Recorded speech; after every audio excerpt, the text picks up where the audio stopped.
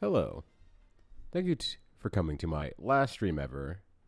I'm going to fucking die to Monster Hunter after our 24-hour session of Monster Hunter versus the world. Hopefully you all having a good one. There we are. There it is. Oh yeah. Hopefully you all having a good one. Good morning, afternoon, and or evening, gamers, and thamers. Hopefully the week is starting off strong for you and you're having a good time. Maybe some things planned out for the week. Got some big things popping. The future is yours and yours alone. And hopefully you make the most of that future. How are you all doing this fine day? What's up, Moore? No, you said that correctly. These hunts will finally be monstered. That is always the hope. Don't worry about it. You got it. You nailed it in one. Torokasai, yeah. Torokasai, yeah. No, we're talking about, everyone's favorite video game, Path of Exile. Did you know that the famous writer Edgar Allan Poe named himself after his love of Path of Exile, thereby shortening his last name into Poe? It's true fact. Look it up. Why would I lie to you? Never lie. Hello, Atesian. It is midnight, and you're ready to party all up until the sunrise.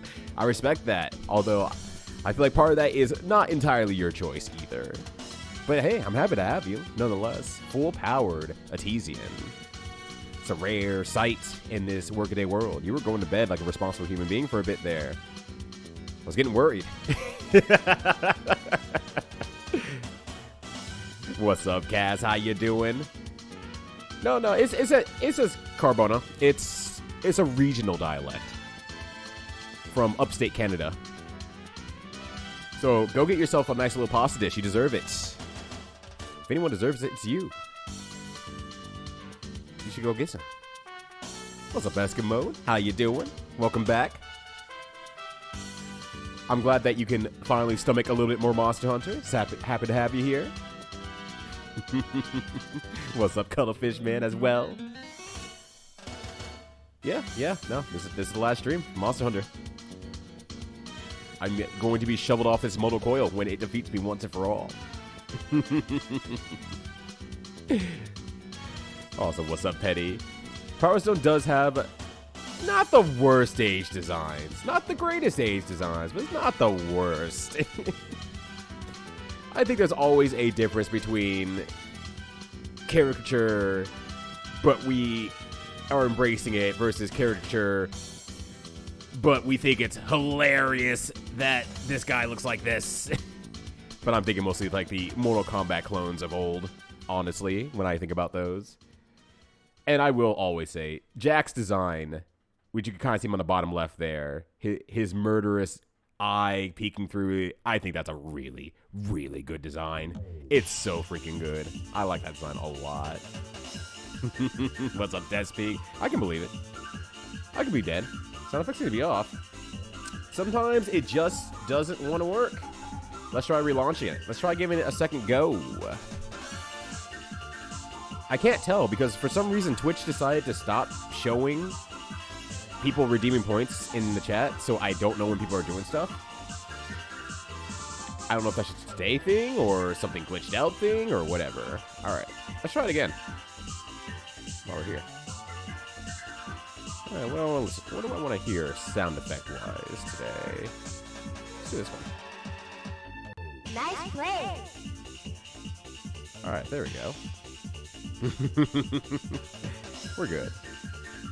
We're good. Yo, what's up, Tina? Yo, Tina! Just want to give you back the same energy that you always give me all the time.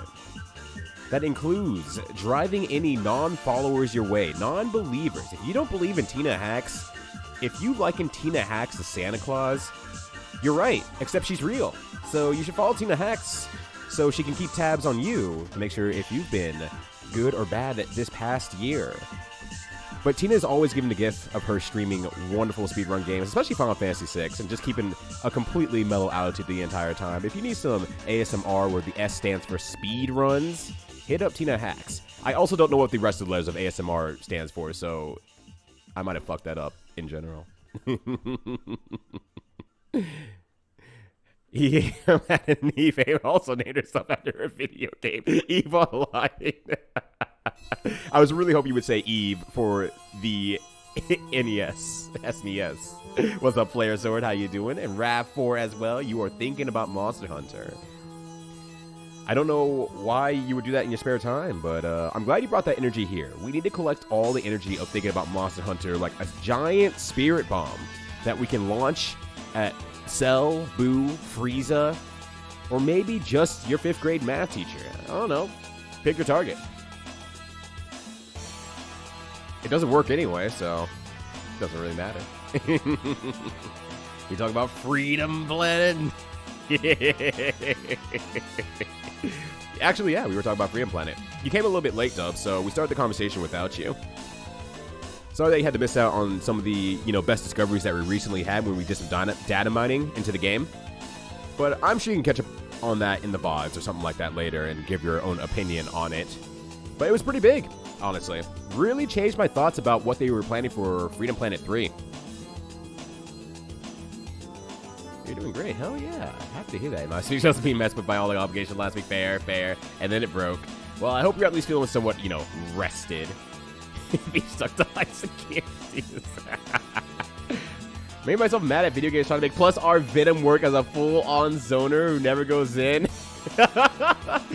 That's a nice idea. That's a great idea. That's a Zerd-only thing. I'm sorry, Cassie.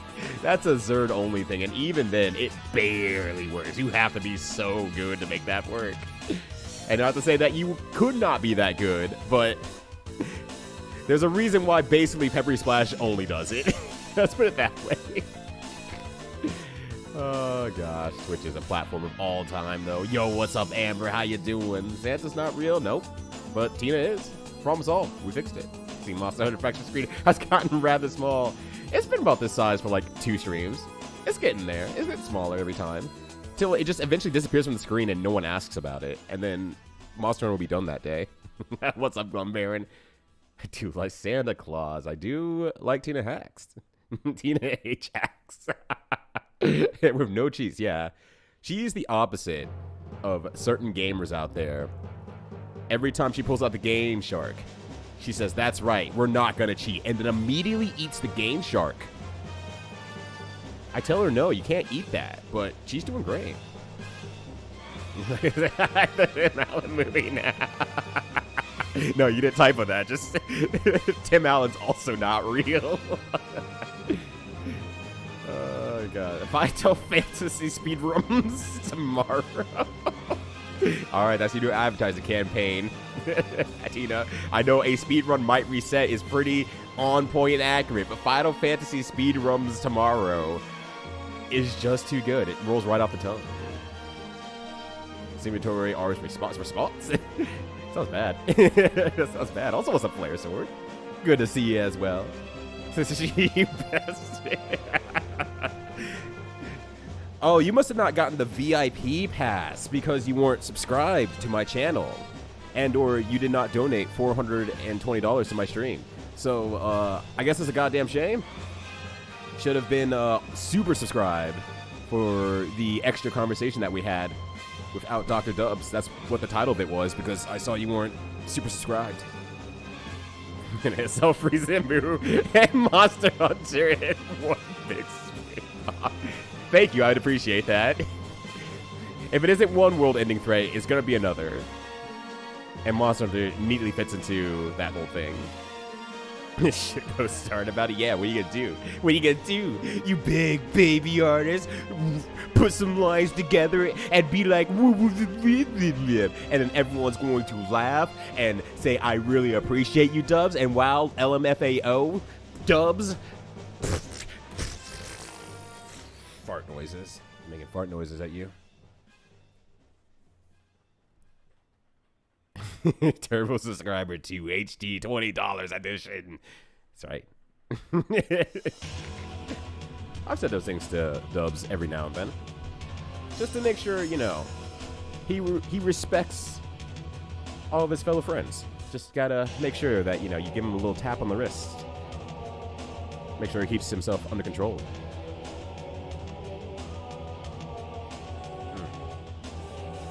Pay to be excluded from the Freedom Plan Talk. I have my money back now. You have to be a extreme super subscriber for that one. Sorry, that's just Twitch's rules. I don't get to make the rules. I just have to follow them. All right, let me do a quick weather check real quick, because like I said once before, I don't know how weather works out here in terms of like tornado stuff. I'm just looking outside. Looks a little bit grayish, greenish from the previous conversation. So I'm like, let me just make sure that I'm aware that my phone is at least on. Oh shit, Kizak!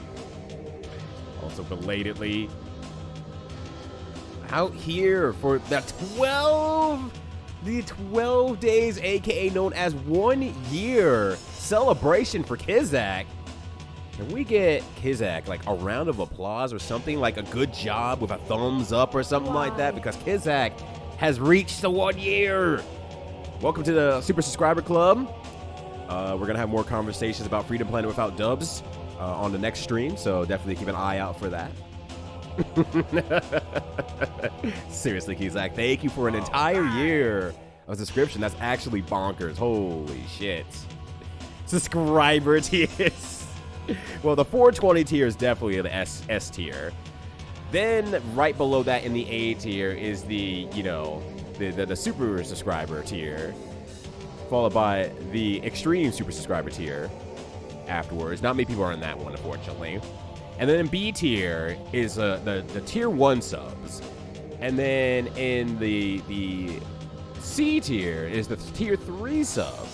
And then in like E tier, it's tier 2. Tier 2 is like the worst subs out there. It's not that great. All right. Let me just do a quick weather report check, just because like I said, I don't know shit. All right, severe thunderstorm. All right, that's all I need to see. We're good to go. If the power goes out for any reason, you know what happened. That's right, I got hit by an electric lightning bolt. All right. So that said, let me pause this and let me get some videos going. Let me get a video going for you all. Do you want to start with a long video, or do you want to go with a short video? It's fine. I'm gonna parry it. Don't worry. I'm gonna parry the lightning bolt. It'll be good. All right. Let me do this because it's gonna need to refresh anyway. So I might as well just turn it off now because it doesn't work on its own. Screen will continue to get will the screen continue to get smaller, or will you keep getting bigger? Maybe that's the real question. Maybe you all are getting smaller instead. Have you ever thought about that way? For Toy Subs get a monthly scrum? Yes. Yes, they do. I will fuck up something every month. Also, Dubs, thank you. I love you. This is really good. Game Boy. That's me. Is now the name of that piece. Hell yeah. Short start for, yeah, EU folks. All right, that sounds good. All right, let me pull not the long videos. What I said we were streaming today? What were we talking about today? Right. RPGs were never about role-playing, and is Melee a good game? You have your pick, because they're about the same length, honestly. If you want to be technical, the RPGs were never about role-playing is shorter. Just yes. Next video. RPGs were never about Melee. It was all about the friends we made along the way.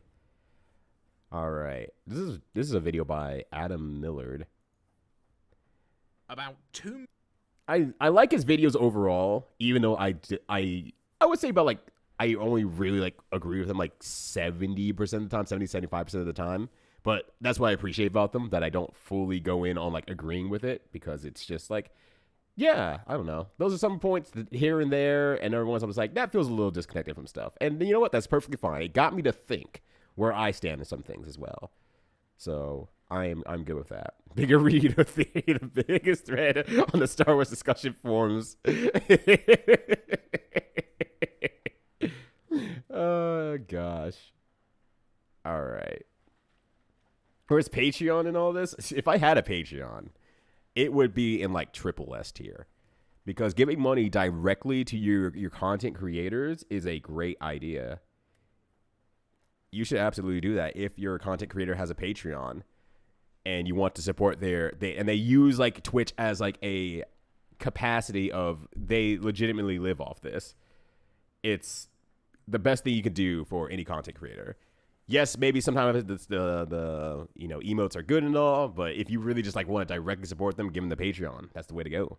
That's why I do not have a Patreon, because I really actually want to push that anything that you give to the channel is in some way, shape, or form extra. So thus, if you donate money, that's great. That's the thing that can help me the most, but that goes directly to the collectathon game or whatever crazy game set I want to do, or we just said the word and now I can't think of it anymore. Scrums and stuff like that. I have that directly go to something to return entertainment back at the same time. Subs, I try to, have some like interesting emotes that are a little bit more unique. No, they're not the greatest in the world. Like, we have Drink with Skeletons out there with some like the best emotes out there. And we got, Tina Hacks is going ham. But, I just want to make sure that you get some value back. That's my big thing. I don't have a Patreon. I don't deserve a Patreon. But the homies like Dubs and Minimat, they do. They deserve the Patreon. And you should give them love if you can. And if you can't, that's great. That's fine too. Enjoy their content. Share their content. That's honestly even harder to do. Getting people to share that you're going live and telling other people about your stream. That's actually the biggest thing you can do. That's even harder. There it is. There it is. Yours are better. Shut the fuck up, Jordan. I didn't ask you. Because I knew you would say some shit like that. Get the fuck up out of here. It's great to see you. You better stay seated. But thanks to wonderful people like Amber and Eskimo, I have some pretty damn good emotes, though. So I'm very happy with them. All right. Let's get this video going. Let's get monster hunting. Let me get monster hunting going first, just to make sure that I plugged everything properly in. Okay. The gallery. Get the fuck up out of here, gallery. I don't care about your E3 showing or whatever you call it.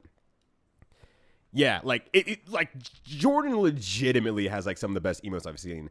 I think the other one that I see often that I'm pretty like, oh, those are really good is like, I don't know the actual streamer, so I apologize for this, but the moment I say their name, everyone's gonna be like, oh yeah, it's blank. And I'm like, I have no idea who that is. I should, because clearly they're popular enough to see their emotes everywhere. But I think it's like Limelicious or something like that. Limelicious or something. That's like the only other one that I really like noted. I'm like, oh wow, like that's universally everyone's good. Jimpu's like a half step behind that, in my opinion, as well. But it sounds like Jimpu copies from a lot of other people. No, I shouldn't say copy, but like takes ideas from other folks. So they would say, I don't have the best emotes because I didn't create them. And I'd be like, that doesn't matter. The way you put your expression and emotion into that is really good, but fine. If you want to disqualify yourself, then I'll put you a tier down. I won't disqualify you. I'll just put you a tier down. Lime's little ferrets. Yeah. I guess they're ferrets. I don't know. I just see them. I'm like, oh my God, these are good. How did you put so much emotion into a little guy like that? All right. Let's get a video going. Let me make sure the volume's like good too while I'm at it. A million years ago, a flock of migratory finches traveled hundreds of miles across the Pacific Ocean to settle a volcanic archipelago that we would eventually come to know as the Galapagos Islands. For the vast majority of their history, these islands and their inhabitants get more sprite emotes. I'm going to. And it wasn't until just one piece at a time. First, I had to get my profile pic changed because of a falling out with the artist that originally made mine. So I'm like, okay, I need to get that upgraded. Darwin's finches. Each group of birds had gradually evolved to fill particular ecological Gotta do a little bit more hunting for some items here. Drastically diverging in the process. The large ground finch had a big strong Oh, no, it's fine. I've never actually explained this story. I've come to realize, honestly, out loud. It's not like a bad thing that you personally had a falling out with them, like, directly. It was more of they put out an extremely rough and bad opinion. I don't know if it's even an opinion at this point. They did a really bad taste joke. And I sat there for being like, they do a lot of like dad joke stuff that are really good. Maybe it's not as it sounds, and maybe they want to roll that back, and maybe I should talk to them and give them the opportunity first before I just, say that was really shitty what you said about women in the gaming community. So I went and talked to them and just did not back down from it, which I was just shocked to see and hear. And I was like, look, these folks are telling you this because it was not in good flavor. And I know you're a joke person, but that was not a good joke. Here's an opportunity to say, was this just a bad joke? I'm sorry. But it was just like, no, kind of apparently meant it. So it's like, all right, I don't know. Yeah. So I was like, all right, well, I'll hold on to it, but I'll get rid of it as soon as I can. And that was like around the same time I moved. So I was like, let me take a while to actually get my monies up again. And then I will immediately commission Dubs to upgrade it. And then I did. So now I have a new designer level profile pic all across the world. So it rules. Shaking off the family record. Not anymore on the will. Not that they were, but no, it's such a like it's not like a big deal, but it was just like that's really frustrating.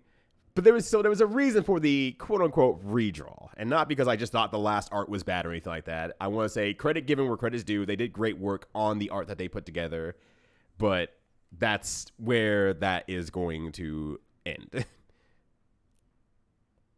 But for me, no worries. I was just explaining why I had a new profile pic. That's exactly the same as the old profile pic, basically, but just redrawn. That's it. Also, what's up, Adamant? How you doing? Good to see ya. Oh, she's like one of those bigger Vine Sauce streamers. Since I barely know what Vine Sauce is, I'm that far behind of cool stuff. I can't even say. And well justified wealth on that situation. That's right, Sub. You keep staying tasty out there because clearly you're lined with the good brains. How you doing? Let me show you a joke. Yeah, it sucks. Embarrassment is a weakness of human beings, and we are not good at being embarrassed and then being humble as a result of that. Oh, we are terrible at that. So I think it's just one thing to keep in your mind sometimes. Say, why am I so mad about this thing? Why are people not? If people are not understanding me, I'm so upset about them not understanding me. And you might have to just walk it back and say, okay, was my first step a bad step? If so, all right, let me slow it down. Let me talk it out. Let me figure it out and say, this is a reason why I feel so frustrated because I'm embarrassed. And I'm getting better about that too. I still, get heated up in certain moments, and then I just try to walk it back every now and then. It's hard.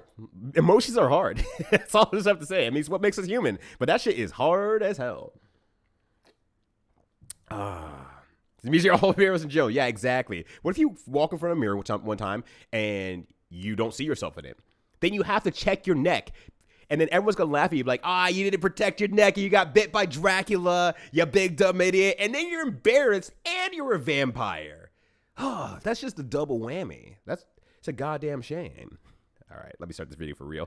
Let me start it over. It's a bit more organized, has a stable than a pit crew. Oh, okay. So it's organized like Hololive or those are VTuber circles. Okay, gotcha. And I'm very outside looking in on like basically anything that's like not pit crew in terms of like team streams, I guess, is the best way I could put it. But that's really cool. That's actually really cool. It's cool on the back of your neck. Fuck. I can't look back there, so you can't fool me if you want to try. Now, if you'll pee right back, I'm going to the bathroom for no particular reason whatsoever.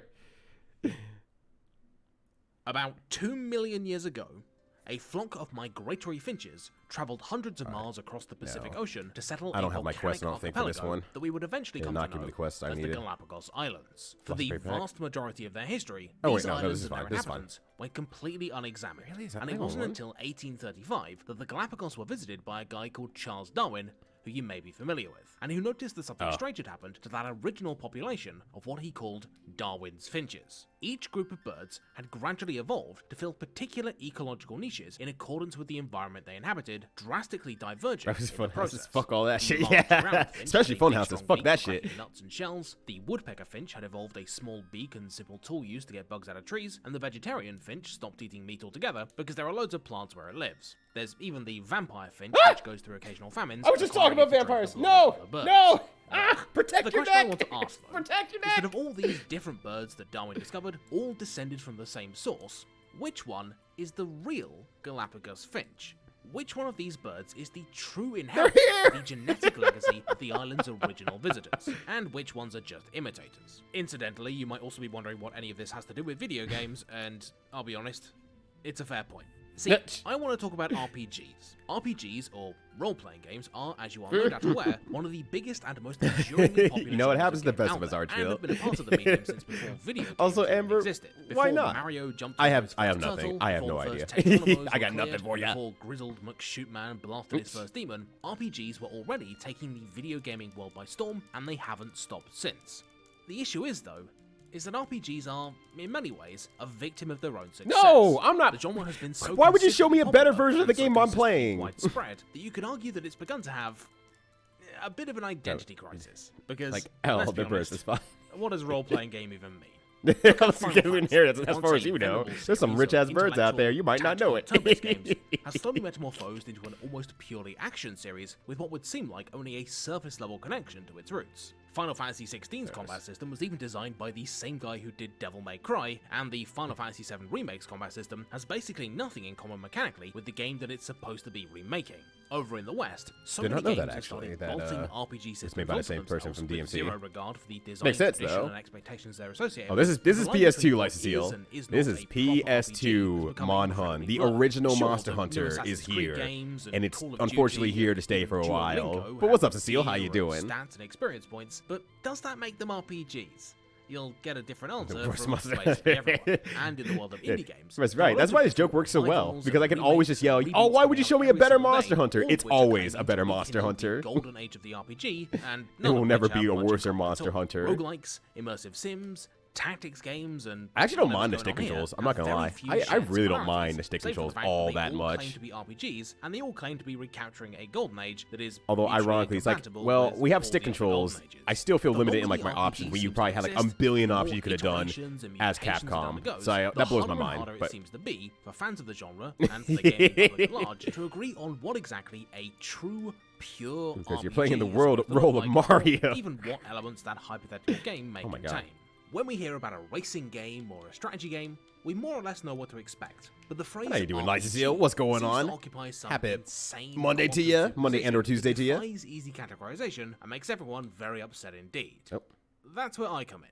You see, for a few weeks now, I've been trying to solve the problem, once and for all, of what RPGs are all about. What single underlying happy to hear it, hell yeah! Group of games together get my ass out of here real quick. We all feel like ought to exist, but that we can't quite pin down. Remember my bird facts and track my taxonomy. This is something that's easier said than done, because a lot of our this could be a subject about you. There's potential. There's potential. To put it lightly, not the full picture. You and could be a bird. I mean, you're not a fish. Of the name. Could be a bird. There are no doubt plenty of people in the comments who've already told me that I'm being silly and that RPGs already have a fixed definition. They're role-playing games. How did you know? They're games about role-playing, right? Well, yes, kind of, but also, it's not quite that simple.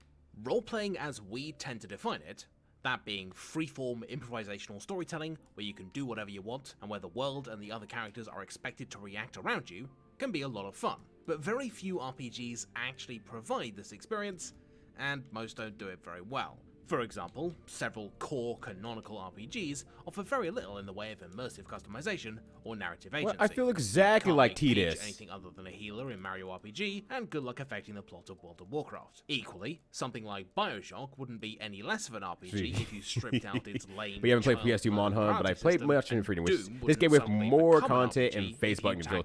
Yeah, I mean that would still be nicer. I'm not gonna lie, that would still be nicer, but let's be honest. Ultimately, I'm like, but sadly, it just doesn't hold everything up else about this game is just like, this is kind of deplorable in a lot of ways. Then what are they about?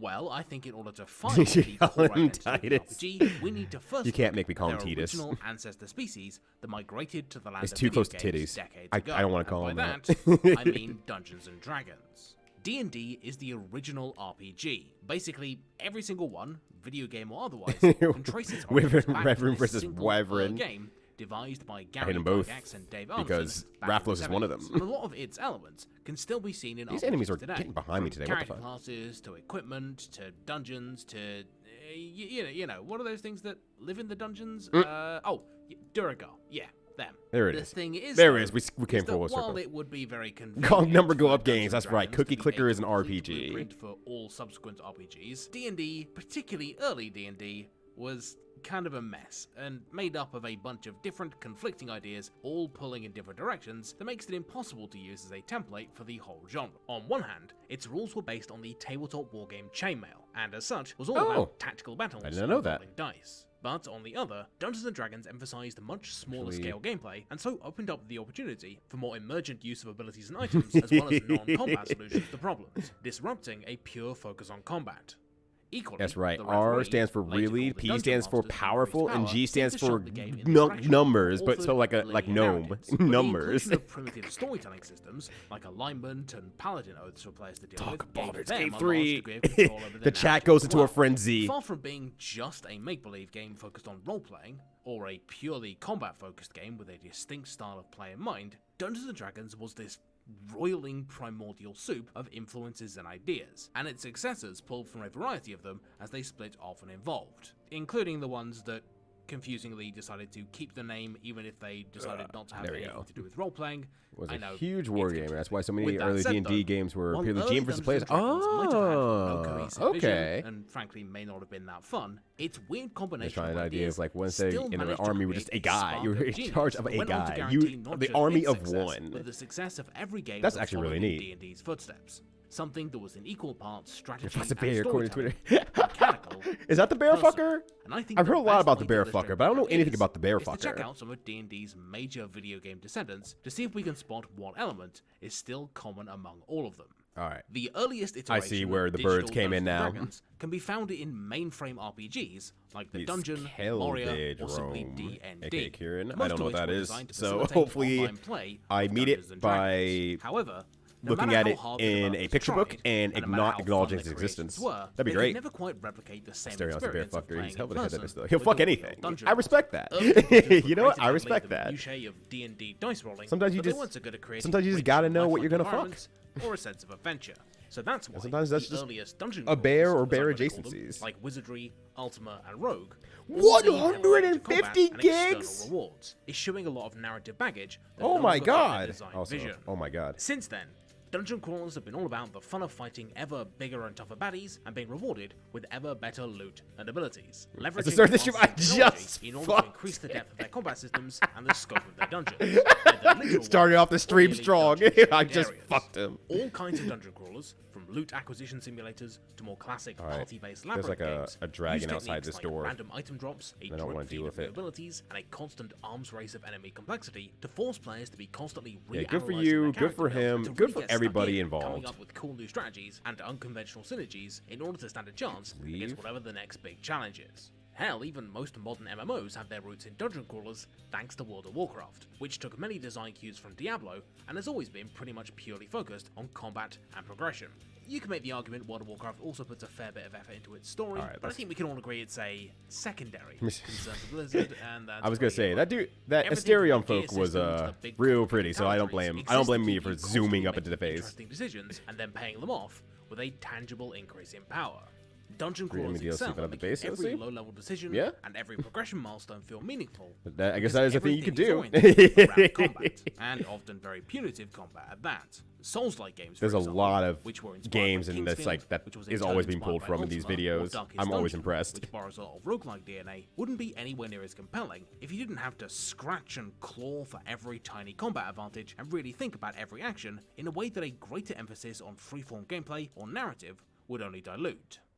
Speaking of which, you should play Kingsfield. Any reason? No. Spun off of text-based it would just be funny if you did. As graphical power increased and as PC hardware advanced to the point where actual game that becomes someone else's problem, another not mine. Started to emerge that attempted to recapture some of the player-driven emergent gameplay that dungeon crawlers left behind, but was still an important element of physical Dungeons & Dragons. These games typically get called CRPGs or computer RPGs. And that's because the technological advances they were based on mostly started on PC and only ever really trickled into less powerful, less flexible consoles. Rather than being focused on raw tactics and resource management, CRPGs offered a much greater focus on problem solving and creatively empowering the player, letting them do stuff like develop non-combat abilities, explore the world in a non-linear fashion, and see their actions reflected in the world beyond heaps of dead goblins. Ultima Underworld, Baldur's Gate, and It's not Elder good, but it's Scrolls super Arena, important. some of the first CRPGs, all made So I don't want to heavy play use of open world gameplay and a lot of games that I guess you say influence. I'm like, in I order to really don't not want to just try it, receive combat even if it's advantage, but a important. living, breathing world. I'll stick to Be Mario, approached in thanks. I had to go multiple back ways and rewarded building a character and with a unique I set made of that skills page for like all like and your pursue a unique clips that you path want to like of the game. feature. And Like I went back to like the Root Mario Saber, ones, and I'm it's like, entirely Jesus possible Christ, to what play is that wrong with this in a game? completely non-combat manner, and the game's questing is more or less completely lied. open-ended, rather than dictated primarily by combat level. I need to play Immersive Downfall sims though. like I do need Deus to play Ex, Downfall. Dishonored, and System Shock could You see, also they be have to, said like- to fall into this It group makes of more sense to me, but it's also like, RPG, with their Jesus, origins more that's or less like lying in literally the Ultima size of some hard drives you Immersive can buy sims nowadays. take the gameplay flexibility of their peers and add a more action spin onto things, maintaining the core player empowerment angle, but reducing the emphasis on numbers even more to focus on giving the player an ever-expanding systemic toolset and visible consequences to even the smallest of actions. More modern CRPGs really go all Blew his in own on ass this up. angle of I've done letting that the player before. do whatever they want and feel like the world is their playground. Bethesda's usual fare is massive open worlds filled with cool little activities to do in every direction that make the player feel like the center of the universe. And slightly more focused CRPGs like, say, Divinity Original Sin allow you to feel like a So I total love this genius video in because solving puzzles genre and predicts chasing combat like encounters we in a lot really of time. clever There's also a ways that whole supersede genre a distributed more by rigid gameplay versus progression vibes system thing, like and how horror is a narrative genre. structure. That's fair. Of course, that's not to say that RPG innovation. I mean, that's was only absolutely happening fair. in Like the I said, West. I kinda- Far across the I'm like Pacific, another 70% letter was on getting like bolted onto the front of RPG how much I really to form agree an with entirely this new video, but I'm like, genre it that makes me still think or shares see that things that same I normally genetic wouldn't be able to see background, that myself. being the And I do appreciate that a lot better more about his known as videos the rather than Jamiroquai RPG. Jamiroquai RPG. JRPGs are God damn it. characterized most I appreciate distinctly that part by a a much lot stronger more of like, focus on a give me linear something to plot think structure about in a and different limited perspective player rather than agency. just, More often than not, oh, giving you're you a gonna fixed character awaken with a me. fixed role in Ow. the story and predetermined skills, rather than letting you customize your own. Essentially, rather I got than past that part where you finding find a a story, bugbear and an you ogre focus on the having variety. sex. With even Yeah, what do you JRPGs do? that have What do you being do at fairly that heavily point tied to anyway? an You just experience. nod and just like, Final Fantasy XIV's all primary right. gameplay is its mostly single player. Should I completely leave, linear story or- quests, and all of its classes have no room for individual variety, being more ogre focused on mechanical having sex execution. with stream. All black mages Clearly, you have don't come balance or fire, long enough for sages these streams. deal damage and heal at the same time, What and up, paladins Oozworm? How you struggle to stay doing? awake. This Happy is Monday in to you. stark opposition to Western RPGs, which often tout much more of an emphasis on It is customization great to and see as self-expression, well. even in dungeon crawlers. The reason for this A fight is because immediately starts to JRPGs do. weren't directly inspired by Dungeons and Dragons, which has never been Look, when very you gotta- popular when you in gotta Japan, fight, you gotta by fight. When you gotta importing fuck, you gotta dungeon fuck. crawlers like wizardry, and It's also just because all the big humanity's early nature. JRPGs, Dragon Slayer, Final Fantasy, and Dragon Why Quest can't we were all made by just get companies that along? originally specialized Well, in at the visual Red novels, House, establishing we a strong can. focus on both combat and rich, more traditional narratives right from the get-go. Because of this unique blend of story and combat focus, over time, the JRPG evolved to be almost cinematic in nature, with the ambition and scope of their narratives often far eclipsing that, that damn of it. Western RPGs because they rarely have to accommodate for players going to different areas in different orders or making their own Is decisions. it unfortunate, In or is it Persona just 5, for the best example, option I you could can have choose possibly whether picked to right use there? Yusuke in combat or You hang out decide. This outside is of it, this is about you role can't playing make him whatever anything you other want than a to. melee damage dealer or alter his character's story in any meaningful way. Equally, in Octopath Traveler, Yeah, I was gonna say, sure, you can do I know each that of we the talked about characters' Record of the stories Lotus in any War order you when we were like, talking and about the they'll always unfold the same way, and they'll always come the together Metroidvania for a and like big, a lot of stuff that singular, came from that. definitive conclusion. It popularized In it the in Japan. JRPGs have branched out maybe the most of all RPG varieties, but still retain a much more Still, firm despite I guess direction almost than many ironically being other like RPGs. the most This beholden to like the unconventional original focus ideas is as why well. JRPGs can abandon their mechanical foundation and still retain the same feel. It doesn't matter if a JRPG turns into an action game or a life sim, their biggest design traditions are more structural than they are mechanical, with narrative progression picking up the slack that would ordinarily be left to more organic means of player advancement. Of course, JRPGs aren't the only kind of role-playing games that put story first. Narrative adventure RPGs are just as focused on story, but in a very different way. See, not all original adaptations of D&D I'm gonna attack cut this out the Rathless. freeform story stuff to make room for the combat rules. Others went in the complete opposite direction and removed combat entirely because it Well, only they can got in the way let of alone player narrative Shrek. agency. These text-based games like Colossal Cave Adventure, Zork, and others You're doing are the very wonderfully at first the same narrative time. adventure games 10 out of and are 10. just as Ow, much a oof, part ah, of the ooh, D&D ah, lineage as Wizardry or Rogue. These narrative RPGs sometimes get rolled in with CRPGs, and there's a fair degree of blur between them, but I think there's merit in highlighting them as a distinct entity, context especially given their unique design lineage. Someday and I'll go back overall to focus on story Disco freedom Elysium. over mechanical freedom. Narrative I don't know when, adventure but someday. RPGs de-emphasize combat, and while most mainstream ones still have it, the focus is very much on the player's agency within the story, often taking place entirely through dialogue and description, with a few bits of exploration. Red Mage Susie has entered the chats. Thrown in there for good measure. A great example of this will be the games made by Interplay, Black Isle, and later Obsidian. See, you're the best marketer for sex. That's the big thing, because you can remove yourself from being addicted to the product, you know, cocaine style. You could just market it, the product, and just push it out to the people, and you're the master of this. No one's gonna be able to stop your mafia-esque throne sitting upon piles and piles of sexual puns. You're powerful. The role-playing, improv storytelling spirit of D&D, and this can, to varying degrees of success, be seen today in the works of CD Projekt Red and BioWare. I need to both play of whom initially got more started than just working for Dragon Interplay, Age and have 1. since thrived bringing narrative agency and strong stories back to mainstream Western RPGs after everybody else kind of went out of business. Equally, that's not to discount smaller studios which don't have the budget for cinematic adventures or super deep combat simulations. Studios like Fail Better or Inkle have thrived in this particular niche for years. Sex marketers. Probably, honestly. Of these kinds of games. Disco Elysium, Pentiment, and Suzerain, which look, there was a dude on the street who, while I was in Beijing, who was out trying to get people to go to his club, and he was talking to some of the people who actually could speak Mandarin, and they got confused on some word. They got a little bit locked up on some word, and he was like trying to figure out how to say it, and he like had a light bulb moment, and he just like held his hands in front of his chest like he was holding a pair of boobs, and he's like, sex! He might need your help. You might be able to help.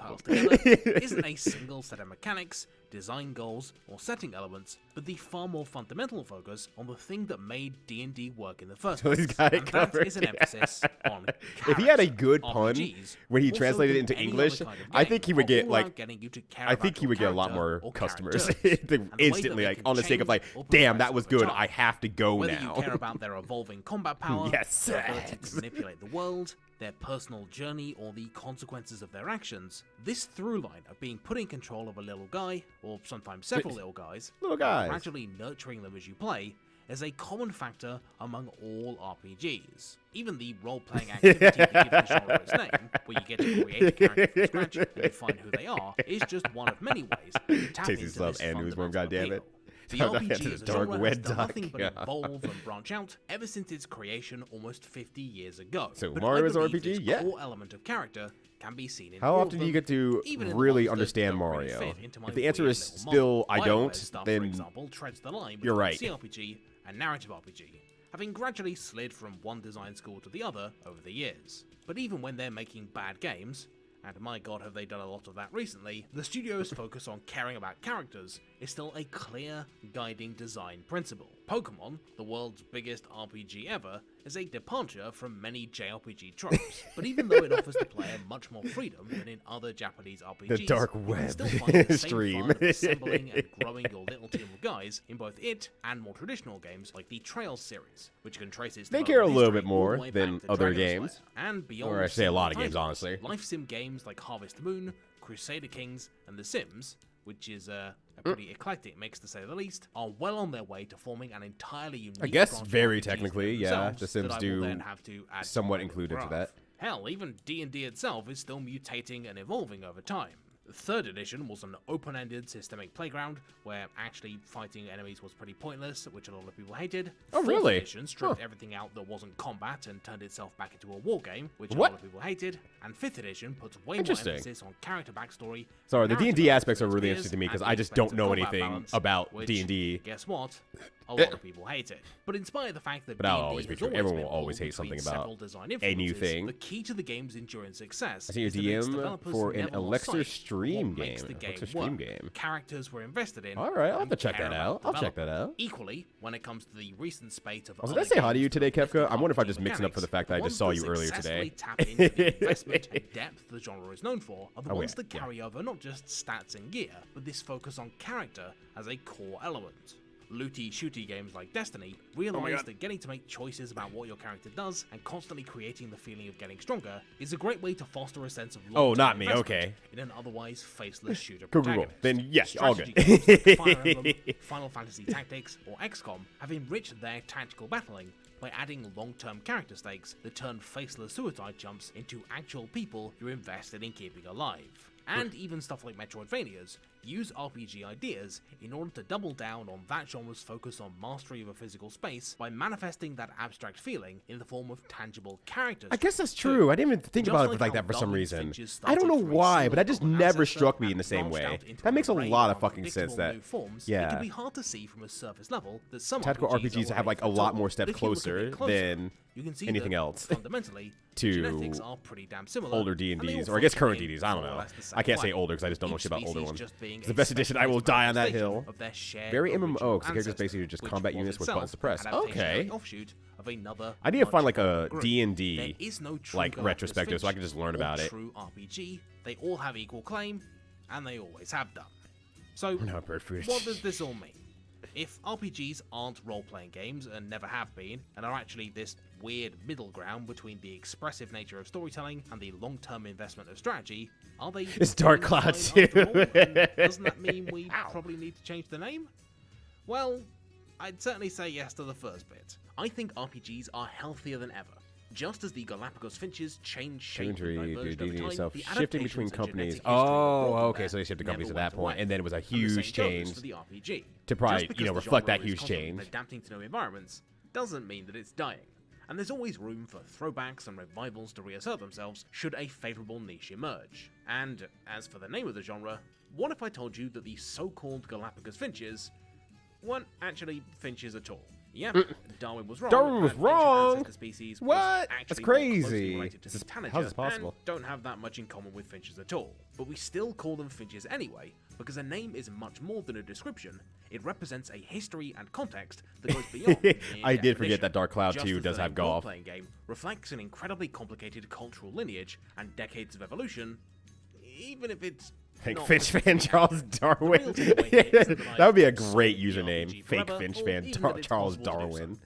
I would love that. So we give you like tactical games that just offers no help or incentive to actually do the role-playing narrative stuff. Okay, gotcha. There's like no real, I guess, supporting system behind it in the same ways as like other, what you call it? Well, it's either that, editions? or the takeaway is that evolution is a lie, and that Gary Gygax created Dungeons & Dragons, a perfect game, fully formed in 6 glorious days, and then on the 7th day, he rested to get all of his spell slots back. It's definitely one of those two things, though. Hello, and welcome to the After the Video segment for this bumper-length episode. Wow. Yeah, I was going to say, people seem to be very, what's the word I'm looking for? Not... peculiar about saying, that they don't want to stick to D&D, basically. Because of all the weird stuff that's going on with, like, the company and stuff like that. Did I fall too far? I can't even see where I am. And everything like that. And, like, people are talking a little bit more. At least I should say my partner's talking a lot more about, like, okay, if, Wizards of the Coast keep shitting themselves on this and keeps making these really fucking bad decisions, what do I want to switch to in terms of D&D stuff? And she leans a lot more towards the narrative stuff because her group is more narrative. There's battles in there, but they really just lean into the narrative stuff. So it's just kind of like, it's interesting to hear, I guess, the differences between the old and new and stuff like that. Is there still... I have broken 4 iron pickaxes. What the hell's going on? What is happening? Make a new battle up character, the fake Finch fan Charles Darwin. All right, see you on the streets. I don't think the video was trying to make an argumentative point. I think the video is a terrible title for what actually was trying to be done there. And I think it was more of just saying, connecting a lot of the older elements of D&D kind of at its core and what we see from the original role-playing game into all these future role-playing games, I guess is the best way to put it. And what is retained into that? What do we still see? What do we not see? So on and so forth. Stop running away from me, enemy. God damn it. That's why I can't pause the game yet, because I don't want to lose track of you. Get back here, you. So I just think the narrative that was established in the title is not great at all. Otherwise, there's just kind of like a history lesson in that regard. How we see what was in the past, how we see it in the present, all that good stuff. And it's just, like I said, kind of things that make me think, which is what I appreciate so much. Oh, God. I can't see shit. I just don't want to lose this thing before I have to go to the next video. Don't mind me. But hence, like I said, you know, it's not my favorite video creator, but the fact that it's just kind of like at 70%, it gets me to think about something in a different light that, you know, I usually don't even think about. It's like, all right, I appreciate that a lot, actually. Can I hit this thing? No. Yeah, it doesn't need to be an argument, but I think it's just more of a, the video title is not good for it, and that's where it ends sometimes. Ugh. Okay. Sorry, I'm just going to kill this thing while it's in the corner, and it's easy to kill. I'm like, I don't want to stop. I don't want to lose that section, because it's super easy at that point. Thankfully, these things die pretty fast now with my weapon setup, so we're good to go there. It's just, yeah, all right. Yeah, that makes sense. All right, cool. All right. How are the EU homies hanging in there? Should we do another short video, or should we dive into the long video now? If you cut off like a long video, it's not like you're like missing out on anything necessarily. It's more of a history of rhythm games, which is really cool. And it's from a not music creator, but a music content creator on YouTube I like a lot. I have to be very specific because I don't know if they make music or not. They just are really good at music. You're chilling. Yeah, and SEO, always SEO. Got to get you with a primer question, and then you got to follow through. Misleading titles are as old as titles are. What? That's crazy. Don't believe that's possible. Better force me to sit down and watch a video because I never gave it the time of day just because of the title. And yeah. And I think I've given up some of that, you know, that nuance. Oh, that's a good picture. You all can't see it very well. Let me switch over for a second so you can see it. Oh, that's a good picture. That is a good ass picture right there. Oh, that feels powerful. Look at that. That is a counter hit right there. Oh, that feels good. All right. Enough bragging. Got to collect my items real quick here. Yeah, counter.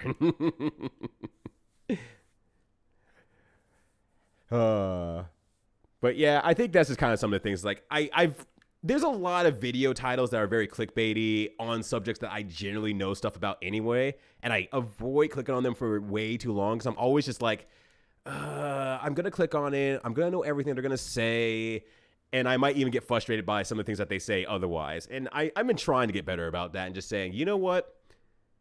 Go into it like you're interested. I guess is the best way to put it. Go into like you're interested. If it clickbait titles in there, I can watch through it. At the very worst, I can turn it off if it's really that bad. And there's a few videos that have been pretty bad. I'm just like, I hate your video, and I'll stop midway or halfway because I just don't like the structure of it or your arguments or whatever. I guess at this point of life, I'm just like, you know what? It's not the end of the world if I, you know, give it a click and I stop halfway. Fine, whatever. I think that's the methodology I'm trying to go into YouTube with as a whole. Especially when I'm trying to find videos to watch on stream as well. So I have to like stick to people that I'm like adjacently know sometimes, and sometimes I don't know them. So I have to go like, I'm going in like blind on some of these people too. Oh gosh. All right. Let's scroll down for a bit here. All right. This is the worst form of it. Yeah, sometimes they're repugnant. I will say I go with like, I stick around, like, if it seems like it's in a positive nature, I will, you know, give it the time of the day, potentially. If it's trying to be super hyper negative, I'm so not interested. Like, there's one video that keeps popping up, and I'm not going to watch it, but it's something along the lines, like, it has a thumbnail that points at Diva, I think her name is, from Overwatch? Yeah, it's Overwatch. And it says, this shouldn't be an esport, and how esports ruin gaming. And I was like, I really don't think, even if I somehow agreed with you, I don't think I would like how you conveyed the message. And so I don't even want to watch it anyway. Because if you're right, then I'll just hate how you said it. If you made the best point in the world, I just won't enjoy it anyway. Did what? Hold on a sec. Let me search it up right now. I gotta find out more. But it has, yeah. Clickbaiting has changed a lot as well because now there's a metagame to be played. All right, I'm just gonna go into like long history of rhythm game stuff, so don't mind me. You can probably even see like the playlist. Music is great, except when it's not. Video games are also great, except when they're not. And when you put the two together, sometimes something beautiful happens. Rhythm games have been a genre video tell, yeah, I remember passing over that. Yeah, nearly that's 30 fair. years now. Speaking Sometimes facts, they're filled with great music original good. Music. What? Sometimes they're Gone sexual, gone wrong. Police were previously called. existing musical Real. genres. And sometimes you play with a giant washing machine. So let's take a look at the birth, the rise, the very big rise, the very sharp fall, and the continued existence of rhythm games. The birth of rhythm games can be traced back to Japan in the 1980s. Yeah, anyone ever heard of music before? We can point to. The first, according to Wikipedia, was an electromechanical I'm glad people like it game as well. distributed by Casco. It just seems like it's a little bit of by extra work Kenzu to Furukawa. like it. I wish I could show you gameplay or even photos, but I genuinely could not find anything about it outside of Wikipedia and the article it cites. Furukawa's idea was a game where you'd lift girls' skirts in time to the rhythm. Huh. There was also Dance Aerobics on the NES. It came with this Good plastic mat that you pause. would Great stand on pause, and press though. these buttons in time to the gameplay. Certainly a precursor, though it's framed more as a fitness game rather than a proper rhythm game. But the real birth of the genre was in 1996, with what many consider to be the first proper Is it rhythm Beatmania? game Tell me it's ever Beatmania. made. All right, Beatmania was after Parappa. I keep forgetting that. Gone anime, gone betrayal. This is Parappa the Rapper for the PlayStation 1. Someday I'll play the game My is My. about a child dog. I always feel wants bad. to No, rule a just play flower. My My. His Fuck best it. They friend need is a more people. bear, and his If you don't arch play My nemesis My, is a big My My's king going to dog with a fail sick rhyme. because they didn't get enough money. And you're gonna be like, dang, I'll never get to play My My In order now. to get the sunflower You gotta of his play My dreams, My. Parappa must learn the ways of karate, believe. motor vehicles, bargaining, bakery, I can't believe Naruto and stole bowel from movements. Parappa the Rapper. five Actually, I stages can of believe that grief. Once he is 100% wholesale. victorious, he sings a big song centered around his catchphrase, I gotta believe. and his posse celebrates by going to the movies. Yeah, and DDR was sitting much down later. right when the movie ends. But I think Beatmania is very, It's a very simple close plot, to something straight out of a Parappa. Saturday I morning keep forgetting that. cartoon. On that Beatmania same just note, feels the game's older than art direction was led Parappa, by which is artist saying a Rodney lot. Greenblatt.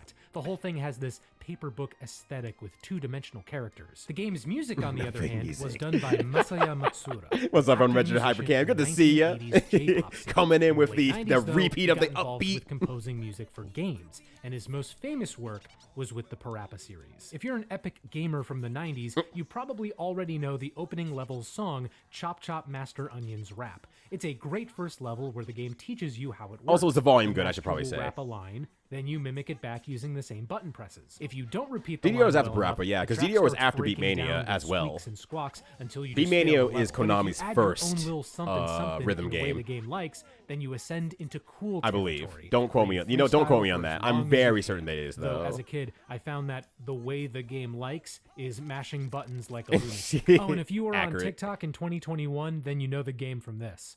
All right, Oh, we're here, just sitting in the car. I want you to show me if you can get far. Step on the gas. Step on the gas. Step on the brakes. Both of these songs are great, and Prince Flea Swallow exists, but my favorite has always been Cheep Cheep the Cooking Chicken's Rap. There's something about That that is chill really good sax from the first line game, that honestly. soothes me so. The day I was called a little turkey, but I'm a chicken, got it? Your beef jerky? Parappa I the could Rapper replay these is games. a certified classic, and a great kickoff to an entire genre. It's all yours. Here, goddamn. Okay. The task for Parappa 2 is so fucking good. Is so goddamn good. Now that a young dog had changed the rap game, the video game industry started toying with this newfangled thing called music. The biggest that's something worth developer checking in the out. genre at this time was Konami, developer of many classic games and their pachinko machines. The first title by their games and music division was 1997's there it is. Beatmania. There it is, on Beatmania. arcades. This game was inspired by DJs and nightclubs. Like I say, if you and look in at it, turn, it it's feels controlled a with lot big older old than DJ Parappa.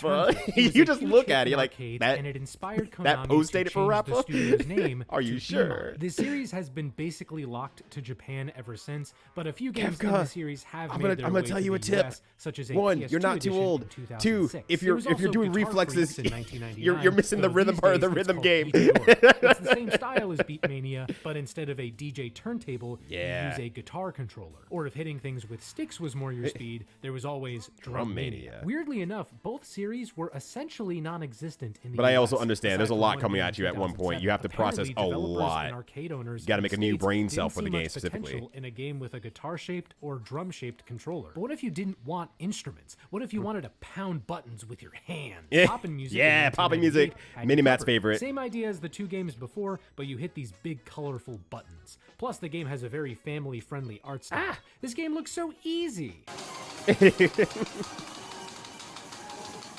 This game looks so easy, but without a doubt, Konami's most significant rhythm game was Pop music's 1998's fucking hard.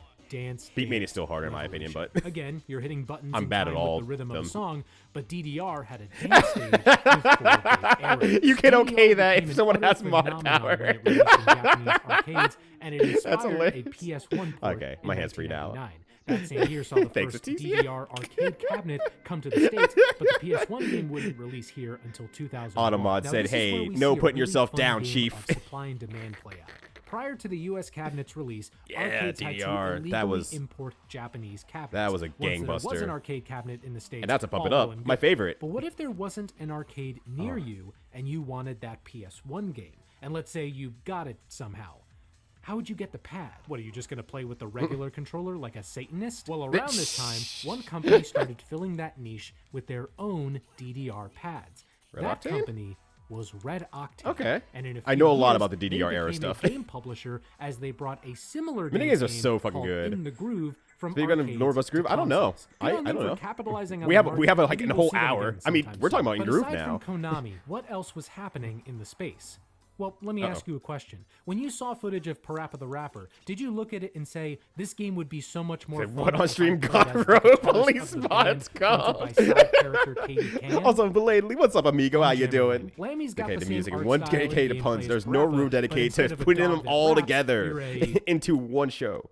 sheep that shreds. The Bitch. songs this time are good, though I wouldn't say any are better than Parappa's. Though what's neat is, once you beat the game, you unlock another playthrough with Parappa, too? and I the got both of songs them. change to match his style. I like the one. I still need to play Unjammer Lammy. I'm not gonna lie. I need to play Unjammer Unjammer Lammy. Lammy. I've never played it before. The most flexible plane ever made. But for my Fuck it, money, I'm just gonna the run. best piece of music from this game is its opening title music. Police knots. Get it right. I hope it doesn't skip Bust the Groove though. But I also understand if it skips Bust the Groove. God, I love It's it. called Now, Chinese let me ask that you one another k- question. Caramba, When you saw yes. footage of Parappa the Rapper earlier, did you look at it and Parappa's- say to yourself, Parappa's, this game would be so much iconic. more fun if I played as a wireframe rabbit It's who was separate from the Vib Parappa Ribbon. universe entirely? Vib Ribbon. This was released by the same company as Parappa and Lammy, and once again you're hitting buttons in Gosh, time. I love Let's Tap. Let's Tap but is this time, way good. You're a rabbit going on its evening stroll. I didn't see a Cute rap list. I don't know what idea, you're talking cute about. art That's style, commode. cute game. There were It's at no this point rap that flows I here. want to classify the rhythm games we've been getting, and in my mind, there's two types: real time and call and response. To illustrate my point, I'll mention two games that came out in 1999 for the Sega Dreamcast. The first game is Samba de Amigo. Hell The yeah. game came with two maraca controllers. I've only played this game and once played by in a shaking Mr. them Game at tournament. different elevations. I was looking at the low, wrong or screen, mid. but because I'm This so is good what at I rhythm games, consider I was a able to basically real-time play the game rhythm blind in that you are and performing the song still that win is by being a played. margin. Yes, you are the monkey performing a techno remix of Chumbawamba's Tub Thumping. This is where your life choices led you. The second game is Space Channel 5. And I In need to this play one, Space you Channel play as more. Ulala, a space journalist. I've who tried has it a to few report times, on but an I'm like, I alien just didn't really invasion while also get into fighting it. in it.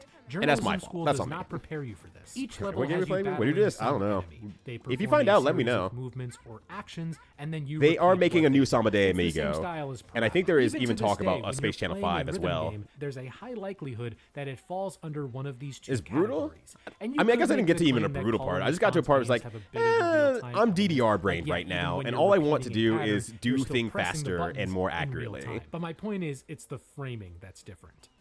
Anyway, it's the year This- 2000. Video games were rapidly advancing in scope and scale. Space There Jam- was I had Michael Donald Duck Jackson, going that's true. crackers, And no other examples. The next big developments in rhythm games wouldn't be seen until 2001, though. Taiko no Tatsujin was released in Japanese arcades that year. The peripheral this time is a taiko drum. You hit either the center or the rim of the drum based on the color of the note. The series would eventually come stateside with a PS2 release in 2004. It features many American tunes that use the taiko drum, such as Goo Goo Dolls Slide, and the Jimmy Neutron theme song, and...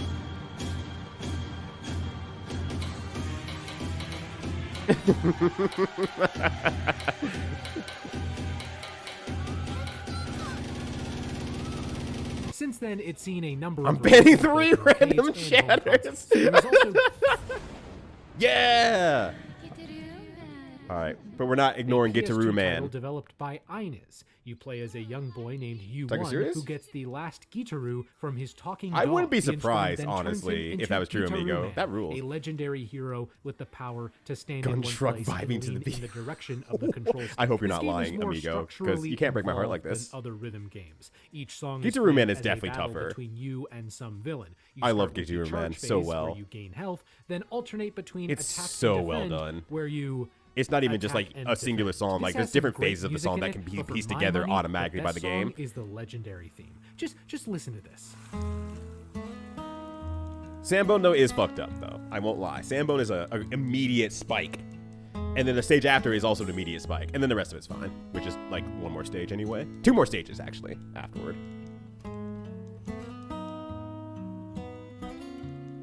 I meant in 2 seconds ago. Yeah. Look. This dude jamming out here. How you gonna let go of this prime opportunity? I didn't want to cut any of that. God, the melody is so good. We got a sequel to Parappa the Rapper on the PlayStation 2. Is so good. Updated graphics, more modes, new tunes, noodles. Noodles again? I cannot tell you how many times I played and replayed the first Burger song.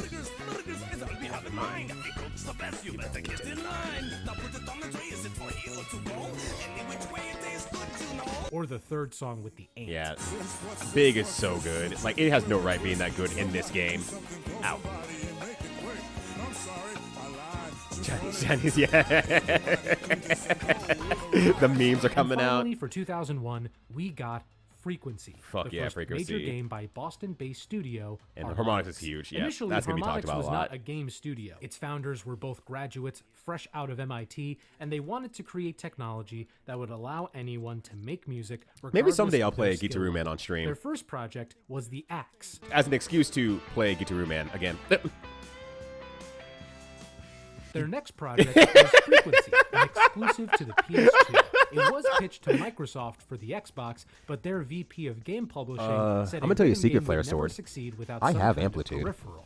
I legitimately have a copy of Amplitude. In this game, you play and not as even a like a, spaceship on the going down a PS2, tunnel haha, with real different fake lanes. PS2. Each No, lane I have corresponds Amplitude. to a different part of the mix of a song, and by hitting the The notes, problem you is, create said part. If you get all the notes right in a certain section, the part plays automatically, why am so I then you running? can hop Why am I between stuck lanes running? to keep What's the going full on? song going. It's a very abstract Did my concept controller just for a break? video game, What but the it fuck? also just clicks as soon as you get into I think my the controller zone just with it. broke. Certainly helps that it came with a pretty I think my eclectic controller soundtrack just of broke. electro dance. Critical Shit. reception was quite good I've when been it holding released, on too but long sales were not at the same that the level. shoulder In an button oral broke. history, Harmonix co-founder I can't Alex stop running. Rodopoulos recalled how Sony's playtest I just have to use my other results controller. showed, Unfortunately, quote, my the speedrun pre-play controller. interest It's not score that was big the lowest score that they had Damn. ever received for any game they had taken to test. Yeah, I can't stop running. And that their post-play intent to purchase score was the highest of any game they had taken to test. Which sounds like great news, probably until Amplitude, you honestly. realize, oh, that But I can't play means Amplitude no on one's stream is the interested in problem, picking up the because game. Sure, they'll love it if they get their hands on it. But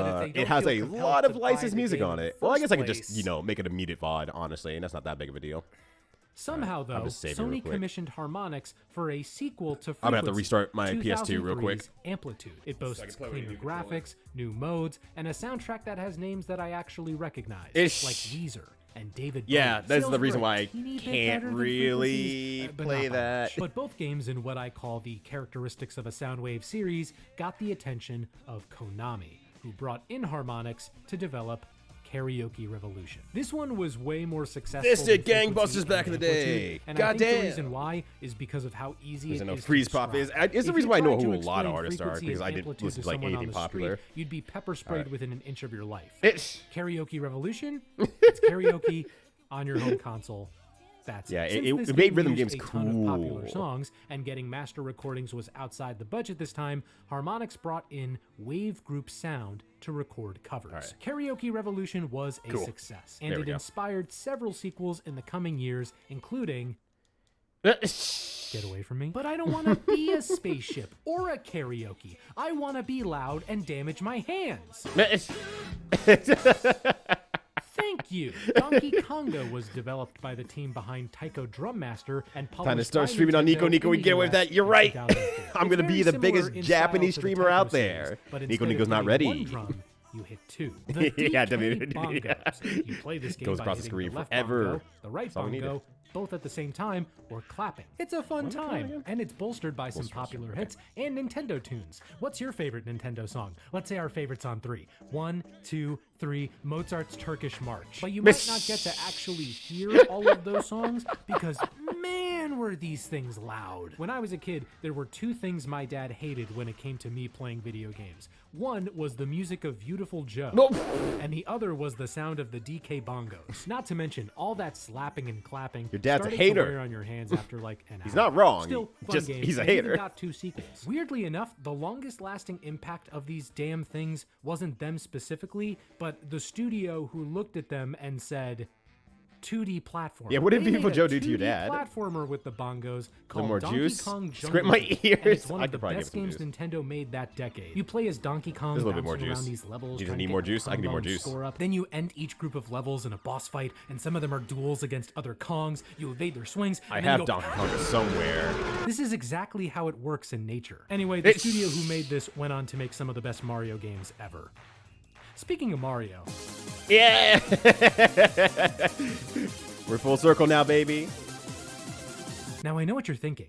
Michael, this is a mod, like how they modded Mario into NBA Street and SSX.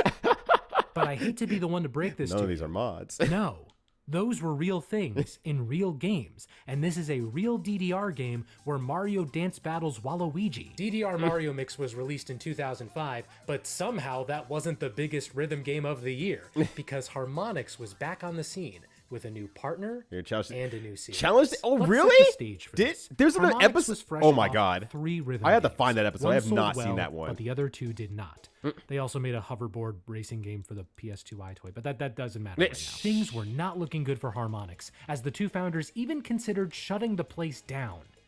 But that's when they got a call from Red Octane. Red Octane and Harmonix were already familiar with each other. Red Octane had even pitched The Harmonix iToy. on a Wait, custom what do you mean the peripheral iToy? iToy's for great. Frequency.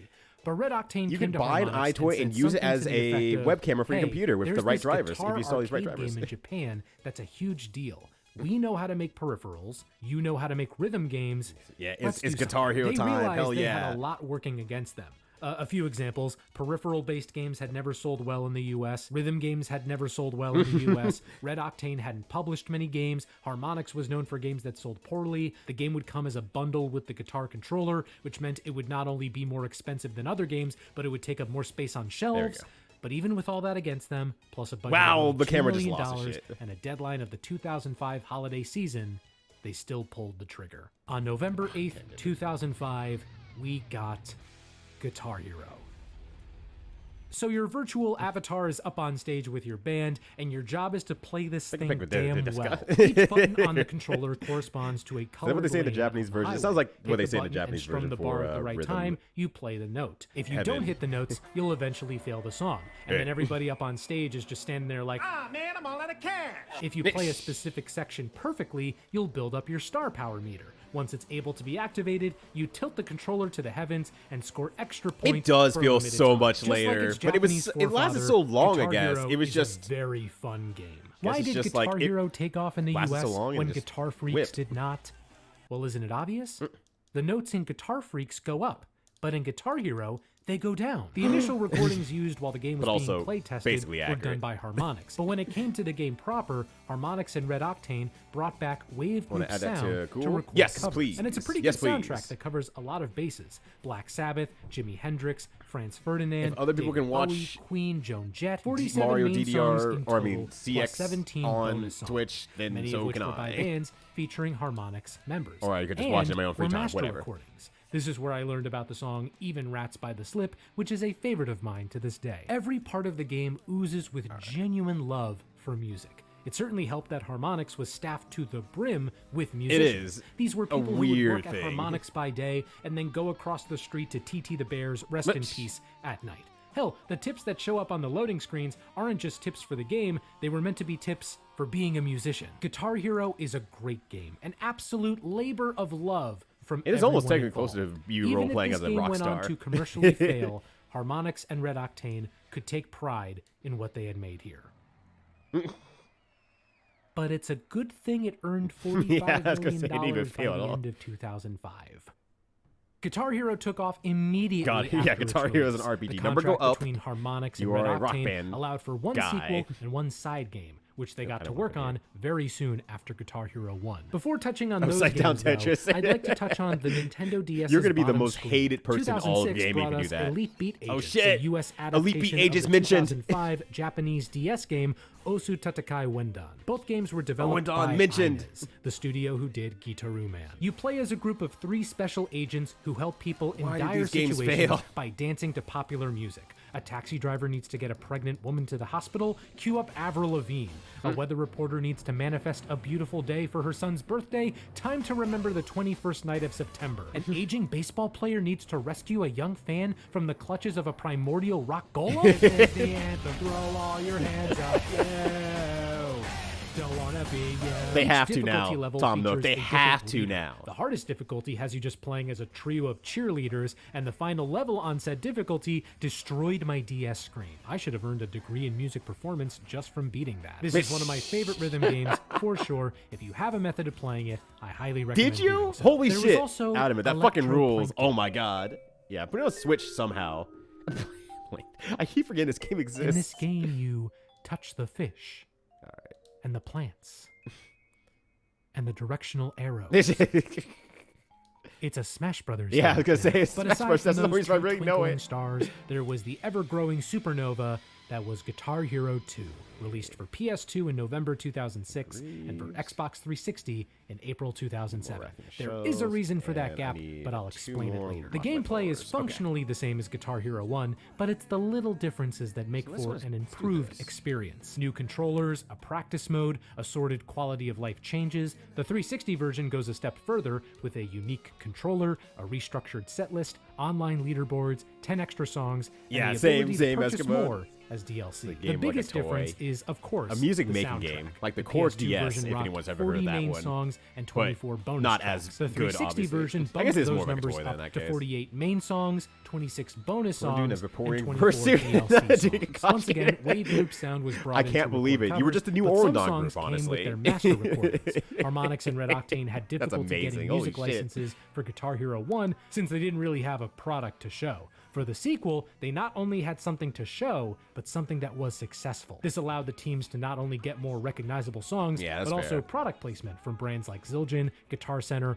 Orange Amps, Gibson, and others. Oh, I didn't Revisiting actually this know game that. brought back Because so many I mostly got memories into it for Rock me. Band Playing days. along with Wolf Mother's Woman, Cheap Trick Surrender, actually play any Kansas's Guitar Carry On Heroes now Wayward thinking about Son, it. Sweet Child of Mine, Weird. YYZ, Beast and the Harlot. They even did the meme and put Freebird in the game. And they ask you like 8 times if you actually want to do Freebird. And now, that one scene in Gossip Girl where Blake Lively played Guitar Hero.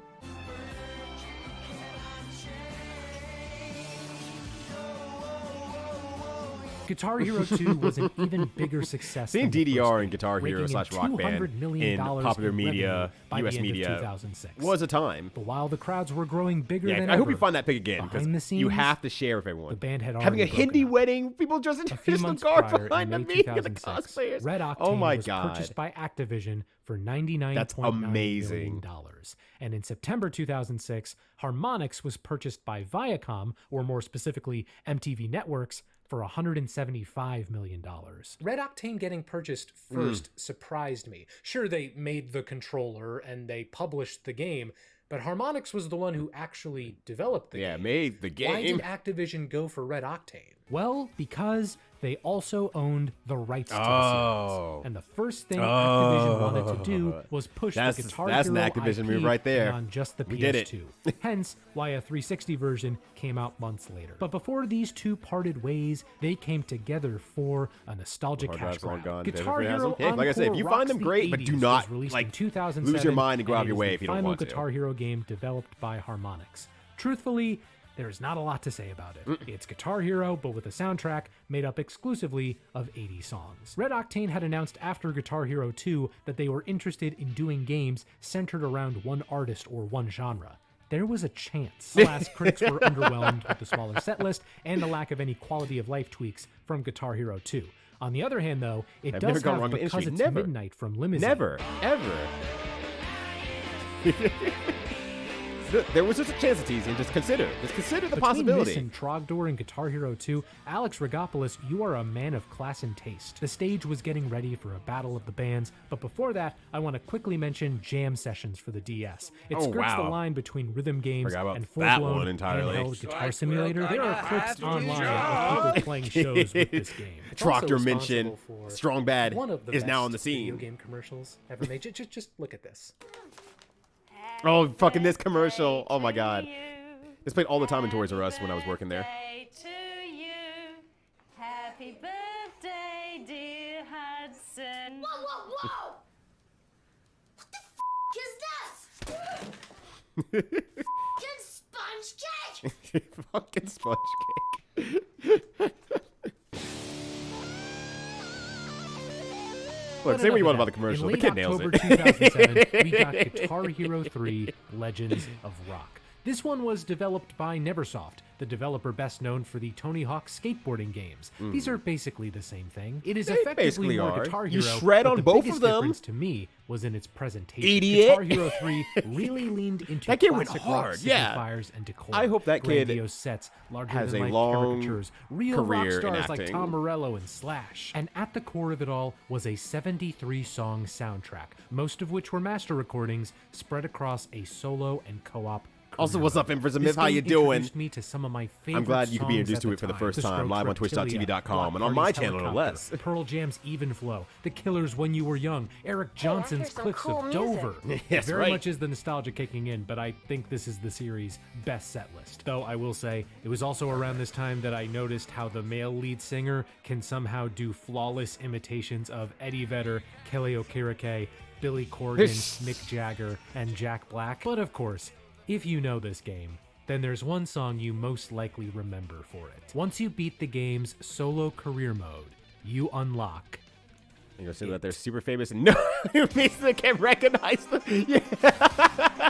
Basically the same person, honestly. Gaming has had several. Have we seen Tony Hawk and Link in the same room even? That one Battletoads level, Dark Souls, Cuphead. Guitar Hero's equivalent was playing Dragon Forces through the fire and flames. Here it is. On expert difficulty. A full-on cottage industry sprung there was up a from whole the song. thing about this. Viral videos of people 100%. I wanted to show. There was a kid in our state who was able to beat it, and like he was a young kid, had like a lot of popular videos and all that sort of stuff, and he was long and way beyond better than anyone. He won every single tournament in the state. He was like, I think 10 years old. Seconds. I never attempted it again. That's okay. I'm okay with it. Guitar Hero 3 was a huge success. It was the first retail game to earn over $1 billion, according to Activision CEO in 2009. Guitar Hero was the king of the world.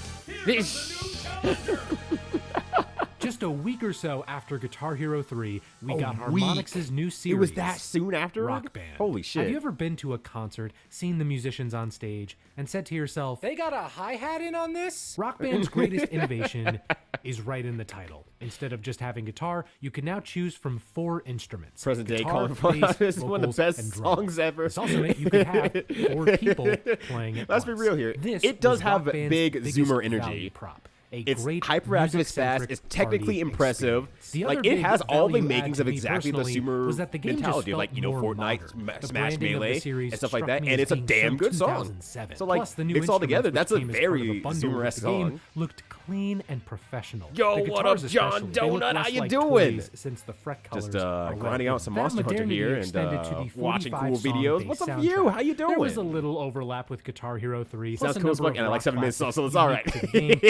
Speaking of Rhythm Game Masters, what's up, Vivian? Good to see you as well. Middle school me. Critical reception was quite high, as was a total revenue of $600 million by early October 2008. Though, interestingly, Viacom apparently didn't make a profit on the game due to the high cost of making the peripheral. Fair. Still, a huge cultural and critical I got it for cheaper because I was working at Toys R Us at the time, and by cheaper I mean like $10 video game off. Rivalry of the late 2000s. In one corner was Goliath, now with the backing of a multi-million-dollar company. In another corner was David, except David had previously developed Goliath and was also backed by a multi-million-dollar company. Regardless of which game you had, Good metaphor. there was no denying rhythm games were the next cheaper, big thing in gaming. groaning loudly. So cheaper. where do you go from here? Thank you, Wii Music. I missed you. I missed you, buddy. Okay, listen. I'm going to defend this game a bit. Wii Music was Nintendo's 2008 Wii-branded effort to get in on the music game craze. And as far as efforts go... I know it's coming. Music, I forgot about that. And a game, I think? You can play along with the hottest songs by Nintendo in the public domain. You can play bells. You can conduct. The game's whole approach was to let you play songs how you wanted to play them. If you wanted to follow along I don't know. I saw a stream live just 2 days ago. People at the time did not like being themselves. Was basically that anyway. I think it's the right streaming platform.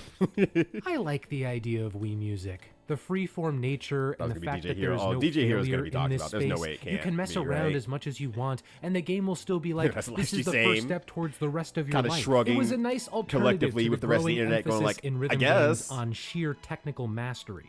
And it was a reminder that music is supposed to be, like, fun. Man, I know for some people, learning a difficult track inside and out until you can play it blindfolded with your feet using a modded power glove is fun and rewarding.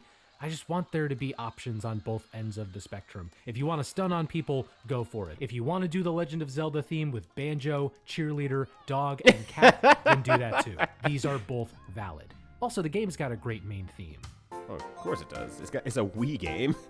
Does it have Wii in the title? It has good music.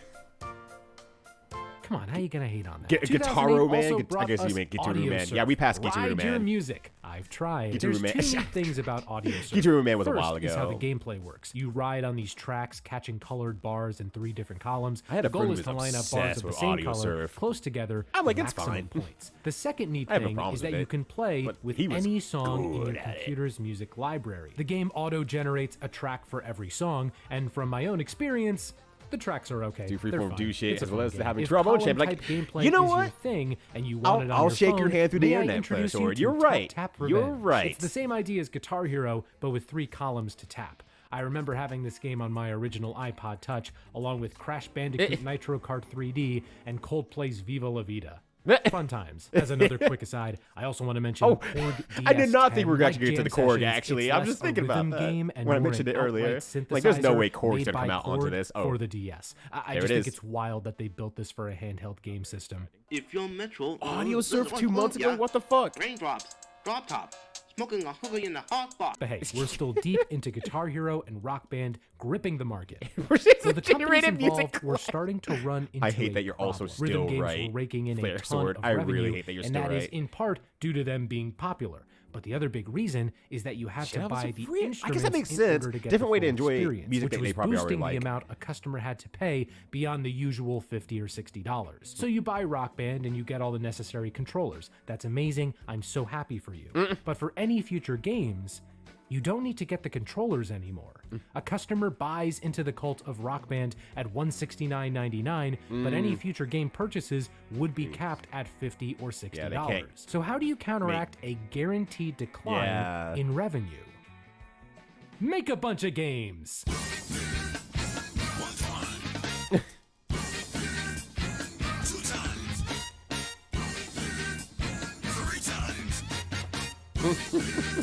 Mobile, goddamn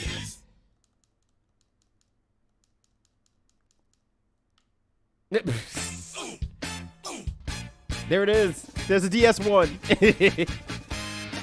Oh my god. The great thing about this era is that I don't really need to get into explaining what every single game was, because most of them will just tell you what they are. And 12 I remember you playing it a lot. You and Moses were playing it a lot back in the day. Was Guitar Hero Aerosmith.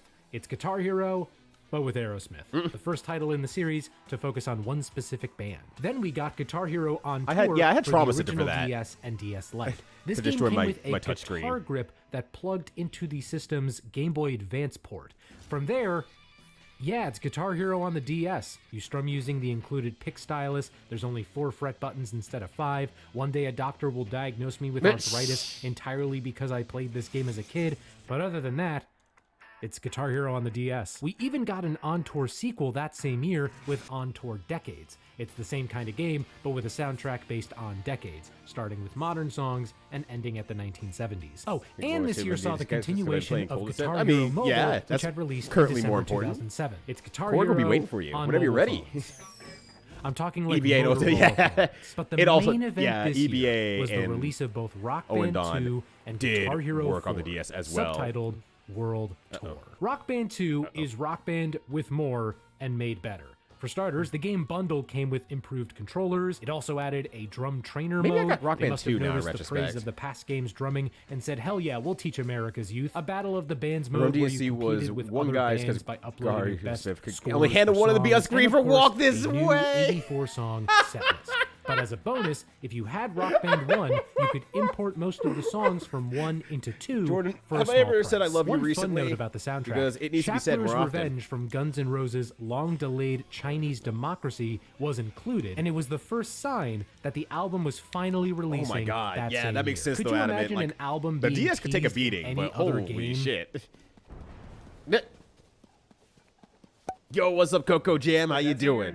So with Rock Band 2 raising the bar for rhythm games, how would the first Guitar Hero in a post-Rock Band The Miracle world Piano match system. It did not start with the Miracle Piano by copying system. the bar outright. Unless that's what the Guitar name of Hero the World Tour flipping added bass, girl vocals, skirts up and to the drums rhythm game to simulate in the full band Japan experience. arcades was That called. meant new controllers, But I have for my bass, doubts. vocals, and drums. That's some dumb shit. In a very consumer-friendly move, though, I'm sorry. the peripherals I for both games I were didn't mean to compatible make you with other feel like you games. have to go back I to imagine Zerg. keeping them locked to their specific game I appreciate you would have playing only such a drawn long out the set bloodshed. yesterday. While the new instruments are the biggest change, I also felt like this game had a more current soundtrack when compared to the past 3 Guitar Hero games. Sure, you've got your typical rock classics, but you've also got Coldplay, Paramore, Blink-182, Interpol, Silversun pickups. Plus, for the first time, all of the songs were master recordings. Though, in case you're curious, Wave Group Sound did still work on any bonus or DLC tracks when they couldn't get the masters. There was a band tour mode that mimicked Rock Band's tour mode, though critics found Guitar Hero's band tour mode to be weaker than Rock Band's tour mode. You can also make your own tunes with the music studio and upload and share them via Guitar Hero Tunes. That's actually pretty cool.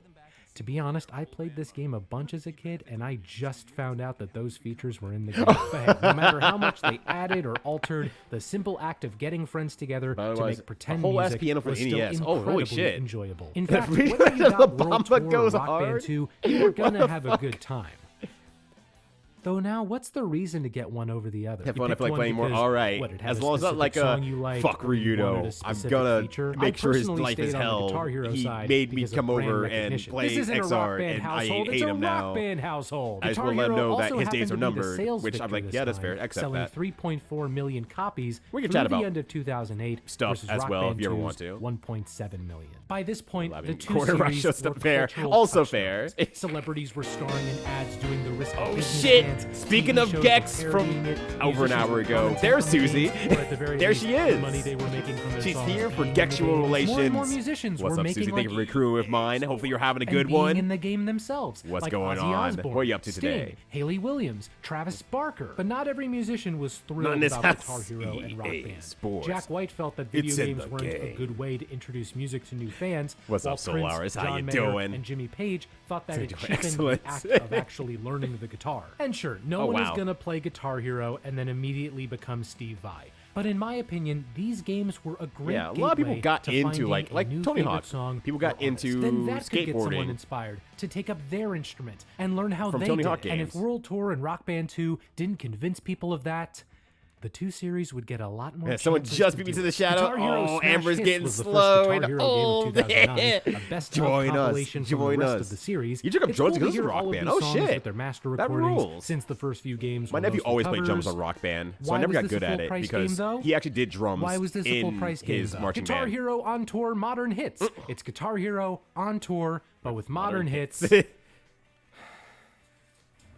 You guys, I'm really trying here. Guitar Hero Metallica was really Guitar Hero trying. with Metallica. Its biggest gameplay innovation was a second kick pedal so that you could really this feel is like Lars rough. Ulrich. It was also neat because Metallica's then upcoming album, At least the Death games are probably not Magnetic, too hard to, was like, added to as paid produce, DLC, not just 'cause to the this engine's game, there. but also Guitar Hero World Tour and Guitar Hero 3. This was a very nice gesture, but it also ties into something Jordan's been very waiting for this funny. moment all Okay, his so if you know the motherfucking record life. Death Magnetic, you might already know that it is It's infamous like, finally, I can for get being back at fucking Jimmy loud, Page. very loud, very compressed. People wanted a way to listen to this album without feeling my like God, I a brick cannot of sound get was rid of being these shoved assholes into for their some reason. ears. And you know where they could do that? In Guitar Hero. The What? stems used for Guitar Wow. Hero did not have the same loudness issues. So somehow, buying the DLC and playing the tracks Wow. in-game was a better method of listening to Death Wow. Magnetic than actually listening to the album. All right, that's amazing. Death Magnetic was And also available hilarious. to play in Guitar Hero 5. Remember which was this? released in September 2009. Once again, you could play one of 4 instruments, but this time you could make a band of any combination of instruments. Oh, interesting. Finally, what the people wanted, a bass quartet performing a punk. Plus, anyone could drop in and drop out during any part of a song. Oh, that's a nice great as well. idea that made this even more Makes suited some for parties. choices. The soundtrack was fine, though it went even more modern than World The music Tour. industry The game's is project director, wild. Brian Bright, The more I get noted to that learn more about the than music industry, 50% mostly through this of its YouTuber 85 actually, song soundtrack Mike the came Snare, from the past the decade. If more you I'm weren't kind a of fan baffled Five by soundtrack, though, life. you could import the majority of songs from World Tour for no extra cost, plus tracks from other Also, games. yo, what's up, Jim for Boo? small How you fee. doing? Guitar Hero 5 also featured a ton of cameos by musicians. Artists like shit. Carlos Santana, Johnny Cash, Shirley Manson, and even Kurt Cobain. Which gets us to talking about a little issue this game had. So Kurt was an avatar in the game, purchasable through a character pack. You could have him sing Nirvana songs, but you could also have him sing...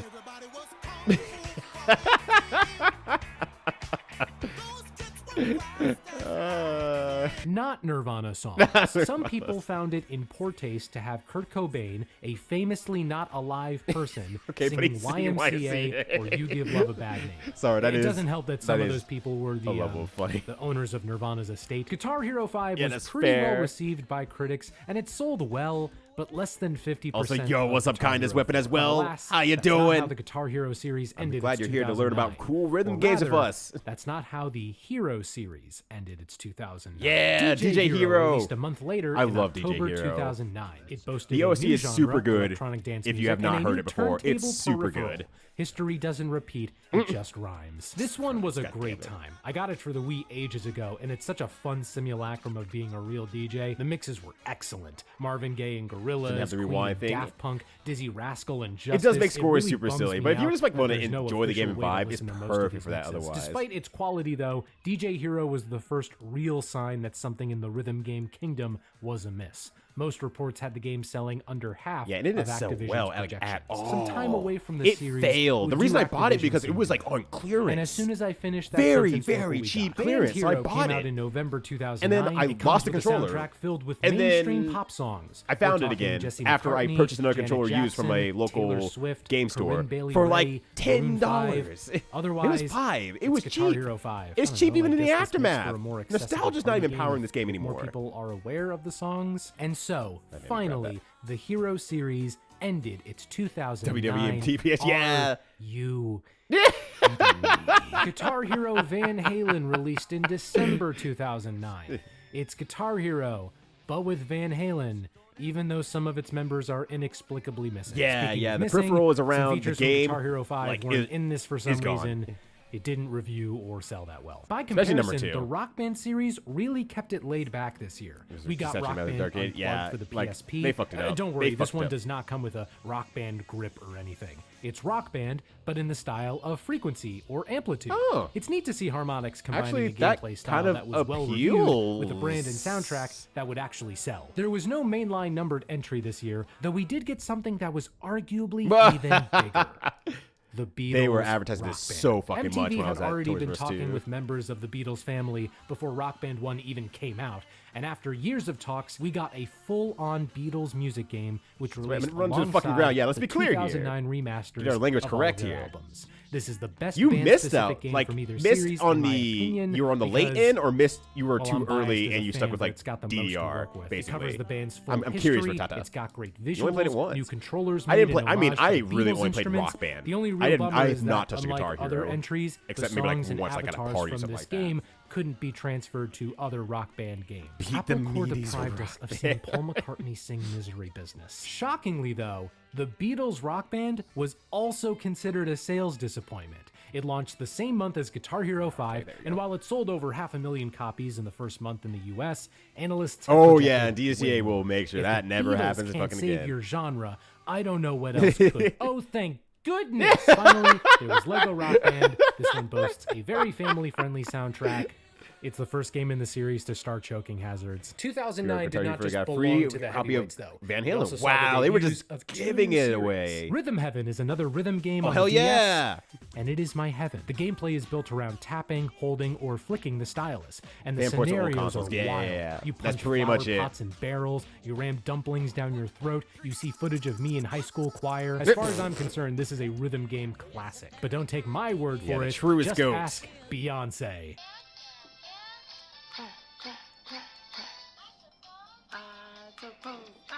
Look, all I'm saying, here's a graph of the Metacritic ratings for each Beyonce album. And here's when she played Rhythm Heaven. 2009 also saw the first entry in the Just Dance series. It was a fleshed out version of a mini game from Rayman Raving Rabbids TV Party where you danced you, to popular Beyonce. songs and sync Thank with you, an Beyonce. avatar. It reviewed terribly, but oh god did it sell well. It also has lore. Yeah, that was huge. I don't have time to get Just into it, Dance but I'm is, just letting you know. I think for your still own sake. huge, 2010 honestly. was a much quieter year for both Guitar Hero and Rock Band. To start, we only got 2 hero games. Guitar Hero Warriors of Rock came out in September. This Holy one shit. seemed to be an effort Apparently to it's Just refocus Dance on the lore. series' I'm also OG learning. fans, with a return to the visual aesthetics of Guitar Hero 1 and 2.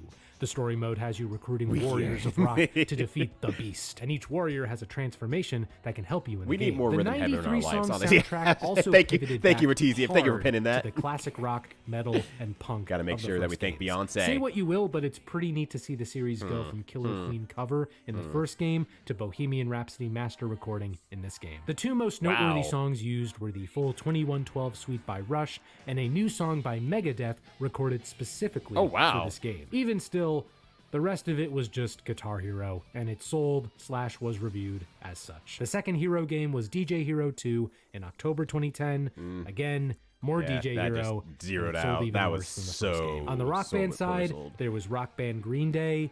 It's Rock Band, but for Green Day. One analyst reported that it only sold 82,000 copies in the US within its release month. And then there was Rock Band 3 later in the year. It added keyboards as a I didn't know playable there were instrument, 3 and it featured a new pro mode, existed. meaning you could plug in certain real guitars and keyboards to get an even more accurate playing experience. The keyboard itself for the game is usable as a legit MIDI keyboard, which is pretty neat. Reviews wow. were arguably the best the series had ever seen, but sales were not great. However, that same month, Harmonix also released something new, a bold take music on a growing industry out trend. here.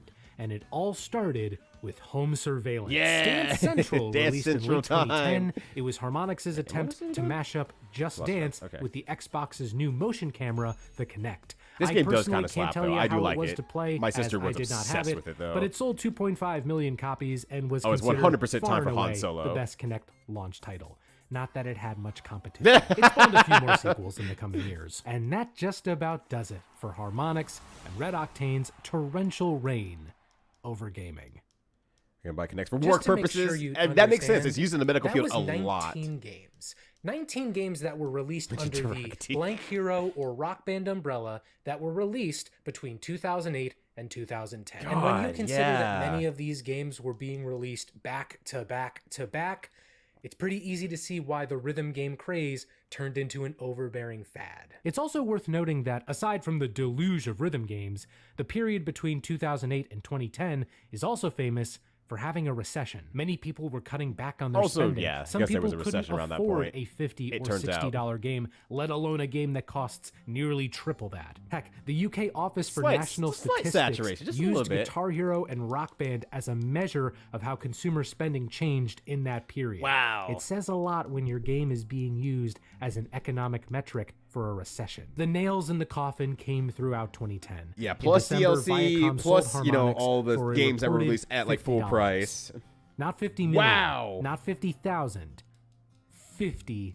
Damn, I should have bought Harmonix. I could have afforded it. Harmonix was still holding on to all of it. But I would have also, you know, I was going to say, I was going to have to hold all that debt. Tax write-off, but as a symbol of where the rhythm game genre had gotten to, man, that's kind of sad. As for Red Octane, they were closed by Activision back in February 2010. Neversoft at least got to make some Call of Duty games before Harmonix, it too was shuttered in 2014.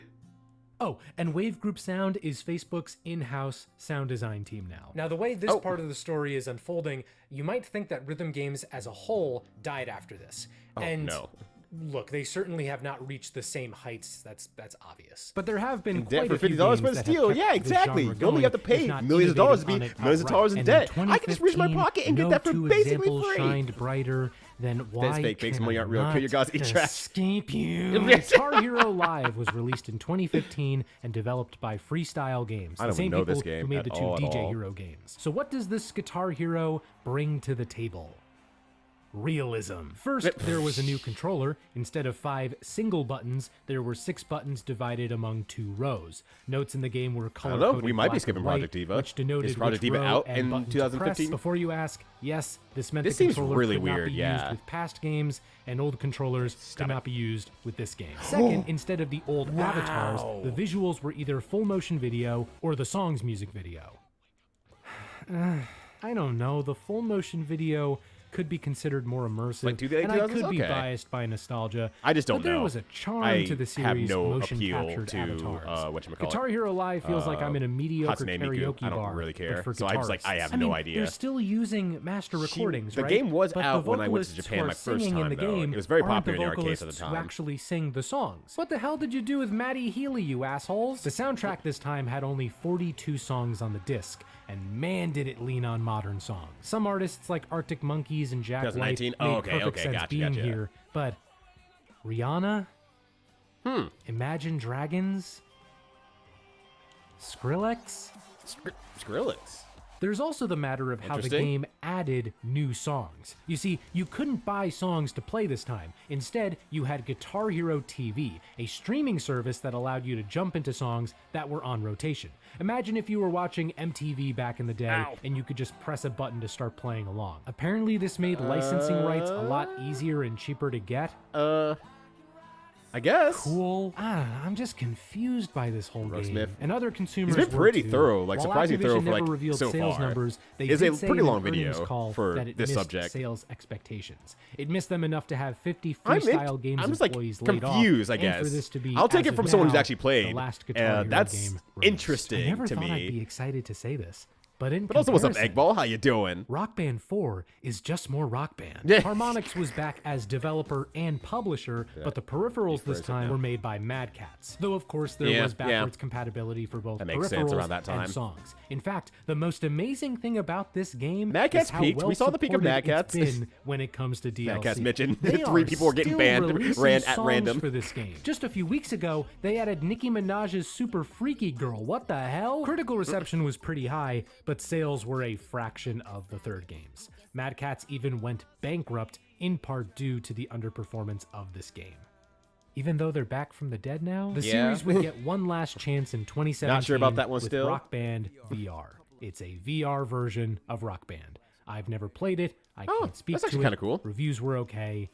and that was it. I will mention one last piece of Guitar Hero's legacy because that game specifically does live on into Mad Catz and Bad Rats aren't the same thing. As the title implies, it's a free clone of Guitar Hero where songs and roadmaps are uploaded by users. Yeah, I'll be curious to see if he covers that, but he seems to have a good history at least going. The community for it is still very strong. There's also Guitar Hero World Tour Definitive Edition, a community mod released in 2021, which continues to be updated to this day. I bring this up because one of the features of this mod is skins for the avatars that show up when you're playing.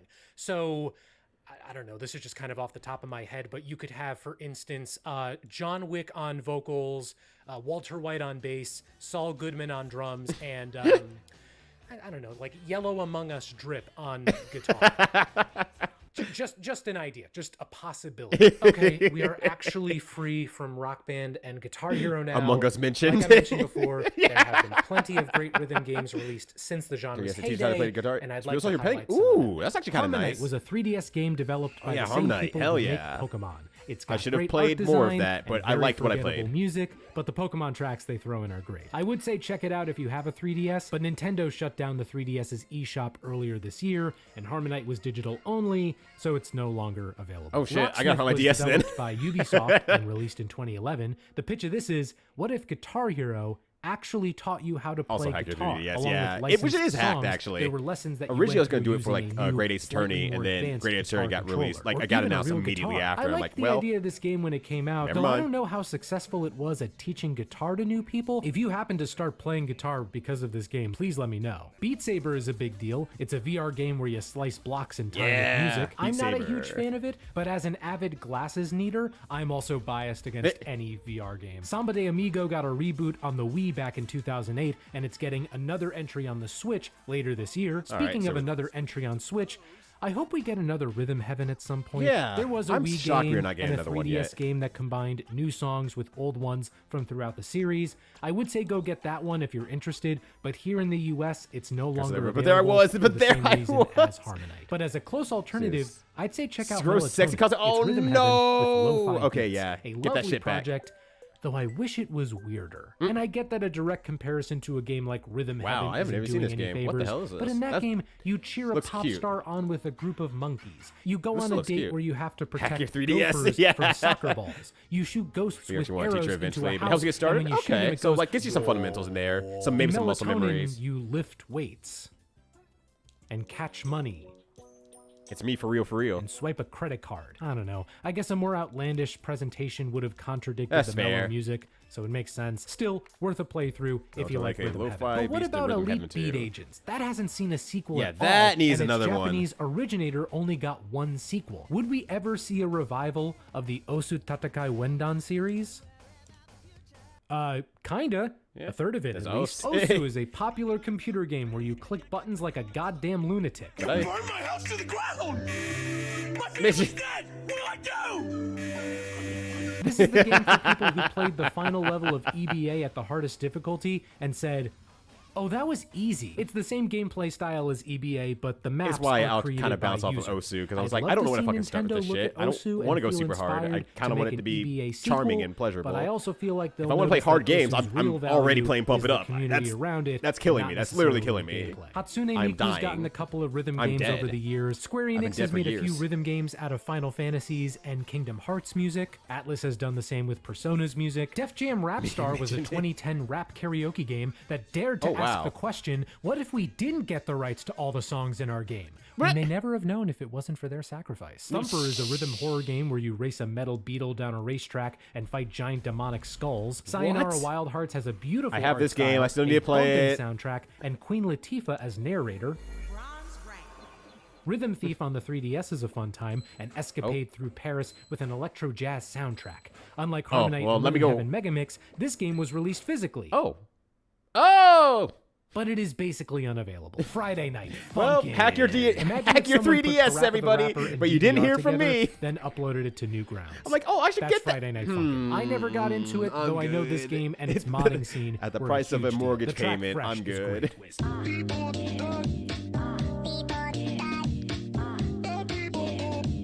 It was pretty mid? Oh, that's a bummer. Just Dance 2020 was a Just Dance game that came out in 2020. Bummer, I wanted to mention I this still game want to play it, though. specifically because I love my it stylistic was the games, last and Just that's Dance good. game to come out on the Wii.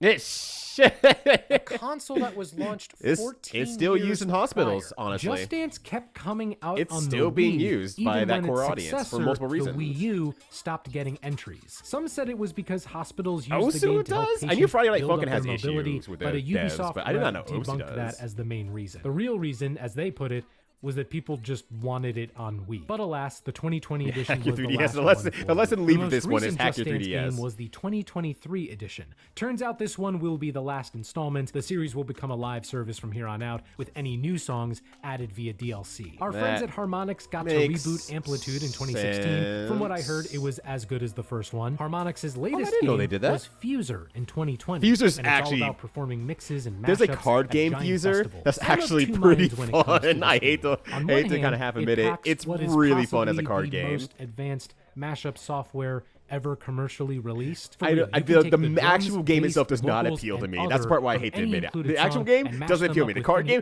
hell yeah, this is so cool. Will it sound good? Probably not. But the mere fact that the game can process that on the fly, changing key and tempo, while letting you add signal processing and other effects, is kinda nuts. On the other hand, while it amazes me as a tool, I didn't love it as a game. For one, the story progression to unlock new songs is slow. That might be rough, yeah. Oh my god! I imagine that was their way of nudging you to buy them with real money. Also, and this bit is more a reflection of how costly music licensing is. PSC's last game was released in 2014. Like this game was never able to reach its full potential. Personally, I think a game like this would be incredible for live streaming. You go on, you make mashups with your fans, you take requests from the audience. Fun time. But not only were there strict rules for how the game could be presented on stream, but only a small handful of songs could be used for a monetized stream. This is Jordan's power up. Super Saiyan Jordan has just that's when I learned that Fuser was taken offline in late 2022. You can't buy it anymore. And Harmonix was bought by Epic Games to do Fortnite stuff. At least we have trombone Scott. Wow. There he is. It's Crazy Frog.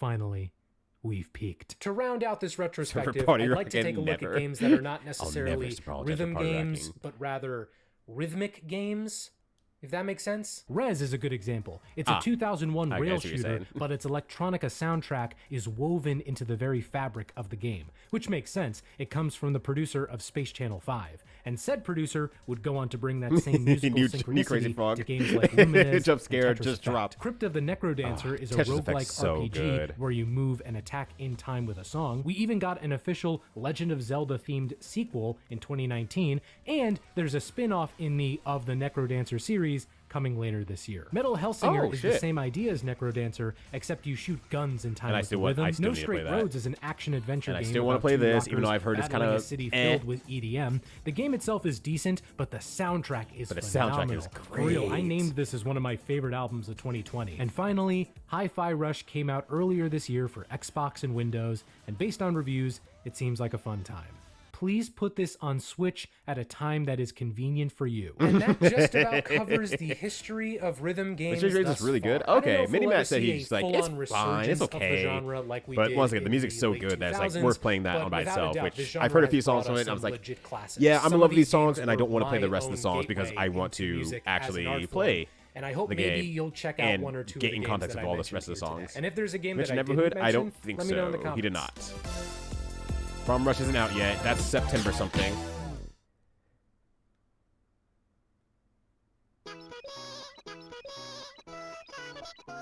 Which is fair. There's still a lot of rhythm games out there, right? So, you know. That's also fair. There's a lot of rhythm games out there. It'd be a huge pain in the ass to mention. Who knows? Maybe he'll do a part 2. But, like, this in itself was an hour long. So, but yeah. Bimani was right in the start here. Yeah. You came in very late on the video because it was an hour long. But yeah, you know, he started with the Japanese game with the flipping girl skirt and rhythmic aspect. Then came Parappa the Rappa and then Beat Mania afterwards. Ooh, Matcha Light Aura or Maka Light Aura. Cool, we can do this run then. So then they kind of went from there into like, you know, the DDR, the guitar, the Freaks games, I should say, all that sort of stuff, pop in. So covered all that. And one funny story as well, relevant to, am I still not done here yet? Yeah. Relevant to Beatmania and why it didn't find as much success as it possibly could have, despite being out. It actually Beatmania got a US release, is maybe where I want to start. It was one of the originator rhythm games, and it got a release in the US actually. And it was okay. As a rhythm game player, if you played it before, it actually stripped away a lot of the stuff that made Beatmania really good, which is like bone-crushing difficulty and really good music, and tried to replace with like lower difficulties. It didn't have as high difficulty. Like it has 3 levels of difficulty, and it didn't have the third one, if I remember correctly. It only went up to a certain number, which was very low on the grand scale at that time. And they try to put more, U.S. songs in there. Try to follow like the same DDR aspect of like, okay, let's get a lot of American songs in there and everything like that. But whatever, fine. It got, the peripheral out there and stuff like that, and gave stuff for people to play, and it tried to hook people on in the right ways that, it worked for DDR, basically. But I remember a review from G4 that was done around the time, and the big review around that time pretty much just said, this is a Guitar Hero clone. And holy shit, the BeMoney gaming community was up in arms about that one, which is fair in some degree, but holy shit, they just wrote off and said, nah, this is just a Guitar Hero clone, which is like, huh? Like, one, just order of operations, you're completely wrong, but 2, guitar, DJ, these feel like, these feel like 2 completely different things, even on paper. Help! All right, get me out of here.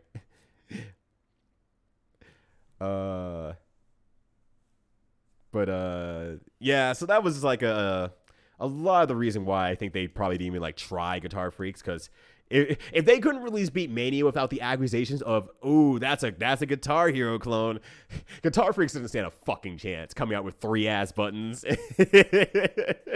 They were not coming out here with 3 buttons and their Japanese rock music and expecting to break into the market. That was not going to happen, especially since they use, like, to my understanding, a lot more real bands as well. So a lot more licensing pain in the ass stuff too. We have round 1. Yeah, there's round 1s around the US. They've gotten fairly popular. I'm going to be real here. They are not going to last. There's no way that most of these locations make enough money to stay up. There's like no way. But yeah, arcades are for the most part pretty extinct. Oh, hello. Pull out your sword, you asshole! God damn it, I've been tapping forward this entire time, looking at the face of the monster so I can get a hit in. Screaming. I'm screaming.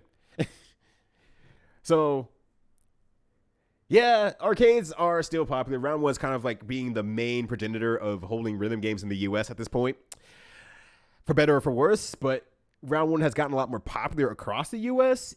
But the quote-unquote problem with Round 1 is that they build on like the cheaper, not main city areas. So, because, I mean, it costs less money for rent, all that sort of stuff. But it's harder to drive an audience to some of those areas because they just get it wrong in some cases. My most prime example being Colorado. They have there's 2 major cities, I would say, outside. I'm going to pause that real quick. There's 2 major cities outside of like the Denver main area. Well, there's multiple, but like the 2 major ones that have like malls in them are Littleton. Yeah, there's 3, but we're going to say Littleton and Aurora. Littleton, or I should say Aurora, is a lot more of an ethnically diverse area between a lot of African, Indian, and Asian population over there. Population with Asian getting a lot more popular out there. It's a huge kind of nerd community out there because of that as a result, because, where do people who are interested in Japan adjacent products go to? Well, they'll go to Aurora to get more stuff there. And, the mall, once again, has had arcades in there, too, that have lasted a while, but have closed down over time because arcades fell out of fashion. And instead, round building there, they went over to Littleton, which is mostly 40-plus-year-old white folks in a very comfortable suburban area. And is like another hour away from like Aurora. So like people from Aurora won't want to really go there. Denver's kind of a pain in the ass. There's no real easy access buses to that area. And it's just like, oh God, it's so hard to go over there for most people. So it's just like, why did you make that decision? I don't get it. You want me to take out the GOAT Guitar Hero clone? Turn it on. Turn it on, I said. Hold on, I gotta turn it up for everyone involved, myself included.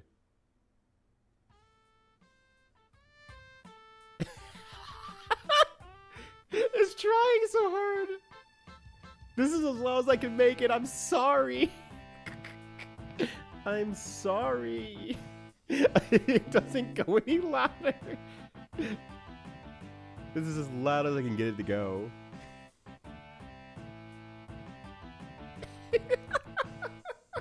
Hot. Hot. The bar's maxed out. It says hot.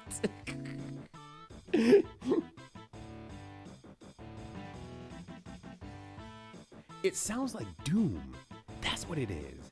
That's what it is. It sounds like Doom.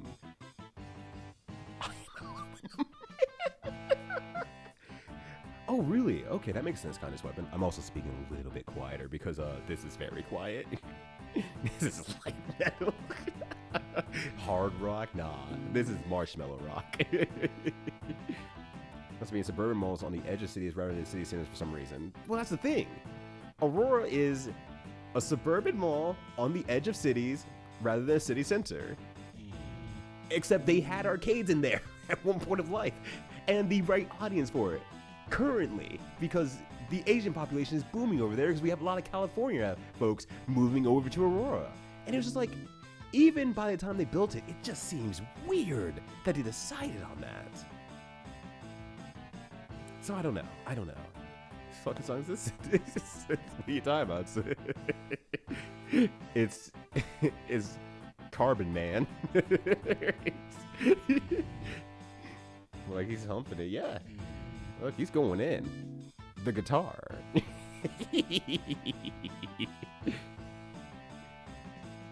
That's why it says hot. Except I'm not dead after a few beers. This guitar cassette. Sorry, that last animation just made me. I was gonna say yeah, clearly, and I saw it last animation. I couldn't say it. I couldn't say yes.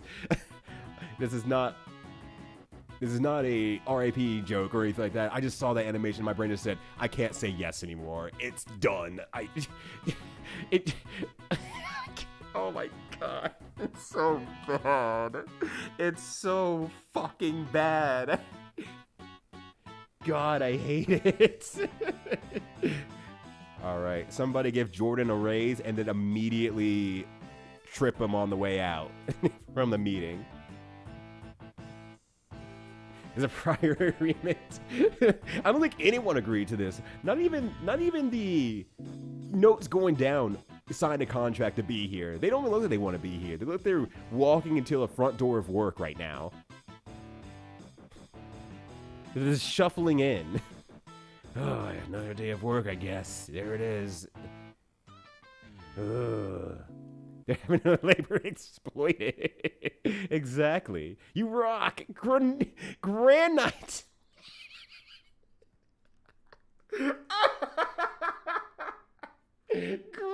man.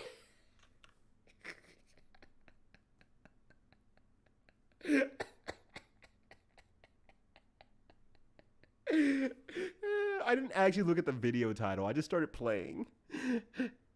So now I got to the reveal of the name via the actual video itself. New Mega Man 12 boss just dropped, finally. I've been waiting for this moment all my motherfucking life. Granite, man. He does look like Granite, man. Yo, what's up, Mosquito? How you doing? Holy shit. Yeah, these notes need to go on strike. I mean, I think they are, honestly. I think the notes are currently on strike. They don't sound like they're putting the effort in. Let's be real here. Great value, man. Iron Dog. Anything off center from it. All right. I'm gonna get the next video up and going at least. And let me turn on the volume and stuff before we go back in.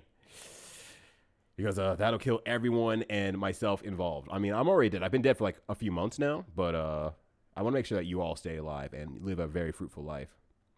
Asking the question, is Melee a good game? Which, I mean, you pretty much know the answer is going to be yes. But this comes from a, competitive standpoint.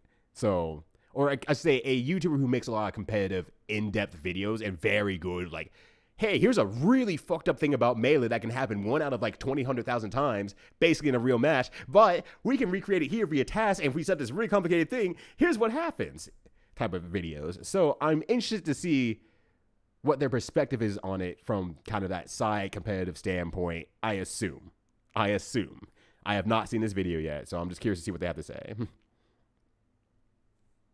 I think it is. Also true, yes. It's actually a well-fleshed game. It's legitimately a very well-packaged game. So I'm going to see what happens here.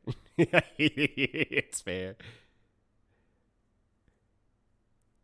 What capacity is focus on one tiny slice of the game that is controllable? I think that's fair. I think that's fair. You can make it a competitive game. I mean, I think when you make a game that's super freeform, you also have the capability to make it a very concentrated and focused game. And the game also supports that too. So I'm just like, it worked out. I would hate actually to play items in a competitive setting. People hate Faust already. You want everyone to have access to that shit? Oh god. Say no. I hope so, actually. I really hope so. That'd be really good. Yeah, they'll never be in the Tallarico zone. That's at least good. We'll never be as bad as Tallarico. And then in the future say, what? No, I never did that. What are you talking about? You must have been thinking about my co-host. I definitely didn't say that. I want Faust off Faust action. More trumpets. Fuck trumpet. God, worst item they could have possibly put in there. So when competitive game, does it just use the out-of-the-box rule set? Like, I feel like Injustice did something to change that as well. And I don't think Tekken technically does either. Mind you, it's just round changing. And they had to ban some stages as well. Or in earlier forms because they were kind of fucked up. But that's being pedantic. That's honestly being pedantic. Item damage only. I think I programmed that in too is the thing. The thing is, you can play. The thing without the RNGs is just like, oh, one person's controlling RNG. One person gets the hit, they knock him off stage, cool. Any item that drops on the stage is now extremely mine, and you've lost the 2-player game. It would suck to have that happen. I'm on the side of Melee, actually, or Smash using the rule sets, honestly, because it would suck if someone got really good and the meta changed to using items. The item meta is not as interesting as folks would think it would be. I promise you, you would be very bored very fast. You might have fun playing it a little bit more, but you'd be very bored very fast watching it. I learned about Cliff. I hate Cliff more if ever hated Faust. And Faust is normal. Okay. He's fucked up in Plus R. They need to nerf him. I agree. They should have nerfed him earlier. But also, he needed to compete with like Testament and Zappa, so they nerfed him at the right time for Xrd. We did it. Fan only. Okay, fan only would be funny. Fan combos would go hard, actually. All right. Let's figure out what Awesome Sauce wants to say about Melee being a good game in great detail. That's probably not necessary, but probably a fun review of it. Melee at the very least. I think it's good that he's good. He's just, he's still really fucked up, though. That's the thing. He's not even basically top 5, but he needs to be that. He's still fucked up strong. He has a lot of options. Yeah, no, fan would go hard. Fan combos would legitimately go hard. Like, drop fan combos into everything else would be super fucking sick. And you can kind of make it up as you go along. That'd be great. I would love to see a fan-only tournament. That would go so hard.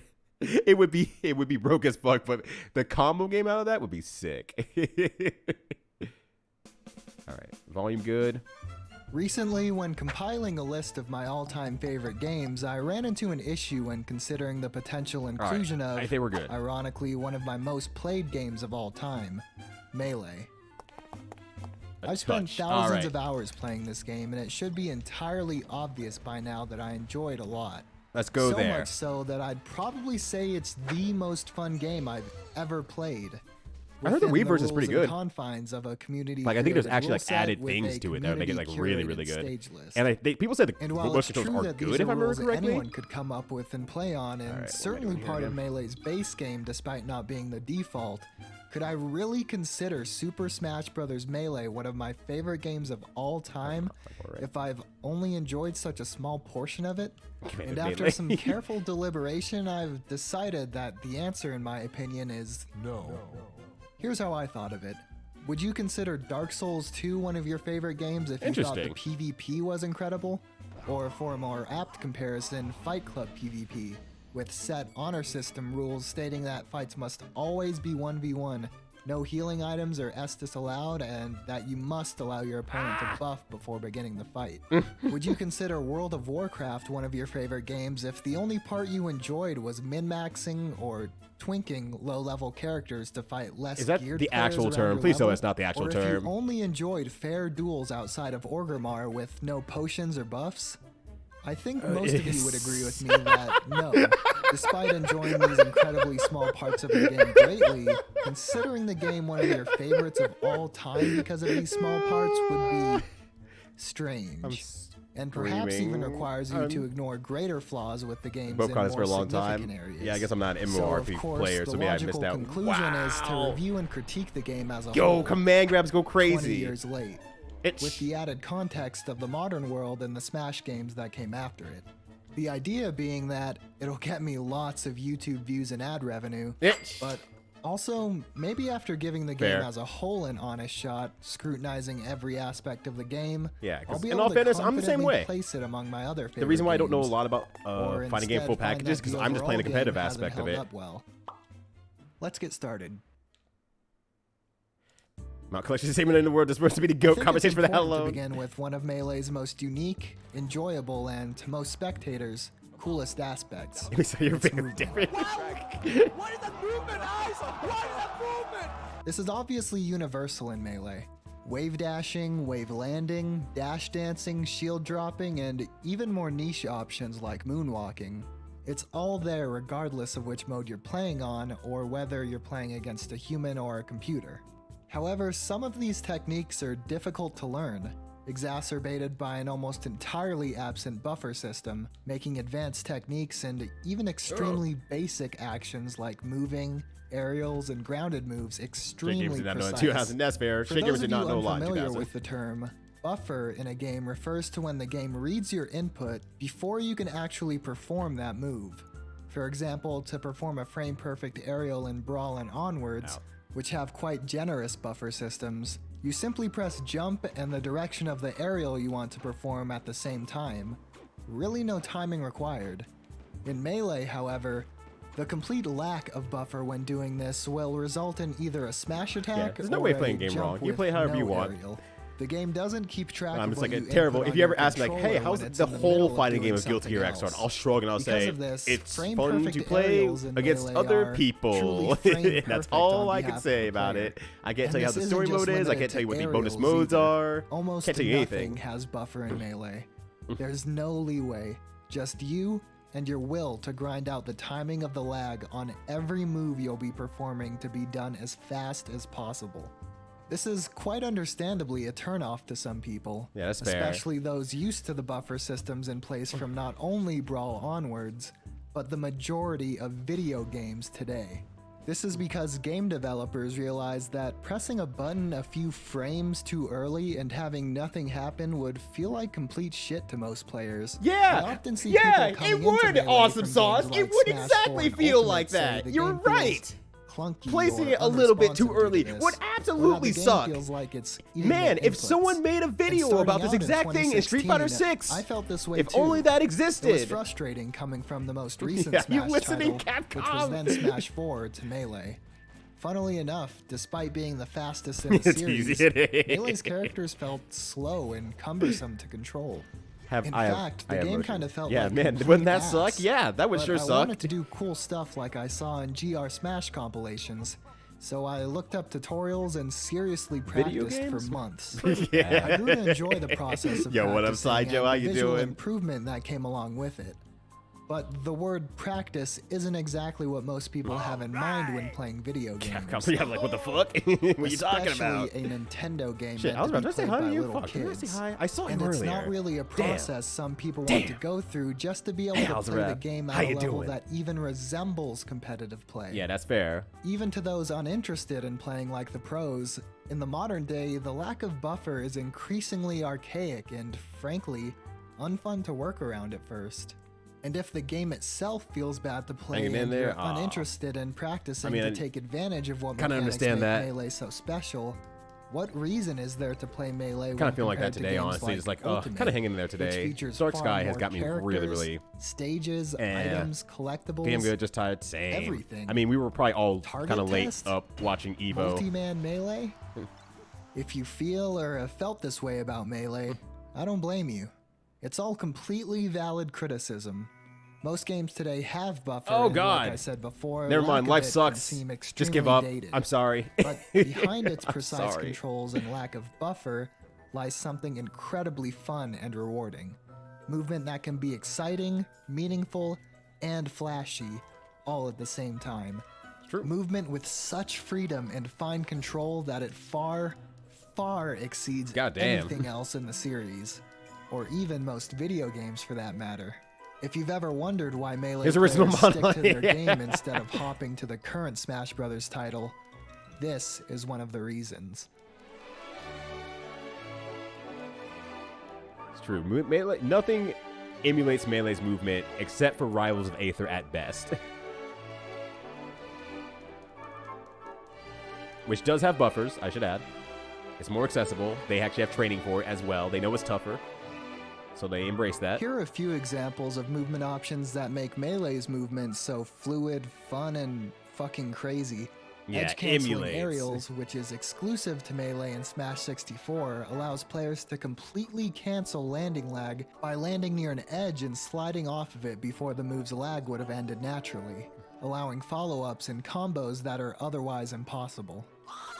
Oh God. Melee's infamous wave dashing and wave landing are deep, multifaceted exploits that can be used in a myriad of ways. Wait, Rivals of Aether have the Popopino and the noise? Wait, what? Since when? Mixing up I mean, I guess probably since Piece of Tower got released. Shut up, don't answer that. But what? Moving, closing or increasing distance while maintaining the same direction, or to quickly grab ledge, among other uses. Oh, is that official? Additionally, these techniques increase the depth of play with one of Smash Bros. Most distinctive aspects as a fighting game series. Move so clunky. Yeah, it's very, very like. You can wave dial a combo. You can't freely move in. It's like if you were to jump on them. You just gotta chain their pre-established chains, and that's all you gotta do. I picked Jerma. That would otherwise take much longer. I'm still convinced Jerma's not real. I still don't know what he looks like, and I don't want to know anymore. Much more. Stylish. Wave dashing and wave landing also exist in Ultimate, the only other entry in the series where the directional air dodging that makes the technique possible exists.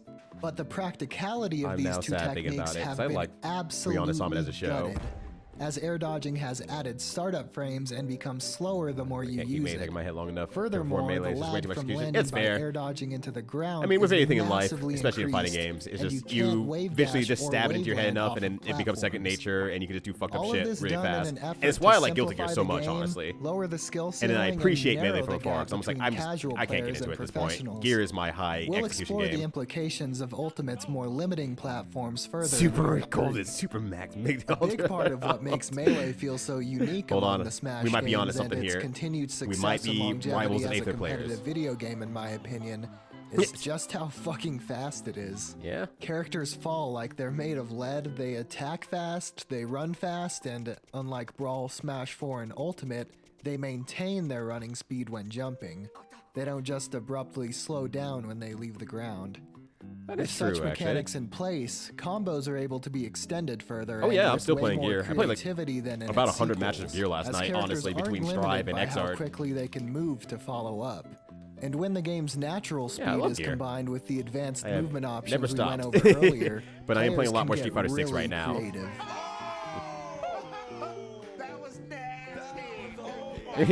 He's like, yeah, I'm Melee's nasty. peak speed is absolutely unparalleled in the series because of the combined speed of its characters and the movement capabilities the game's engine allows. And it's no surprise that YouTube commenters sometimes genuinely question if footage of competitive Melee has been sped up. This isn't to say that it's Melee's just corny when you see movement the isn't clips. without Oh no. flaws. A part of Melee's movement system that bothers me is something called dashback. I think because I never Street Fighting games. Yeah. Standing position to know. turning around. I'm just not of that audience anymore. It's a big thing, honestly. Simple, right? Well, if that makes any sense. No. To do this and skip the relatively everything I've always streamed has been for like requires a one-frame input. You know, I can actually think about this for a bit. I want to share more about that, but I'm gonna think about that for a bit. Because I haven't really thought about it before. The dash zone. For perspective, one frame in Melee, which runs at 60 frames per second. Yeah, that's one big thing it's easy for sure. 16 milliseconds. Oh god, I didn't to realize really I've been doing drive that fast. this point home, this counter is currently displaying a number from 1 to 60, representing the individual frames in this 60 FPS video. You have at most. Y'all mind if I pause the video to go on a completely aside tangent that was sparked by Drinker Skeletons Jordan? I say at most because the odds of you beginning this motion right at the beginning of a frame are very low. So on average, you'll have let him finish his thought though. Half the time it takes for this counter to increase by 1. Yeah, that's insane. All to do this. Yeah. I'm dead fucking Feels serious. Great. That's Besides reactable. the one-frame timing required for this action, your controller itself can affect how consistently you perform it. If you get lucky and happen upon an extremely rare controller with a malfunctioning analog stick box, Wait, yes, really? Malfunctioning, this action becomes much easier to perform consistently. Wow. These broken controllers are coveted among top I love Melee this players. shit. Oh my And god. you might be familiar with this article about Armada dropping out of a tournament because he didn't have one of them to compete with. Why is dashback so important? Well, in Melee, the difference between a successful I love this dashback Rudolph and guy. an Holy shit. unsuccessful one can be the difference between punishing your opponent or getting punished yourself. Sometimes even resulting in losing a stock. Yep. Yep, can't get the throw from there. Right now, not looking good. But... Ugh.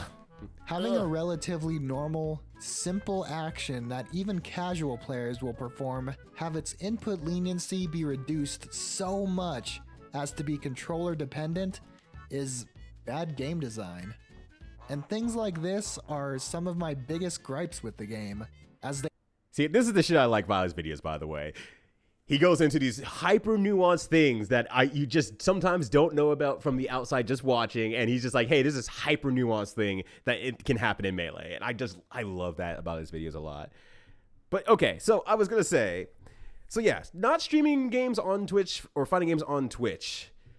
So Atizan did hit one part of that. I do like the chat interaction. I personally like the chat interaction a lot. That's a lot of fun for me. Obviously, I like talking with all you, learning all about, what's going on in your life, the updates that have changed since the last time I've gotten to chat with you and everything like that. Like, that's legitimately more than just fun, but has become very important to me. And then I would say as a subsequent of that has become very important to the channel itself. Let me put some Granite Man while we're talking here. No, I'll change it. I'll put something else on. There we go. Just put that on loop for now. I'm not going to put Granite Man on there. Oh, these sunglasses? Yeah, whatever. You can't afford these sunglasses. Granite Man or Rewrite. I think that's Granite Man and Rewrite. But yeah, so I think a big thing of that as well, and I do have the glasses on, don't worry, Toast, is happening. The glasses are on. You just have to trust me on that. But yeah, so I think a big thing is like, yeah, the chat interaction has become very important to me, and it has become an integral part of the channel as well. So that's huge for me. I want to maintain that. Me playing fighting games fails on that in multiple ways. One, I can't look at the screen obviously as much. I can't interact with the chat. I can't chat all that much. That feels bad to me as a person, because it's like, thank you for coming over to my house. Now watch as I play video games and I don't talk to you. You can't even have the Hot Pockets in the freezer. Like, that's a level of hospitality that I feel like is completely dog shit, and I hate that. I fucking hate that. And it's a lot of the same reason why I also don't stream super often my speedrun stuff when I was really going into it, because it's hard to talk. It's hard to talk with other people during that. I can obviously talk while doing it and explain stuff while doing it, but that's all in a silo. But when it gets to the point where I see a chat message come out and I want to respond to that, I can't really do that. That shit sucks. I hate that. Also, let me catch up with Flavor Star was saying, I think my main is a super casual game that people got really, yeah, absolutely. Sakurai never wanted it, and it's hard to get into. It's fucking hard to get into. Yeah, win or lose fast. I can look at chat more. If I wasn't such a patient player, I would do that a lot faster. I can't. I can't. I'm terrible. Yeah, Source, just trust me. That's right. Thank you, Jaw. That's me right there. The picture of me that Jaw just put into chat, I look exactly like that. That freaking invites people over to watch him play a single player game, right? It's like, that's not what I want to do. That's not what I want to do. And then I think it leads into kind of my second point as well. I'm not good enough to be watched all that much. I'm just not. I'm very overall strong as a player, but I'm not at the echelon where I'm at a high level play and it's very entertaining to just sit down and watch. But I'm also not a new enough player for other people to really invest in my growth into the game either. So I'm more comfortable making posts about my growth because I can at least hyper-focus on, here's the things that I focused on and learned on. Thank you. I am a great champion sometimes. So like I can make that into like, longer co-host posts or short videos in certain cases and explain, here's what I've done or here's what I did. Here's what worked out for me, and here's a way I can share this information with other people so that they can help themselves either grow or understand the game in a different light. That's the most important part for me and why I enjoy commentary so much. So between those two things, playing the game live on Twitch does not benefit either of those cycles. It does not touch any of those cycles all that much because it's hard for me to explain what's going on mid-game and sometimes even after game, or even, reflecting a moment after a match and, being completely wrong and try to put together answers. I sometimes need that, 5-10 minutes away of I put the game down, what went wrong, figure it out. So there's also that aspect too. If you run games and keep it up, yeah, like I'm so in awe of like Bobby Blacktastic, for example, Ty Tuesday, for example, who could do both of those at the same time and just not like lose a beat. It's insane how they're good at that. And that's them. I'm a big overthinker. And I think it's kind of leads into part 3. I'm a big overthinker to kind of say, like, it takes me a while to summarize all my thoughts and everything like that. I don't have great recall memory. And I just recognize that's a part of me. I don't have great recall memory, but I'm good at summarizing everything into a nice, neat package. And because of that, I'm really bad at providing anything in the moment. And it takes a lot of calories for me to play fighting games because I'm focusing on all my options so heavily that I get exhausted by this shit. Fighting games exhaust me, and that's why I can only usually play for so long, and I need my breaks in between, because if I don't, I peter out super hard. Yeah, I appreciate y'all. I appreciate y'all, though. But yeah, who felt like with a relative skill level, and I'm in a weird spot where it's just like, I'm in a weird realm of that, too. And I'm kind of catching up as well because my chat froze up. It's Marissa versus Jamie stuff. I believe you. But yeah, try really hard to play this game, but he's always a good sport about it. And that's going to be my final and maybe most major point that is not seen behind the scenes. I get extremely salty playing online. I effectively hate online, but I play it with the thought process of I'm going to play it offline, and that's the bridge to tide me over and give me something to do until that moment comes. But I get really mad at online at times. If something drops or my perfection fails out or something like that, because I have a very perfectionist bone inside of me, if any of that fails out because of something that was out of my control, that stacks up very, very fast. And most people have this problem with online as well. Usually with like the opponent and like the anonymous players and everything like that, it's hard to provide a judgment of who's playing on the other end. And your brain will immediately think the worst of them. And that's just, to a degree, human nature.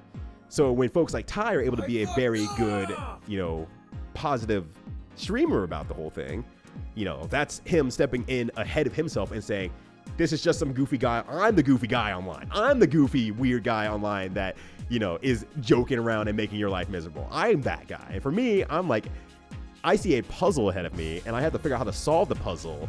And it takes a lot of calories for me to solve that puzzle. And if the puzzle can't be solved despite me making a correct action, that's extraordinarily tilting to me. Oh, I hate that so much. It's such a pain in the ass. And Street Fighter 6 is definitely the worst for that right now. I have not had really like almost rage-worthy moments in a long time until Street Fighter 6 because of how they do their input system. I hate their input buffer so goddamn much. So it's really rough online for that one too. Not that I can stream it anyway, my computer's not good enough. But it's also one of those things that's like, anytime I let off the gas of like a fighting game thing and I can play any other game I want to, like not Monster Hunter in other cases, but any other time on the stream basically, if things go wrong or things go bad or I play poorly, it's not that big of a deal. Because yeah, there's still a puzzle to solve, but once again, it's a lot more under my control, and that's absolutely fine for me. But it's nice to know Mike during, yeah, I don't like Mike's night when I'm playing fighting games online generally, just because I don't have anything to say, I guess, because I'm so burning so many calories on just doing the thing. And it's easier for me, and I don't know if Coco Jam's still in here, but Coco Jam's been a victim is the word I'm going to use for this one. Coco Jam's been a victim of me just kind of saying the first thing that comes out of my head whenever I'm playing him in person. And a lot of that is, oh, that was good, that was smart. Even if it was the insanely incorrect answer as a result, I can see the thinking process that had led up to that moment. And I think that was an exactly correct reasoning in my head that was a great idea. And I say, you know, that was smart, even though I did the counterplay to it. Because I legitimately think that was a great idea. I see how you got there. I see what parts and pieces you took to get to this moment here. I've compiled that all up into a seasonal moment, and I just acted on that. So I know that you're a really smart player, I promise you. That was a great idea, and you should do more of that still. It's just, in this one instance, I happen to be one step ahead. So I feel bad when I do that sometimes, but it's also like, I also want to be a little bit positive too, so. But let me catch up on chat here for a bit, because I kind of went into my own world of talking in there. All fighting game players, yeah, all fighting game players see is caring about seeing the game, but once again, I'm not good enough to be at that level of like attracting the fighting game players to sit down and watch my stuff. I'm a commentator mostly now, so there's also that aspect of like, well, sure, I commentate, but I don't stream anything on it because I don't want to just talk about fighting games. I've been doing that for 10 plus years, so I'm like, yeah. I'm gonna talk about stuff when there are gaps, even making those gaps. Yeah, streamers when a video ends. I'm not sure how much fighting game regulars would say go play the game stream. They're pretty good, honestly. I would say from at least most of the fighting game channels I hang out in, most of them are pretty good, but also they're folks who are really good at chatting as well. Like Nerd Josh is a great example. As someone who's like, I can just chill in this chat. He'll just be shooting the shit the entire time. He has his moments of frustration, sure, but he's just mostly there to chat too. He's a great storyteller, so that also helps like fill in the gaps too. So that makes a lot of sense. Yeah, a lot of chess players do lose weight in games. It's a lot of the reason why I say I burn a lot of calories when I'm doing stuff, because I'm burning a lot of calories when I'm doing stuff. And it's really, oh fuck yeah, understandable is the online aspect. Yeah, TOC pull off 200 people when they're during a tournament, and then pull like 5 when it's not a bracket. Yeah, exactly. Sorry, Javeli, that's 99% you, but you're still great. Wait, most fighting game teachers go either with the approach of either your approach or beating up new players' face and to inspire them to improve through spite. That's the one that kept me from giving up on the genre a second time. I'm really legitimately happy to hear that. And I just think there's not a great midline that takes a lot of the mental game aspect, because I feel like my part of commentary that's really good is that I'm both the experienced player but not the best player. So I know I understand the mentality that goes into this sort of stuff, the work, the effort that goes into that sort of stuff, the stuff that could be missing from their gameplay and why that may have happened. But I'm not so far on either end that I can't bridge that gap. I can bridge that gap still, and that's really huge for me and important why I write all that stuff down and make some long posts and everything, because I just want to say, yeah, to some degree, this could be an issue of yours, and I want to thoroughly explain it just in case there's any parts and pieces you can take away from it, even if the full story is not yours. So that makes sense. Yeah, I like playing with friends, have trouble playing with faceless opponents. Yeah, trust me, you're not the only one to taste sub. That's huge. Huge across all competitive games online, so that's big. Assault game is Splatoon, but once I'm streaming it, I was switched up from get stuck in off. That's nice, actually. You ride that wave. Holy shit. That's super nice. So why would you spawn camp in a children's game?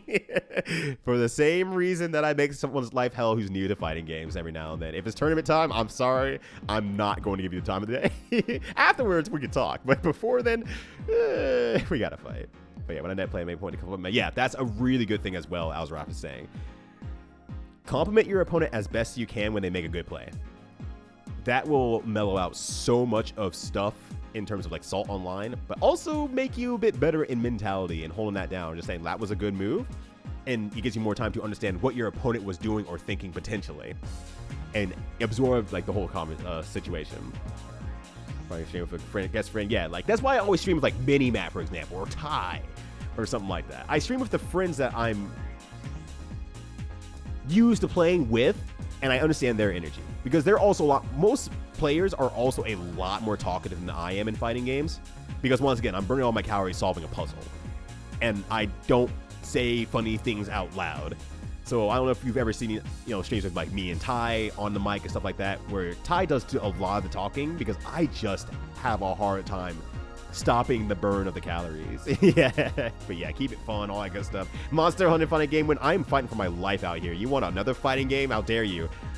I hope that you slightly, like, not truly bite your tongue where it hurts, but like enough that you catch yourself off guard, Flare Sword. How dare you? Like Monster Hunter 1 for the PS1/PSP. No, I don't. This has been really hard for me. But you know what? I'm here for the challenge. It's fun doing it.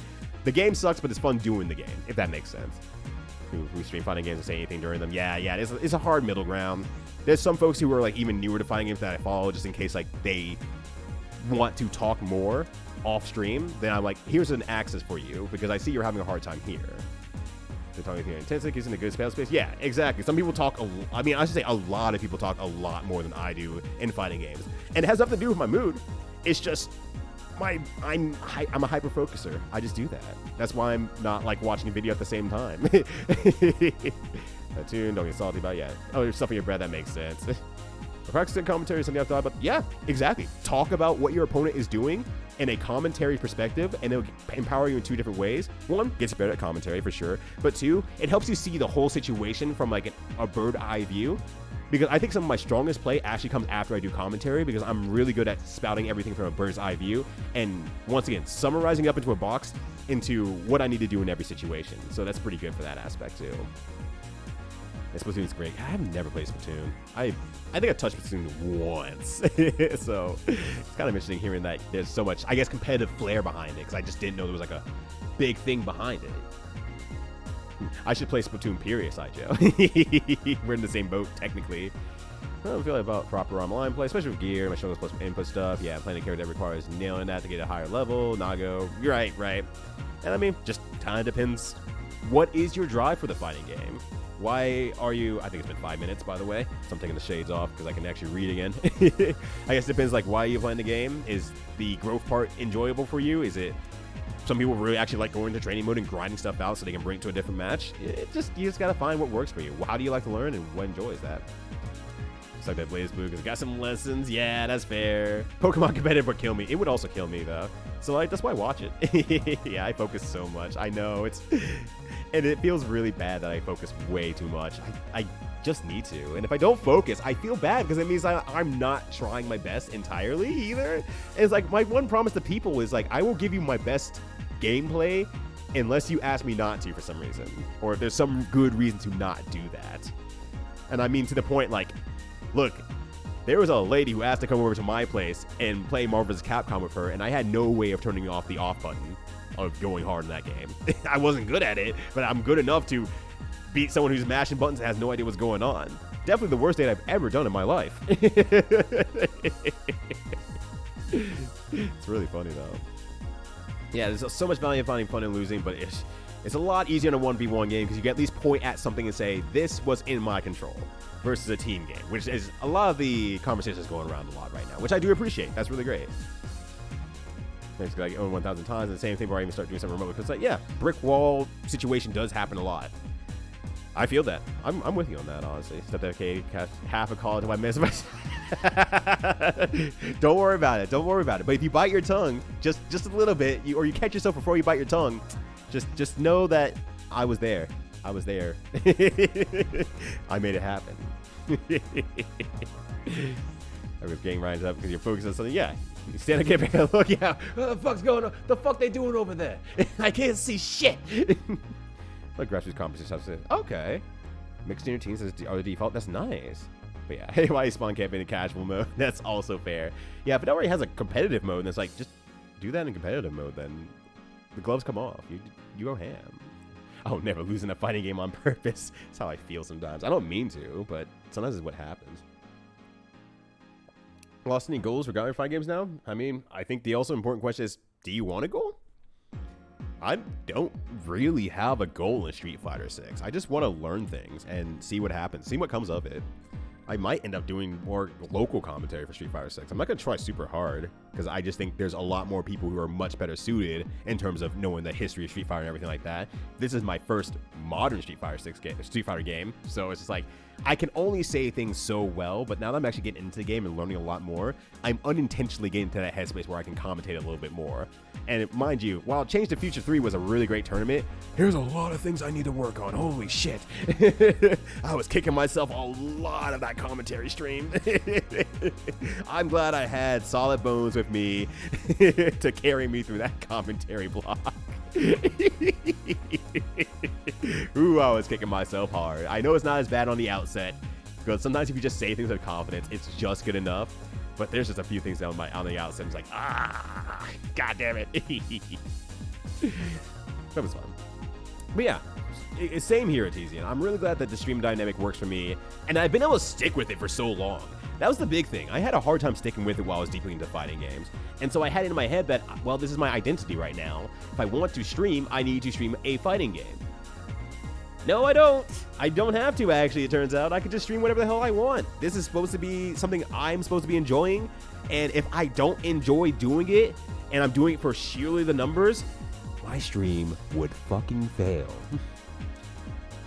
And mind you, not that I look at my numbers all that often or anything like that, but I would say some of my very, very lowest streams when I was starting out in 2020 were the streams when I was playing Tekken online. And I muted the mic and put on some music and just focused on that. And spent a lot of time, chatting through the chat via the text itself. And those were like 2 people streams, like 2 people in there. And when at the time when I was starting to actually break into double digits a little bit, it was like 2 people in there. And it's like, I shouldn't be doing this. I'm not even enjoying myself entirely. I'm not having fun with this. Why would I try to force my fighting game side of things to make this work? So it's just like, just do whatever I want. In that case, fuck it. One of my fighting game friends who streams, he was just like, hey, just do whatever the fuck you want. Do what makes you happy. That energy will carry over to everything you do. And that was like the best advice I could have received, honestly, for streaming. So it's great. This is the first modern SF game. Oh man, Tiny Jingle Sydney Bear.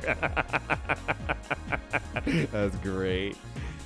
But besides, there was a sore loser brother who stopped playing if he lost, so was getting close to winning, and then loses like keep playing. Oh, that's anime as fuck, Tasty Sub, because that's gonna be like in the grand finals, like the near grand finals of a tournament. You're just like, your bro's gonna pat you on the shoulder and be like, I know you've been holding back. Go get the guy who defeated me. Get revenge for the family clan. And then you have to let go of the inhibitors. Again, good enough to beat Dubs as Geo was at one point. You still can though. That's the thing. You could ask Dubs for another match, come back to it, and realize that you're a lot closer than you were before. So that would be good. That would work out. Wouldn't play. I'd be good. Yeah, you're fine with that. Yeah. No, I'm good. Nah, let's not do that. But yeah, my drive hasn't been there as of lately. That's fine. I'll say even my drive hasn't been there as of lately. Street Fighter 6 is actually kind of a surprise. But even then, my drive is mostly into like, I just want to play a video game nowadays. So there's that aspect a lot. I'm gonna change the song because we've been listening to this for a while. I apologize. Here's some Tekken now. Which is a great OST, by the way. But he's extremely popular as a player, so he gets away with it. Exactly. There's a lot of players out there who are just like, I'm just going to go into a different genre, and everyone's completely on board with it because they think, usually, this player is going to go over there and be extraordinarily successful. And the answer is, they're going to be a lot more successful. Yeah, 100%. Just because they know how competitive levels work and how, high-level pressure situations work very well.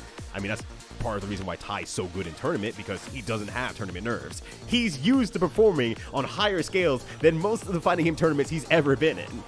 So he's on stream, he powers up. I'm on stream, I power up. That's fine. That part doesn't affect me. So it's really great.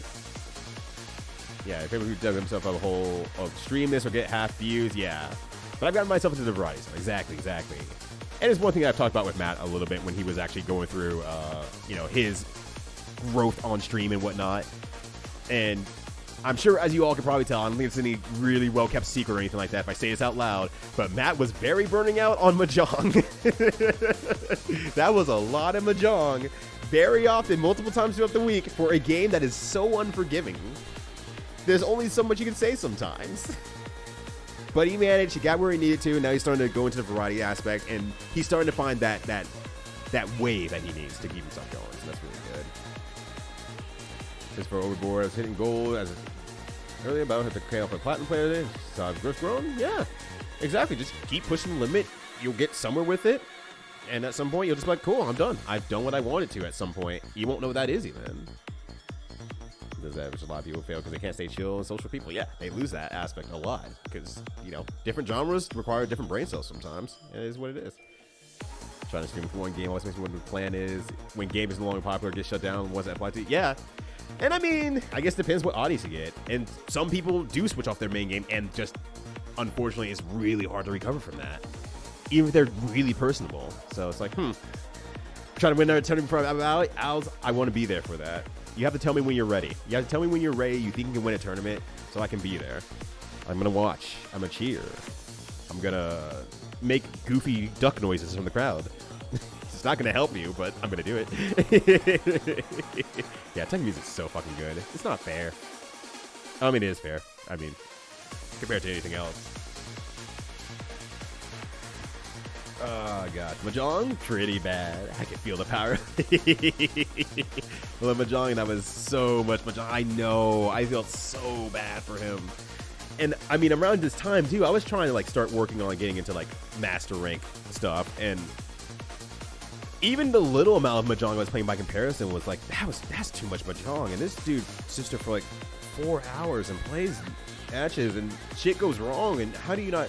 Well, I mean, the answer is he tilts it. It doesn't matter. You're going to tilt it in some degree, but God, I'm glad he got partner. Let's just say it that way. I'm glad he reached partner. They accepted it, and he can do stuff that makes him happy to stream all the time now. He enjoys every stream day instead of time to go to work. Guess at that point, you just have the variety as much as you can. Yeah, play the games you play. I like playing the games I like.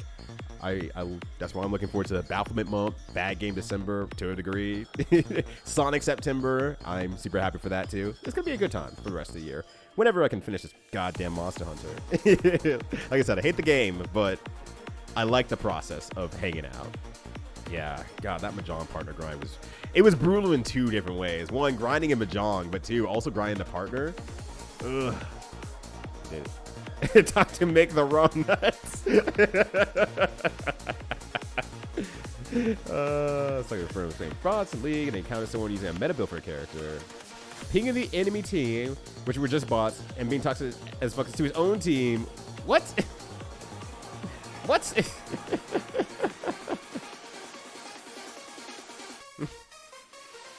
Interesting. That's a choice, I guess. Yeah. In the co-op mode, why? People are weird. I don't know. Yeah. And so that's why I'm always I've been pointed at every now and then and saying, you could get partner if you really want to do the grind. And I said, that's where you're going wrong. I'm pointing at my camera like it's on. It's not on. You can't see I'm pointing at you. But imagine I'm pointing at you right now and I'm saying, that's where you go wrong. You call it a grind. I don't want to grind. No. If it happens, great. 10 out of 10. I'm happy. I'm super happy. It's a goal that's not even attainable in my head currently and might never be, and that's fine. That's 100% great. But I do not want to grind for it. Like, at the very best, I might be like, okay, I'm close or I'm there. Maybe I'll do like one marathon to buff the numbers up to just say I applied once. Something along those lines. I'm not going to really push that hard. I just don't want to. It's hard. Can't do gig noobs in Project L. I'm gonna backdoor so many noobs. That's the only lol term I know. It's not a good one, but look, if I can say DP in fighting games, I can say backdooring in Project L. Yeah, everyone, it seems like they've just struggled through that. It's like, I don't want to do that. That's hard. Life's hard already. I don't want to do that. I won't need that for my livelihood. I'm just going to put the badge on my channel and I'm like, yeah, I did it. I did it, father. And that's pretty much it. So, cool if it happens. Not going to happen. I love you all, though, in the meantime. I'm excited for Project L, honestly. I'm super excited. It helps that I have friends who are working on it, and now they can, like, announce it and everything like that, but I look at the game, and I think regardless of that, I'm like, I'm very interested. This looks really cool and really, really nice. Oh, God, the terminology is going to be fucked up more. This is going to be so fucked up. Yeah, I'm going to call supers as ultimates, and I wonder what they're going to say, like, some teleport move's going to happen, and like, oh my God, it's a teleport or whatever, or to a 50-50, and they're like, oh, wow, they got behind the enemy lines, and now they're going to gank them from behind. What do they call mixed cross-ups ganks? Because you hit them from behind. Real jungling.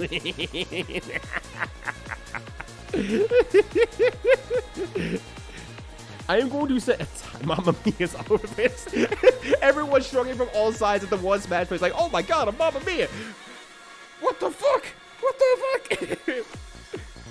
How long the stream ends when I get called the hard R. I was about here out doing the work. Oh my gosh. My current streamer, weeks after hitting partner, has now deleted all her social media profiles besides her Twitch because, oops, you can't just do that as a partner because contract. Holy shit. I honestly hope she's all right because that sounds like major emotional burnout. That sounds so bad, actually. Oh my God. I hope she's okay. Something in Project L to be called something. Everyone points at Artesian WoW player. MMO player. Shortest stream in Twitch history. Alzraf turns the game on. Like, oh boy, let's see Alzraf go through the stream. It's been 5 minutes and it's over. Like it's smashed. I want that twink obliterated. But yeah, good conversation. And by good conversation, I mean, I talked at you for 10 minutes, and then we had a good conversation. He called it quits after clearing the hurdle. Yeah, and that's the big thing. I don't want to clear a hurdle and burn out, because that's what I did in Guilty Gear on accident. I didn't realize until it was too late. I cleared a hurdle, and then I just extremely burned out, and it's been kind of a slow halt to the fighting game aspect of my life. And that's fine, whatever. It's not like I'm burning out and it's not doing anything else. I found other interests along the way. It doesn't need to be fighting games anymore, and that's fine. Grand opening match 5 minutes later. Grand closing. Grand opening, grand closing. Thanks, Jay-Z. I am cringe, but I am free. Browser embrace free ones. God damn. That's real. That's real shit. All right. Let's get back to Melee being a good game. Question mark. And a constant state of anxiety because they have to keep numbers up where 12 just goes nah. Oh God, yeah, that sucks. That's also that too. I can't keep that up. I don't want the pressure. I'll apply, and then I might just be like, you ain't getting anything extra from me, Twitch. I'm just gonna stream my stupid games. I don't know how many people. I mean, I know Petty does before Petty says anything, but if anyone has seen the streamer Dino Please, that's my. If I had an ideal world of how I wanted to stream, Dino is like 95% it. Just streaming whatever the hell you want to. Weird games out there, just reaching to the box and trying weird stuff. That's what I wish I could do. I wish I could do that. Dino is amazing. Dino is cool. and also still likes fighting games and able to do fighting game content on the side. Like, it's just like, damn, that's so cool. Love Dino. Dino's great. I need to still message Dino about crazy month I want to do, but whatever. That's a different problem. Yeah. Macaw as well. I need to follow Macaw. I've been raided into Macaw a few times, and I just keep forgetting to hit the button. But I need to actually follow Macaw. From that question yesterday, it was cautious win. Thank you. Oh my god. We were talking about this yesterday. When in Guilty Gear XR, you make you end the round on a jab, a punch, or any sort of light maneuver. Coco Jam was like, what does it say? It's like, it's something win. I'm like, I've heard this for over 10 years of my life. Why can't I not think of what it says? It's cautious win. That's what it was. All right, I feel I'm free now. I am free from cringe. I am human again. Cautious win now. Yeah, finest KO. Wonder how he's doing, actually. I ain't got to see him since his Metal Gear stream. All is right in the world. We're all back to normal. We're all good. Play Monster Hunter right now. A lot. Also a lot. But like I said, I might hate the game, but I enjoy the process. And that applies to everything I do, honestly. I play some bad games on stream that it turns out really frustrating, more long form than I expect to or whatnot, but I enjoy the process of just kind of figuring it out. Once again, everything's a puzzle to me, and I spend a lot of calories on trying to figure that out, and this is a part of the process too. So here we are. Yeah, I'm friends. Even Chris have to watch videos about Melee. Is Melee good? But yeah, not affiliate, but I have the liberty of just going to go, like, if I want to stream, yeah, Project Diva modded to hell and back, yeah, like 100%. You know, middle of a Will Maker playthrough, yeah, you can, because you're just having a damn good time. Enjoy yourself. That's the great part about streaming, that a lot of streamers try to say it out loud, and it sucks when it comes from like a high level streamer, because it's like, well, of course you can do that. You don't lose as many viewers by doing whatever the hell you want. But it's like, make sure that you're enjoying what you're doing. Don't do it as an obligation. The moment you do it as an obligation, you run the risk of really hating what you're doing, what you used to love. So make sure you enjoy yourself first and foremost, however that comes. And that's always important. Now back into Girl Link is best Link. I have not seen any mods of the game before, so except, I mean, I guess technically I've seen the randomizer, but that's about it. It's not about Melee. Oh my god, he's a terror of insane and awesome shit. I want to do insane and awesome shit. Throw a wrench into the competitive loop That's me. of studying, I want to do that. practicing, and application. Oh yeah, speaking of competitive loop, here we are. Of the steps dependent on external factors. Melee is a precise game in itself, and players' practice precision shouldn't be affected negatively by external factors such as controller differences. Ooh. And most people agree with me, as a mod called UCF, or Universal Controller Fix, was made to increase dashback's leniency from 1 frame to 2, and thus make it less controller dependent. 2 frames, This mod amazing. is even used at some super majors nowadays. Wow. However, controllers can also affect things like wave That's cool, dashing, though. ledge dashes, and shield drops, the latter of which is also adjusted with UCF due to its controller dependency. Manufacturing discrepancies. It's 100% the same thing. It's just really funny. Precise techniques to vary. Because sometimes I just don't realize how controller, intense some things are until someone says it out all loud. Extremely important in competitive play. It's gotten to the point that people have started selling controller modifications at a premium. Yeah, I've been seeing to those. file away at the perimeter of the analog stick gate to notch shield drop values for consistent shield drops, maximum length wave dashes, or the steepest possible angles for Fox and Falco's up B.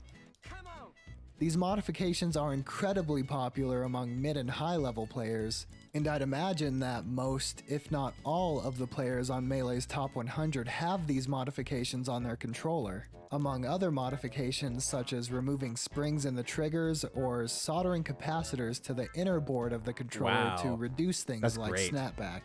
While I personally don't have any problem with the actual practice of selling things like this, it certainly represents an issue. One actual with the frame way is Melee intense. is But then again, that's the currently thing that's fucking me up in played Street compared Fighter to 6. how it was meant to be One played. literal frame. And this is where the issue lies with me. Cursed50 As for I a strong said green piece of before, the human these spirit. external I'm elements gonna be on happy your when someone else controller gets to shouldn't do be a Curse factor in 50. how well Finally, and consistently you're able to perform I'm gonna bring it actions back to the in-game. audience. Admittedly, some of these are issues that non-competitive players likely won't notice, but because of the game's heavy use of these these techniques in competitive environments, it's worth bringing up as criticism to the overall game. You might find it odd to complain about these aspects of the game when the mods I mentioned fix these things, but to me, that's the equivalent of the equally ridiculous mods will fix it mentality that's common to Bethesda games and bad PC ports of the modern era. I thought Melee was 60. Just because you can fix these issues I think via it's 60, mods, yeah. Yo, what's up, boys? How you doing?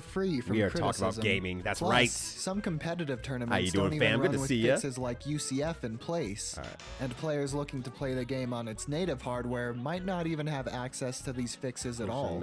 Such heavy importance on controllers is the sad reality of a game whose beautiful, complex, unique mechanics are often the result of player experimentation and engine manipulation rather than developer intention. But because a lot of these same or similar elements are also elements I've already listed as positives, I believe it's important to be objective and fair in explaining why make you free of criticism, distinctive and fun, and mods can criticize you in your own chat as well. A bother as well, regardless of what was or wasn't intended. Yeah, people got over the hitbox conversation at least to a major degree, so that's good. Raphaelos, right? Raphaelos, Raphael. I want Raphael. With the exception of Subspace Emissary and Brawl, which was a complete, interesting single-player experience with a story, actual levels, and a ton of cool bosses, I've never really been too big a fan of Super Smash Bros. Single-player, and Melee is certainly no different. I don't think this is an uncommon opinion either. After all, Super Smash Bros. Is a fighting game, or a party game depending on who you ask. It's largely meant to be played with another person or a group of people. To put it lightly, the single-player options in Melee are adequate. Because what modes exist in Melee were, for the most part, done better in later installments, whether it be for the increases in roster size and thus content and variety, the addition or expansion of certain modes, or the fleshing out of ideas featured in Melee. Event mode consists of 51 separate challenges. I think it's a little bit more than adequate, with but gimmicks I understand like your why. Opponent being metal or big or small. I still think stuff like these can be fun, but they end up feeling a bit samey after you've done a number of them. Classic mode makes its return from Smash 64, but unfortunately, many of the different levels in Classic mode just feel like random event mode matches strung together. Where you're just fighting some random CPU taken from a small pool of characters with a gimmick attached, Subspace Emissary is them being metal or big or actually small. kind of fun. Stage 11 in particular, where you fight both Master Hand and Crazy Hand, is just Event 50. Hello? I'd imagine this was a lot of fun back in the day, but it's mostly lost its luster, especially when compared to the classic modes that came after it. Ultimate's classic mode, for instance, massively improves on Melee's formula by having a theme related to each individual character. For example, Pikachu's classic mode only involves Pokemon, whether it be Pokemon fighters or Pokemon stages, and the only items that drop are Pokeballs. That's kind of cool. I didn't play that. I've never played that before. Than just the hands, which are always the final boss in Melee.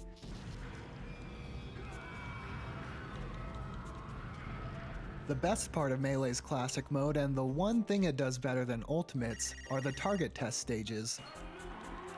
Each individual character has their own unique target test, and they're designed around that particular character. Yeah, they made it character specific, and that was genius. Completely absent from Ultimate's classic mode. Instead, all you've got is this shitty race to the finish kind of thing. Board the platform. I did not like board the platform. Which is lame as fuck. Like board the platform. Classic mode, outside of the two legitimately interesting Mario and Zelda levels, Adventure mode just ends up feeling like a bunch of event mode matches stitched together. And some of them even straight up are event mode matches. That's true. Meaning beyond those two levels I mentioned, there's not much difference between Adventure and Classic. Break the targets. Ultimate's adventure mode is called World of Light, at the perfect time of my life. It has the worst right at the fucking cutscenes. theme No, I've ever Subspace heard in a Emissary was video a game. great idea. I wish it could have been fleshed out a little bit more.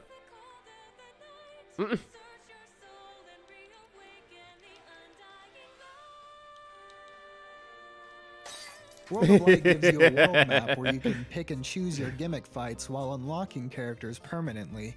You can equip spirits that let you start out battles with certain items. Yeah, I should also or mention that he is actually doing it from like an actual intentional perspective of after so many years he's never actually played like done the single player stuff and never really put it into context since. So he's doing it from a I'm going backwards in time aspect very much there. World of Light becomes a bit tedious. And unfortunately, the bosses of World of Light are also the so it's same hard for him ones to you probably fight be in of the classic moment, because I mode. think he's actually a more Still, recent it player. ended up being a lot all more the same fun too. than Melee's adventure And he mode just to got me. really into Smash. All-Star is an endurance mode where you fight through the game's roster So while it's so managing terrible. 3 heart containers that reset your percentage. Yep. This is an interesting concept, if only for this metagame based around these 3 hearts. But like Adventure and Classic mode, it ends with an exact copy of an event. Weapon. I mean, they couldn't come up with something new? What, were they short for time or something? On top of most of these ideas I being don't know if that better was an intentional realized in joke or later not, but the movement and speed sure that makes was. Melee so unique and Tekken 3 had enjoyable Tekken serves Force. much less of a purpose when playing against computer opponents in these And also had single-player volleyball modes. and bowling, I think too. Instead, I think that was on Tekken 3 harder as well. difficulties, much of the gameplay ends up revolving around cheesing or exploiting the questionable Yep. AI. Mario Home Run tried. Contest, Mario a tried. fan favorite, makes its debut in Melee. Yeah, you had to and beat it's him up this just as Tekken good Force, as whatever ever. it's called. I can't remember. But just like 4, I think it's fighting Tekken computer Force. opponents 3 in is Adventure, whatever the Classic, Tekken and mode was All-Star called. modes, With it barely chicken. makes use of Melee's unique and fun mechanics. So Home Run Contest ends up just being something you'd rather play in one of the other installments, where you have a wider selection of characters. Watch the Summer Wars with Emily. Barring Oh, nostalgia, enjoy Summer single player Wars. is just something that was That's a done good much one. better in the games following There you go. Melee. Even Thank if you so they're much. all I just appreciate it. Have a good varying one. Tell degrees Em I of say hi, boring to all me. that good stuff. And I hope you have a good dinner together. It should come as no surprise that what I think Melee most excels at is its multiplayer. It's here that you can use the tools and techniques discussed in Part 1 that make Melee so fulfilling, Fox jump technical, scare. and cool to their First utmost Crazy Frog and potential now Fox on human McCloud. opponents. We're not safe. Oh, I'm in danger. Supplemented by these movement options is the amount of hit stun most moves have. Indeed, attacks in Melee have, on average, some of the most hit stun in the entire series, but not enough to be what I'd consider overbearing like in Smash 64. This lends itself well to extended 64's combos hit that stun test the is player's execution to stupid. perform, It's as well as fucking the receiving stupid. player's ability to escape. Combos that, thanks to the aforementioned hit stun, as well as things like Erwin is platform really and cool, stage though. I movement, will say that. are extremely dynamic. Erwin was Because of taking these 3.5. fundamental differences in combo length, competitive Smash Yeah, no, 64 Brawl didn't have the and best Melee single-player players experience. place the most Maybe? emphasis on developing a I would strong say I punish liked game as opposed Ultimates to strong neutral probably a when first little bit beginning their more. respective games. This trend continues into higher level play as well-practiced players can often take a stock in only 1 or 2 openings. Brawl and Beyond place more emphasis on neutral due to their smaller Oh yeah, the amount of AI is hit terrible at stun the and game decreased because you could do a speed, lot of stupid and shit in that thus game. shorter combos. Yeah, While heavy which you like neutral. more is down to preference, I think there's something to be said about how much more creative, complex, and entertaining combos are when you have more options to move and more time to follow up. Neutral just looks very different. One of the biggest differences between Ultimate and Melee, at least competitively, is how players of each respective game use and interact Bobby Big with Balls, platforms. yeah, great Falco In player. Melee, platforms are extremely versatile and mechanically deep. Dude, we had Dr. PP, Many so players at one base point in their life. entire play styles around platforms and how they use them to their advantage. It's a reminder of how much more Same hat. freeform neutral and combos are when platforms are fun and easy to move around on. In games like Ultimate, however, the same platforms that make Smash Bros. As a series so unique represent how the developers have chosen to limit the amount of options to move and interact. This is my impression. For example, the aforementioned removal of edge cancels for sick combos and otherwise impossible plays. Removal of shield drops for quick counterattacks, and the removal of nearly all possibilities to interact with them via wave landing and wave dashing. I also miss Dr. PP, Whereas but in you know Melee, what? platforms Good are on- good often on him. used to stretch an He advantage, found his next play vibe of life. defensively in combos, to play neutral around, or simply just to mix your opponent up. It It's seems just a quick- this is a Ultimate's cozy best stream. players tend Look, to you don't wanna watch actively me grind. avoid You don't wanna platform watch me play grind due to their Monster Hunter. I'm limitations literally on just getting grinding off right now. of them Ow. and playing around them. Within competitive Ultimate's fluctuating Virginia list of Cute and legal Tomato stages, Angus. I Some almost sort of never G see is traditional silent. 3-platform stages like Battlefield and Yoshi's Story played on. Instead, tossed Ultimate it in players there. much more commonly opt for amazing. stages with fewer platforms, Final Destination, or stages with their platforms so off to the side that they may as well not be there at all. Platforms in Ultimate, a platform fighting game, seem almost always disadvantageous to be on. There are rarely creative instances of use because of the lack of edge-cancelable aerials. There are seldom instances of counterattacks on them because of the removal of shield drops, and there are significantly less options to move and interact with them due to the nerf on wave dashing and wave landing. It seems that they more get in your way or fuck you over. It was improved bit. It's one of the text me on screen. That's fair. That's fair. In this way, platforms That's still in really Ultimate fucking are more funny though. akin That's to super stage good. hazards than an element of strategic. Grinding at the club. I'm always grinding at the club. While the movement club issues game much is promote always strong here, just like the game from Many Nevanos out general here. advanced Yo, movement what's up, options fam? that How are you in doing? games like Melee, How's Brawl, Metal and Gear Smash Solid 4 treating have you? been Still staying taken solid? away and replaced Oh, I'm with gonna hit because I'm nothing. stuck in I the hit very stun. often see Ultimate players lament As the an I hit the removal of enemy and I got advanced punished for movement that. options that were in these past I might die games. here. Yo, what's up, Nev? How you doing? Hopefully you're having a good one. What's going on, fam? Thank you for reading community in with mine. Oh my god, I'm fucking dead because of that. That sucks. But we're just watching some videos in general while I get some Monster Hunter grind on and all that good stuff. They have shield dropping in this current build of the game. Oh, good time. Hell yeah. Love to hear it. I'm keeping well. Just get some grind out of the way here before I do some travel later this week. But gotta get some final grind in here. Maybe I can get enough stuff for my next armor I need. We'll see what happens. I hope so. But reality might dictate that I don't. And you know what? That would suck, but let's do it next time whenever I come back. And but that's the truth A-okay is, by casual me. players don't give a fuck if these options are in the game. Hell, most of them probably But don't hopefully even know they exist. you did well, and hopefully your crew Casual is having a good players will time. enjoy Nice it to meet you all. Name's just Rito. Camera's the off for same. today just because I have so much The stuff on only the screen thing right these now, as you can probably see. oversimplified mechanics do Variety are streamer on negatively twitch.tv.com affect the out people here who gaming want with some a Monster deep Hunter as a competitive Cursed 50 experience, event. Hit which is exclamation point Cursed supposedly 50. the If audience you're not the sure what game that is is, but made to cater basically, to. I gotta beat Monster Hunter with no help, backseating, spoilers, anything. I gotta do it wrong. And so here Because I of these am differences grinding the on fuck top out of this things game. like how different every character is comboed Yeah, due to Melee I could use a having the vacation. widest range of weight, Oh, thank you, fall TC. speed, and Appreciate that gravity as values well. in the series. Alright. Much of Melee's depth comes from What I how need to much do there is to learn is- about and exploit how I each can get this individual down, that'd be character a can miracle, move to but- either combo or play neutral. While God, it Ultimate's takes depth so is instead fucking more long to based set a on its stupid huge trap. roster size, Stop. comprised of more Game, simple characters please. and mechanics. Alright. This and the sheer amount of characters to choose from are a huge reason as to why games like Ultimate Yeah, are Sakurai much, having fun with his YouTube much channel is better like the games for most casual blessed thing we play. have out there The right now. limitations in movement His channel and is combos, so as goddamn well as good. the copious buffer, make the game more accessible and intentionally narrow the gap between those who want to play for fun and those who want to play the game competitively, just like Sakurai wanted. While because of the extremely tight, precise controls that take This is practice great. to even get used to, smaller Yeah, Sakurai roster needs a and somewhat break. flat single-player modes, Melee is Give somewhat Sakurai of a casual, the break he unfriendly deserves. experience compared to later games. The breadth of difficult techniques characters I can get use out of to this fucking deepen and map? What the enhance their hell? play It's in taking so competitive long. environments, instead make it more suited Oh, you're to also going on tournament vacation, play. John? Of course, this Oh, leads hell us yeah. to the question of What you getting up to, if you balance. don't mind me asking? How balanced is Melee? I've already done a pretty in-depth look at Yeah, I how was gonna many say, characters are viable in Melee. pretty good but video. when I've seen that discussing one. balancing in relation to Smash's more contemporary installments, Melee, perhaps surprisingly, is right up there with Ultimate. Now, it'd be unfair to fully compare Melee's nearly 2-decade-long meta balancing to Ultimate's, a game Yeah. with a young meta and more patches and characters on the way.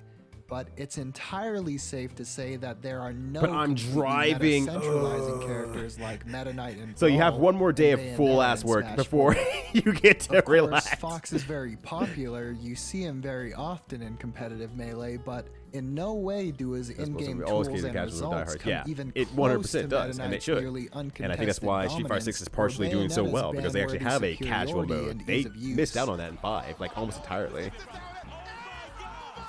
Fox mains make up 26% of Melee's top 100. Jeez, really? Which is admittedly a little crazy. However, Fox is similarly overrepresented in all levels of play, all the way down to low level as evidenced by character surveys and data taken from other sources. He makes guess up it makes sense. 21% He's really of fun to all play players as, who like, even a participated casual in player. ranked play on Smash Ladder, a site for dedicated netplay matchmaking, mostly consisting of low and mid-level He's recovering. players. You better watch out. Because anyone can partake in ranked play, and because netplay is how most people play Melee nowadays, we can reasonably infer that this is roughly indicative of the character representation among Melee's cumulative player base. But in spite of this, last year Solo Fox McCloud won the same amount of tournaments as Falco, and two much less popular characters, Pikachu and Falcon, that'll probably be fine, honestly. Within Melee's current metagame, which commonly holds around 20 combined majors and super majors a year, Fox is lucky if he gets a few victories at most, and the scene hasn't seen a true Fox main dominate since Leffen's short stint in 2015. Not exactly characteristics of a fighter that's actually, speaking of captions, why are the captions off? Good call. Wait, why are the captions off? They were on for the last video. For the past and half follow-up decade, video, Melee's meta and this has one been just ruled wasn't. by Hungrybox, who plays Jigglypuff, True, yeah. a character with a losing matchup to Fox, and Armada, a Peach main with a Fox secondary that he uses for Hungrybox.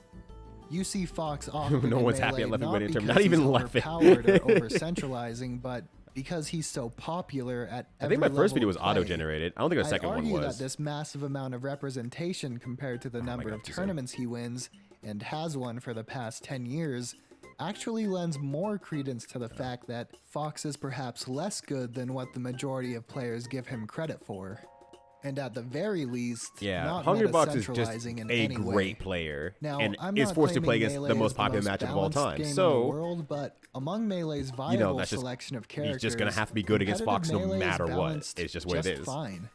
There are very few horrible matchups among these viable characters, and any of these characters are capable of winning a major. Especially if you're mid-level, low-level, or pure shit, you can find success with nearly any character on the roster. And it's not until you actually become a semi-decent player that this list of viable characters even remotely matters.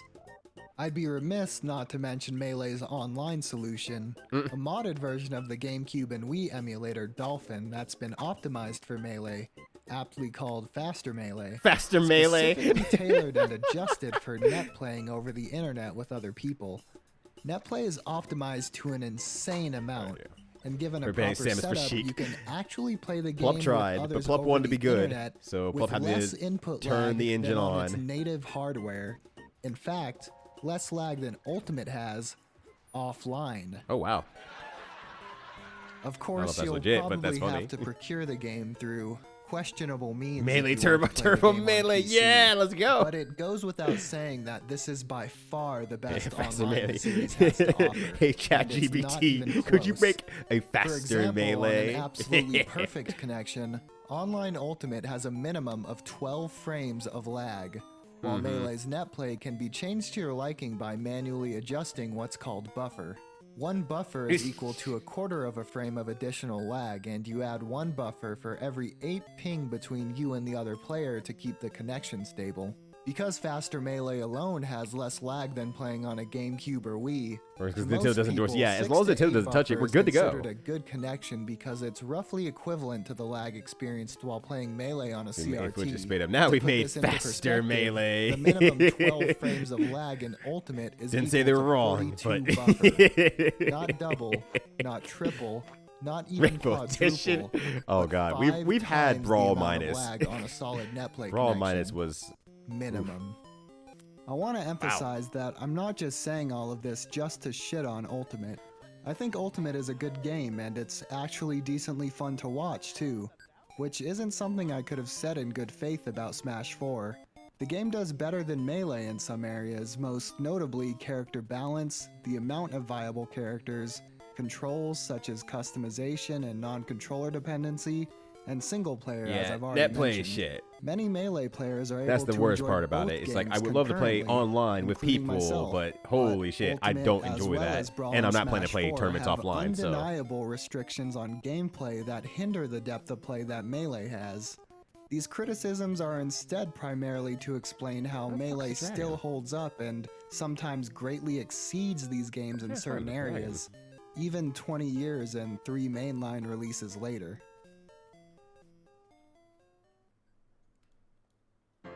because of the net play. Oh, is still to this day they haven't gotten to work well. Today, much of the discourse in the Hi, community Leffen. ends Bye, up Leffen. being based around the two Smash games that currently have active, healthy scenes, Melee and Ultimate. Melee, in some aspects, has mechanics that are almost egregiously complex and finicky, some requiring physical controller modifications to perform consistently. Conversely, Ultimate Yeah, but Evo sometimes got the key feels to the city needlessly before simplistic, Dragon Ball FighterZ limiting, or just got strange in its rolled design back. philosophies. But So because of these no one's having hope differences and how anymore. much more Hope it is has to gone. Hope offer is in dead. terms of characters, stages, I had music, hope once. and quality single-player content, Ultimate ends up being holistically you, a Mr. solid Video game Man. in its own right that will appeal to many more people. Just not one Pokken with is the fun, level but yeah, of people did interactivity, not freedom, and really depth enjoy that Pokken Melee all that has much. competitively. So let's Which take it. We'll have happens to rollback. be the small part Yeah, of use it. Smash Take it. that We'll I have rollback, enjoy but the it will have most. something described as There a are slightly more ways to better move in 7's Melee, netcode. more ways to combo, Yay. more ways to interact, and ironically, despite the difference in roster size, debatably more ways to play. Okay, I got updated To before me, yeah, this DBFZ makes got it more rollback. fun to play and watch. I do not know what's happening with However, the DBFZ beyond rollback. I these guess it's probably just it's too competitive-centric hard. It's very hard to put criticisms, in. this begs the question. Because we saw the troubles with If you're not Samurai interested Samurai in Hoedown. what So Melee has to offer at its fullest potential, is it even worth playing? To me, the answer seems clear. No.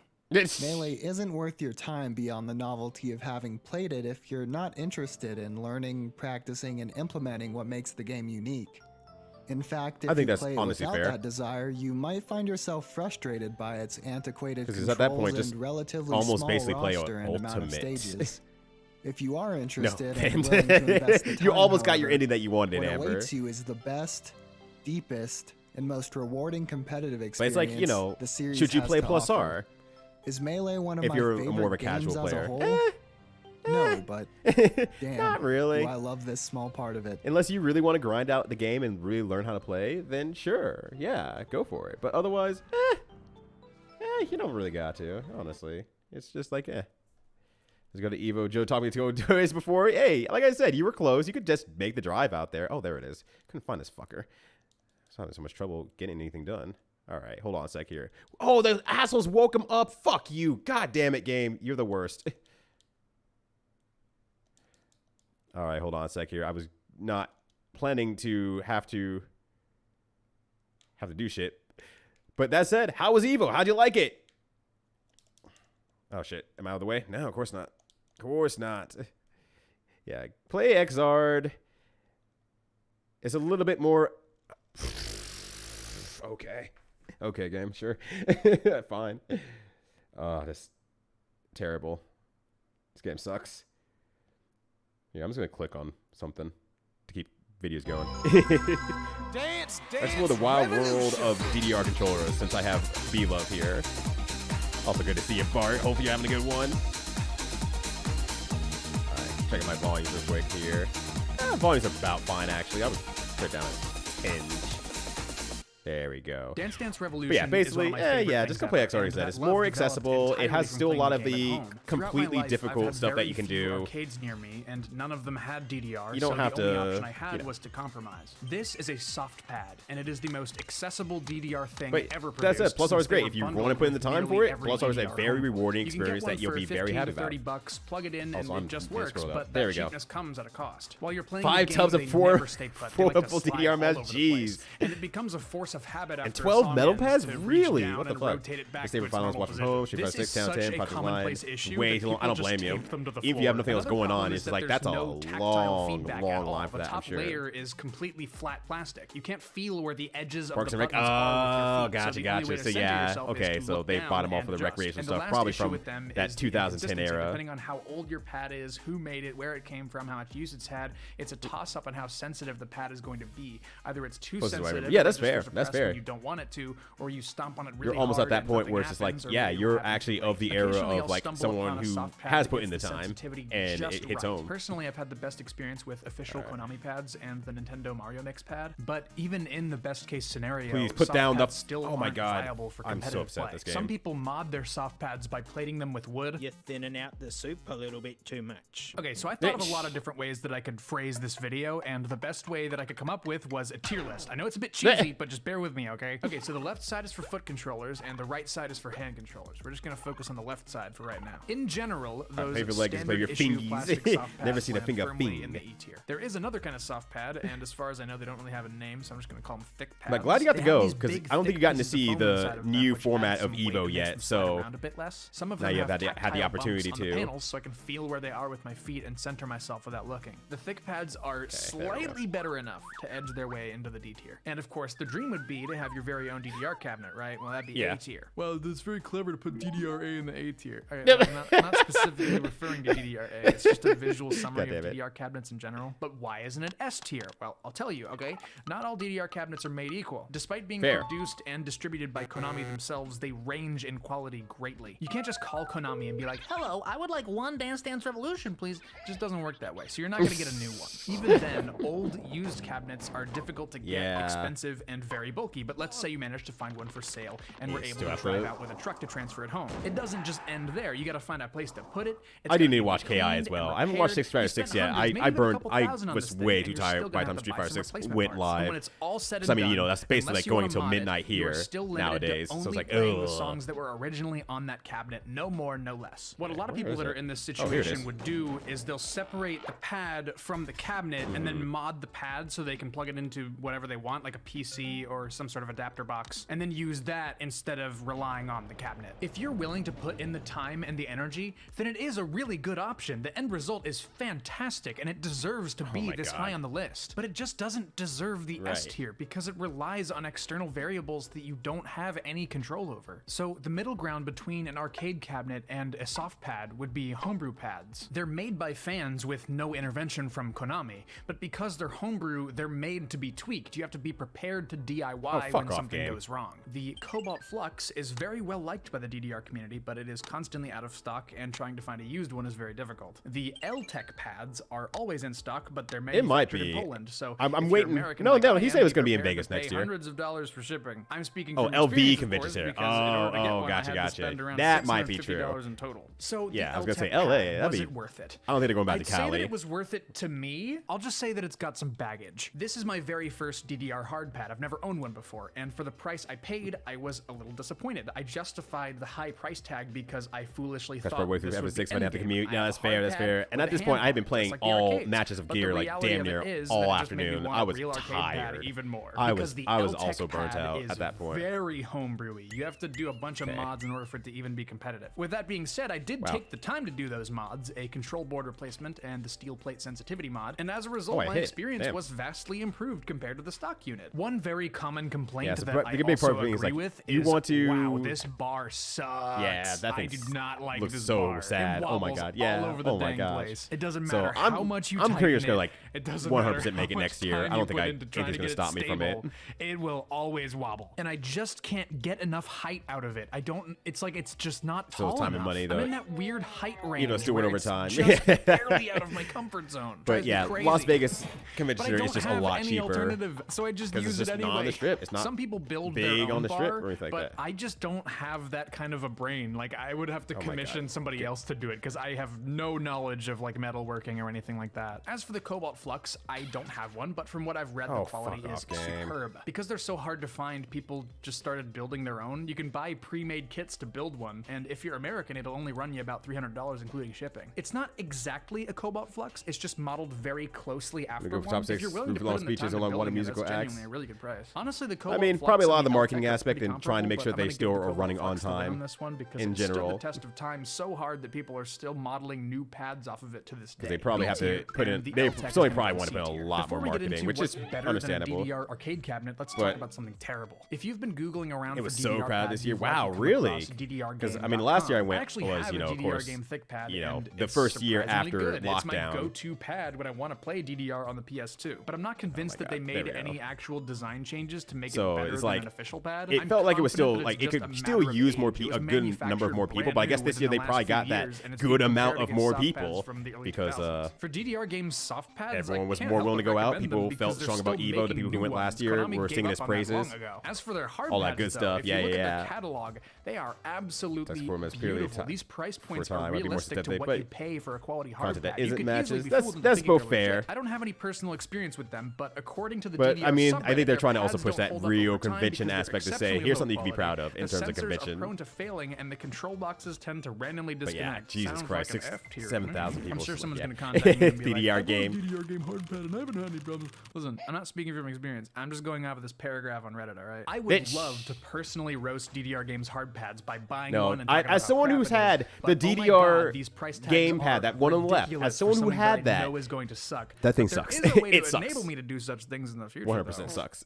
All right, so getting back to it, if a real DDR cab is A tier, what would be S tier? It's time for Step Maniacs. Step Maniacs has entered the chat. That thing is beautiful. This is the Step Maniacs stage, and it's as close to endgame. Not this game. It's just there's always gonna be fall off. The force sensing resistors. Yeah, it's always gonna be fall off. But considering that Strive still has 2,000 people, it even that's has customizable insanely RGB good. in every single panel. So we're actually in a good position. Member by I the name think. of Kevin got some excellent footage of his Step Maniacs pad, and that's what you're looking at right now. He even went out of his way to demonstrate the custom LED pattern feature by putting my YouTube mascot KK on the pads. It's a little hard to tell because of the gaps between the panels, but that was still a really cool thing for you to do. Thank you so much. The Step Maniacs stage is developed by Kyle Ward. It'd be even the better same person when that they made announce the ABBA. four-panel DDR light in the early 2000s. Keep holding on to hope. I'll leave it at that rename. Keep holding on to that hope. I also hope they bring ABBA back. Right now, the song that you're hearing I'm holding on is the to song it. that he produced. It's so cool. Kyle really Maybe cares about the it'll be good. So Maybe it'll happen.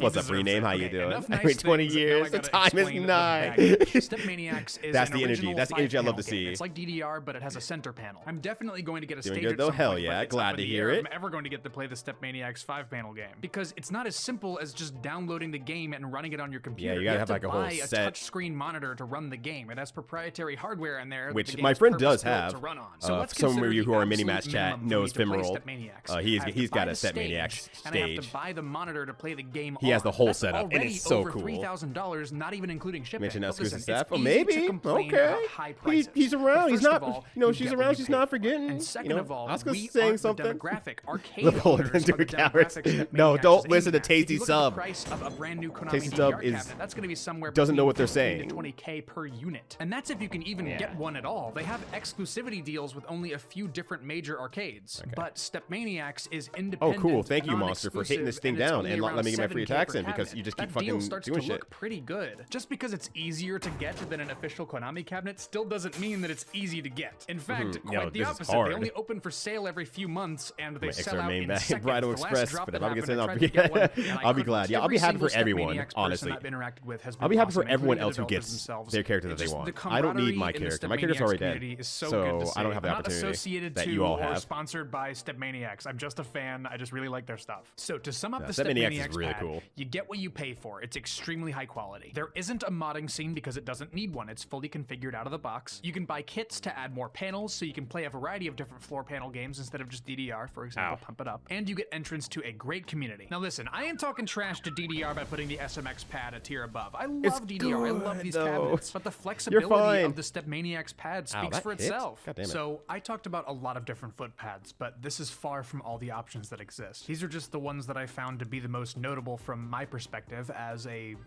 I'm glad your character is already dead. Any original DDR game on max difficulty, no I'm also problem. glad Still not good anyone's enough to character play becomes a something like dad. Stamina, You know what? which That's is great. DDR, but with long, unbroken streams of arrows at a Stamina high con? BPM. And I'm not anywhere near the level of fuck skill that required shit. to play not ITG sight reading charts. Like, that stuff is insane. If you want a more in-depth look at DDR pads in the context of hardcore stamina players, I highly recommend checking out this video by Dom ITG. It's got a lot of great information. It was super helpful for me during the script writing process. And one last thing before we move on. You're forgetting Jam. I'm sorry. Jam's happening. Why? What? Okay, so in preparation for this video, I was searching Dance Dance Revolution on eBay. I saw this, and I immediately wondered how that could possibly work. I've seen DVD games where you can like move a little cursor with the remote, but there's no way that they could make a rhythm game with that concept, right? Did they make a DDR pad that uses infrared, like a TV remote? Like, how does it work? Well, it doesn't. And I'm not saying that it tries its best and just doesn't do a good job. They expect you to literally play pretend. It comes with a vinyl sheet that has a DDR matte decal printed on it. Just doesn't fucking work at all. You can crumple it up like a sheet of paper. And the DVD just plays a video of arrows scrolling up the screen, and you're expected to act like you're playing a video game. Of course, it always says perfect, like you're doing well. On the box, it says DVD game. Scene It is a DVD game because it has a win condition and a lose condition. You can go to the arcade and do that for free. and then you'll lose. In the Dance Dance Revolution DVD game, you can just do nothing. Amazing! And win anyway. Holy like, shit! The only instance that makes any sense for this thing existing is if like you don't have. You called it. You were on it, consoles Petty. Holy, and that's you what were. This review Good says. job. Great alternative to buying an entire game system. Like, fair enough. That makes sense to me. But the thing that I'm so hung up on is that it calls itself a DVD game, but there's no game to be had. You're just watching an exercise video. They should have called it the DDR exercise kit or something. It may be $16. It's totally looks like yeah, like it's exactly that. Free. Stop it. God damn it. Second mention of Elite Bee Agent today. You guys see the nice. Sonic movie yet? The one from like a year ago, in the beginning of 2020? You haven't? Why not? It's the highest grossing video game movie of all time, though. You should totally watch it. It's on Netflix, but you gotta get a VPN to watch it because it's in Iceland and Japan and Russia and Sweden and Ukraine. Oh wait, you don't have a VPN? Well, if I got a deal for you, Atlas VPN is running a huge discount on their 3-year deal, just $139 per month with a 30-day money-back guarantee. Very so good. click the stinky linky in the description of Hey, all right, so you're gonna watch the boys. Sonic movie, right? Hey, you're gonna use hey, Atlas hold VPN on, to hold connect on, to don't say it. countries. No. Let's go to Sweden. Atlas VPN encrypts your data and routes it through a server in Sweden. So then you're gonna reload Netflix and ta-da, there's the Sonic movie. It's also got this thing called data breach monitor. There's one that goes right at DVT. Oh my gosh, you're 100% right, Corndan. Also, what's up, Corndan? Good to see you, bud. Atlas VPN Hope you're having a good one. Too. For real though, this deal is not gonna last long. It's a Not limited time NordVPN, offer. yes. It's just Atlas VPN. 30-day Trying to money-back step guarantee. in on NordVPN side. atlasvpn.pn/KKClue. The K, the K, and the C are capital. You gotta type it that way. All or right, just click the link B-Tide. in the What we're going to do for your wedding is I'm going to get you DDR for the DVD, and you get to play DDR in front of everybody. Let's say you don't have any DDR pads, but you do have a PlayStation. You don't have to say and a don't copy do of it. the game. I understand what you really want at your wedding. Yeah, I mean, I don't see why not.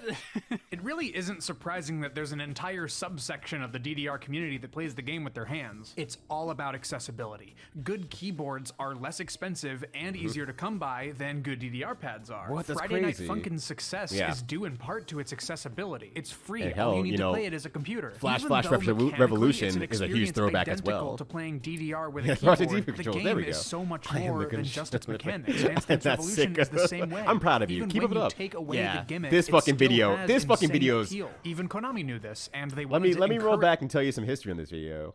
Let me tell you about the Made of Fire video. Should I just show the Made of Fire video? Better be, probably. Probably. should I just show the Made of Fire video?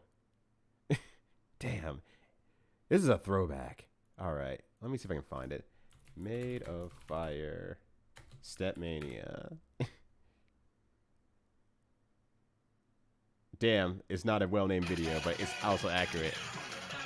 Your tutor makes sense? No, it makes perfect sense. What are you talking about? She's perfect.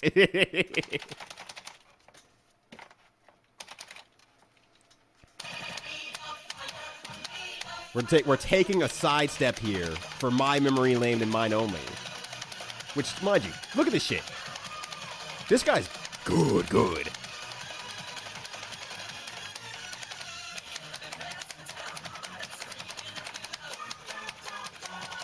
Like, I got good at this stuff, but I didn't get that good. I never was this close for timing. I call the Bing redeem G up. Yeah, G up. We need a viewing of this house.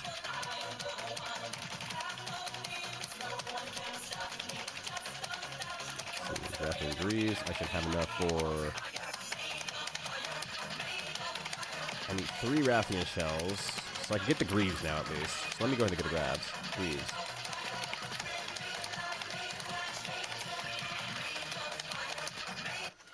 And mind you, like that, that's the reveal aspect of like, oh, oh, it's a lot worse than it looks. It's a lot worse than it looks. At all. Like, this has been my problem for fucking since I got this monitor. It's a lot worse than it My looks. fucking computer wasn't broke till I got this monitor. Now it's completely fucked to shit.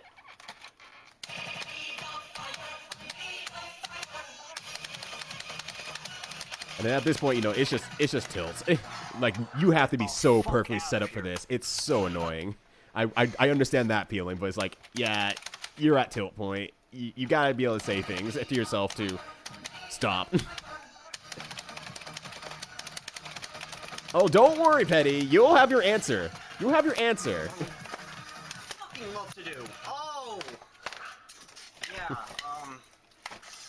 look what I I did. Oh fucking well.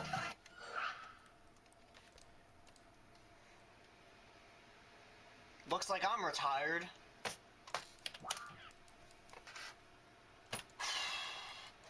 God. Why the fuck did I just do that? I think he did. I think he actually bought that monitor because he said he just got this monitor and that's where his problem is. You know, got my fucking life bar, score, made of fire. Cursed with made of fire, which is great. Shortcuts or some shit. Let's post this fucking video. Yeah. Fucking awesome. Now I need a new monitor. Like, I probably shouldn't even play again, because shit like this will just happen again. Like, look, that, fucking that, fucking that. Fucking, like, the rest of my fucking room. Oh, I should probably fucking quit this game. Look, I fucking put my head through my wall. Yeah, that probably answers your question of, is it a bit or not? Don't worry. That answer is made clear in the worst ways possible. I hope they got what they needed to make their life fulfilling and at peace.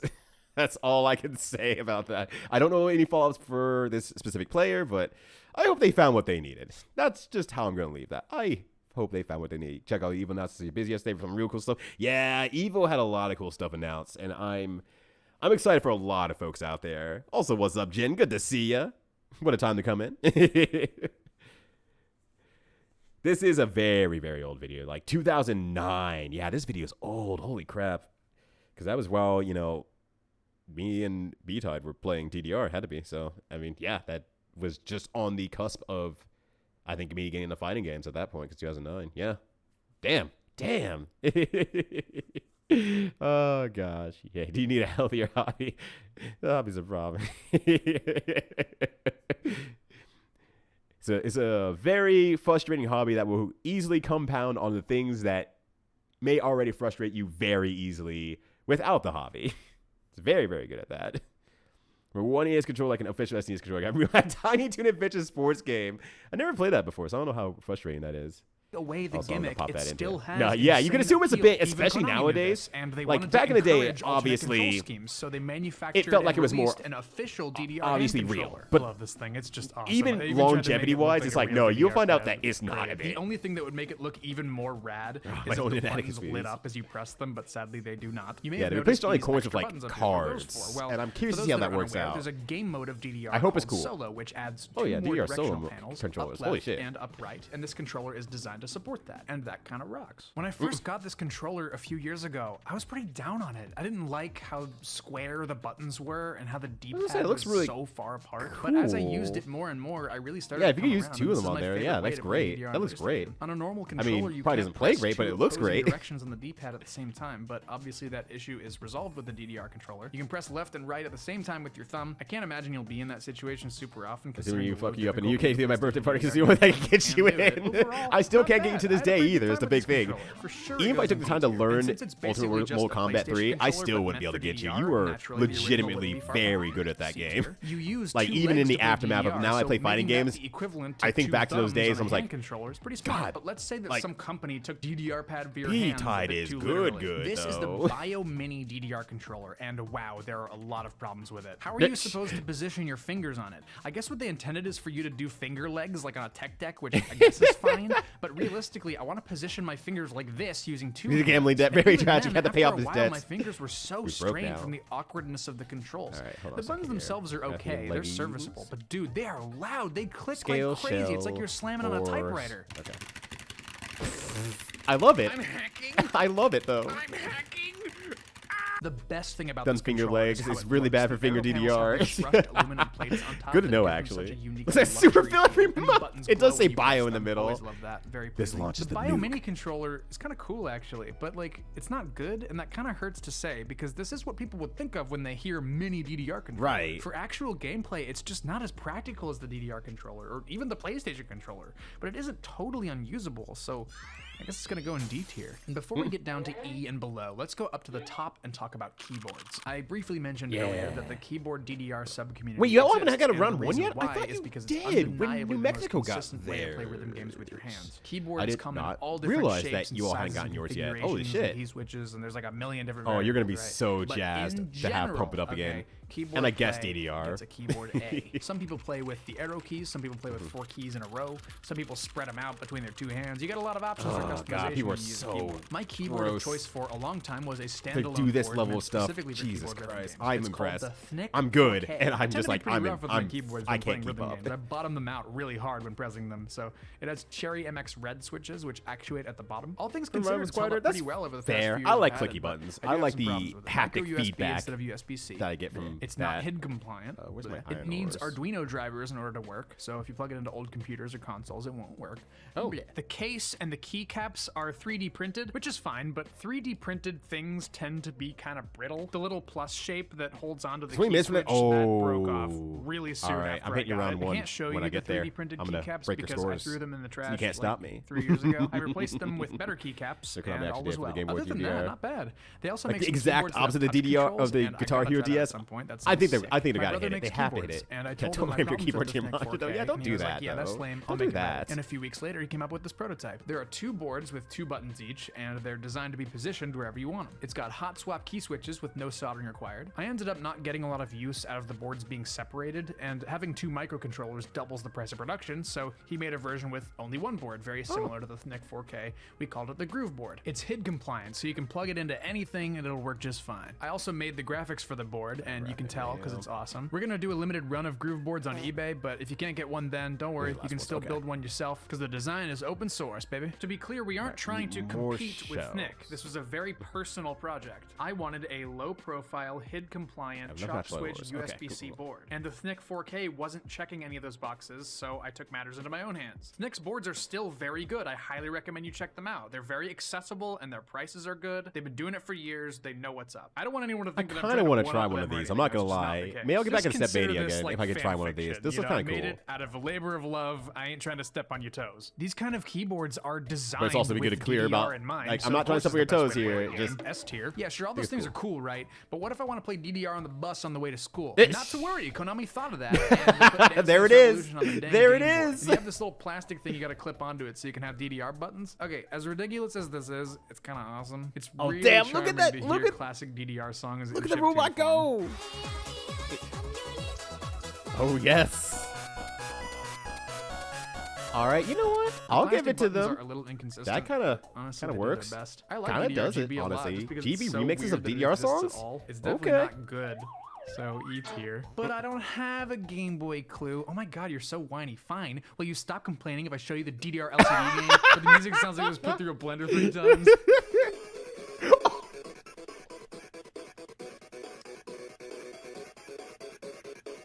I could not get one of these. They're very expensive, and from what I've seen, they're definitely not worth horrible. it. F tier. That's terrible. A few Hello Kitty ones though, and those are really cute. Someday I'll get one. That day is not today. And the very last DDR controller I have to talk about great, is but the controller so was terrible not. that it should not exist at all. Okay, imagine a thin soft But if I pad, 10 out of like 10 a bad Freckles, 10 third-party out of 10, how one, and dare you you? shrink it down to be It's like you have some only a few personal inches vendetta big. against Introducing Freckles the or something. DensePad Pro series. Do you want to talk about it, B-Tide? Do you want to talk about your Freckles hate? Just curious. Trying You to can use share it with this to everybody. play DDR is a nightmare. The sensitivity is comically low. Oh my I put it on a God. flat surface and absolutely Oh my hammered it with my God. fingertips, and it was still like a 50% chance that it would Oh register my a press at any given God. time. There is Yeah, who no is this tactile for? feedback. The buttons aren't raised It's or anything. for the so it mom who's suffers like, from all the "Wow, same problems DDR of a for standard Jimmy's soft pad." hands. But this one is small, He's so gonna it sucks love even more. Doing this all the time.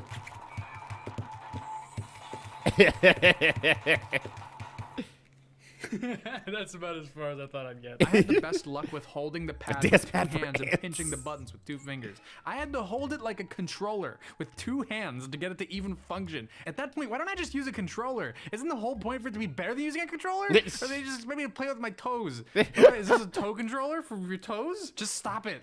Stop Thanks, it, Grandma. Pro Series. Get out of here. That's been failing Freckles. That's the true story of B-Tide. Seeing the tier list filled like Past this gives Legend me of so much Max perspective and on Max how much 300 reach DDR VR before like represented here, being able to pass freckles. Range of accessibility, high to low, price points. Anytime I ever talk to you all about fundamentals in fighting games and not skipping over those fundamental steps, vacay is the first example I've ever seen of that in any game ever. It's really cool to see. Oh yeah, speaking of license deals, remember how I talked about Burger King toys in the iDog video? Yeah, so Konami partnered with friggin' Burger King to make DDR toys back in 2006. I'm also giving vacay a hard time because we've been friends for a very long time. IPs for their toys. This right here is called. Just want to be clear, we are great friends to this day. Since high school, summer school. It does a little sequence of left we and both right, were and in you summer copy school. the sequence. And according to the promo website, you're expected to play on this with your toes. Wow! There were a lot more of these. This was just the one I was able to get a hold of. They also gave out little music sampler CDs. I bought this because it's so bizarre to see Dance Dance Revolution and Burger King printed on the same CD. They almost feel like opposite concepts. Hey, KK Clue, what the heck's going on, man? Why haven't you uploaded in like 36 million years? Yes, I hear you. All right, prepare yourself because I'm about to spill the beans. I spent about 5 months working on this video. It survived 2 depressive phases and 3 different entire script rewrites, like a lot of drastic reworking to get it to flow like I wanted it to. And in the middle of the production process, I also moved into a new apartment. I also spent a lot of time in April making stim packs, which I sold to fans of the channel for an autism research charity. I also opened a brand new merch store at clue.gg, which has some really sick new designs that I made, so take a look at that. You rapping cool? Thank you. Okay, that shirt kind of whips. And thank you to everyone on Patreon for keeping me alive. Oh yeah, also subscribe to my second channel, KK2. I have a show over there where I open fan mail that people send to my P.O. box. Occasionally I stream on Twitch. I'm actually a furry VTuber over there, so go check that out. Since you're just going down the laundry list of stuff that I do, we also have a really tight-knit community over on Discord as well, so if you're looking for some cool friendly people, head over there. Superior step game. So yeah, stay tuned. I've got some more rad videos coming up in the future. This is what it sounds like when I'm dictating to the microphone underneath a blanket. Some people are really smart about how to make their microphone work in that regard. That's really good. That fucking rules. Holy shit. I'm glad I played an extra video. I know it's late for me and I'm really like should be in bed, but this was worth staying up a little bit extra for. Oh gosh. Let me put some music on while I don't know. Wait. That's fine. There we go. We got more Tekken music, because Tekken music is really fucking good. Hell yeah. But yeah, I got a big vacation ahead of me. So yeah, that's a perfect time to actually talk about it real quickly here. Just make sure that everyone is up to date of everything that is happening. Oh, hold on. I forgot to read what Jim was saying. I was happy to say my grandma gave me a weird looking game I'd never heard of for my birthday called Paper Mario. Grandma, you know what's lamer than 3D? 2D. And you know what this is? This is paper. It is 2D. Grandma, can't you do the math? Little Jin spicy. Why'd she like that? I'm glad that she foibled into it. I mean, my parents foibled into Super Mario RPG, so that's how I ended up getting to RPGs. Honestly, if I never had that game, I might have never gotten really into RPGs. I didn't realize what an RPG was at that time. It's like, haha, funny, cool Mario game with numbers, and I just attached to it super hard. Oh yeah, so I'm going to the Long Island Retro Game Convention this upcoming weekend. So I doubt anyone's going to be there that I don't already know is going to be there. But if you are, I'll be around. I'll be chilling. Be having a good time. That should be pretty cool. So my friend helps run some of the stuff there, and I just want an excuse to see him and see his stuff at work and see the convention for a change. So I'm like, you know what? I'm actually East Coast now. This is a very easy flight to take. I don't really got to take any time off of work because I can just work remote. And if they really were pedantic, I could go to the office, and the office I work at is in New York anyway, so I could go if they are being an asshole about it for some reason. They aren't. They don't really care. So that should be a pretty good time. And I'm like, that's just like enough of an interesting thing that's outside of my normal usual circles. I'm like, I would like to partake in this and just see what it's all about and everything. So that should be a fun time. So yeah, I will be gone from this Thursday until the following Thursday. Or we're going to be missing 3 streams, basically. Thursday, Saturday, Monday. I will be back early Monday. I don't imagine I'll have the energy to stream that night, but if I do, then it'll be a bonus stream. So that could be extra thing. Keep your eye out, but assume that it's going to be next week, Thursday, that I'll be back at that point. So hopefully you all have a good time in the meantime. Get some cool adventures out there, some cool stuff to share whenever we reconvene again here on twitch.tv.com. I would absolutely love to hear what you all have going on when that time comes. But as for me here, I will be taking it ease for the rest of the night. But if you want to hang out for a little bit longer on twitch.tv.com and you want to see some cool people who are doing some cool streaming live tonight, let's see who's doing some stuff. Let's see what folks are getting on there. Yeah, thank you for all the have funs and everything. I should always have a good time. Everything I do, I always try to have a good time. So that shouldn't be way too hard to get into and whatnot. Let's see. All right, we did see Oozeworm a little bit earlier tonight, so maybe I'll just send you over to Oozeworm just because, you know, jamming out with some Minecraft. Oh wait, actually, it's a rare moment for me. I never get to raid Sarvets. I was telling you all about the person who says do whatever you want on Twitch and just enjoy yourself. Sarvets is the one who taught me that one.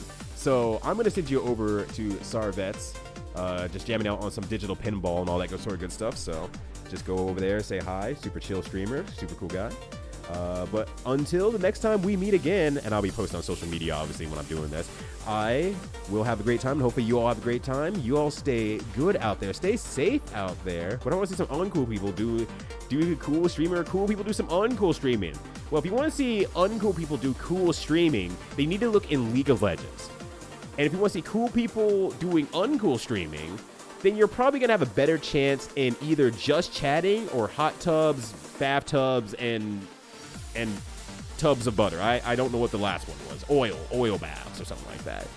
That'll probably find you the cool people who might be doing something pretty uncouth on stream that you might be like, okay, look, that's a little bit weird for this more family-oriented website. So there's your two options there for you too. But that said, take care of yourselves. Have a good one. Great seeing as always. Have a great time. Stay cute as always. I'm going to take it easy. You take it easy. And until then,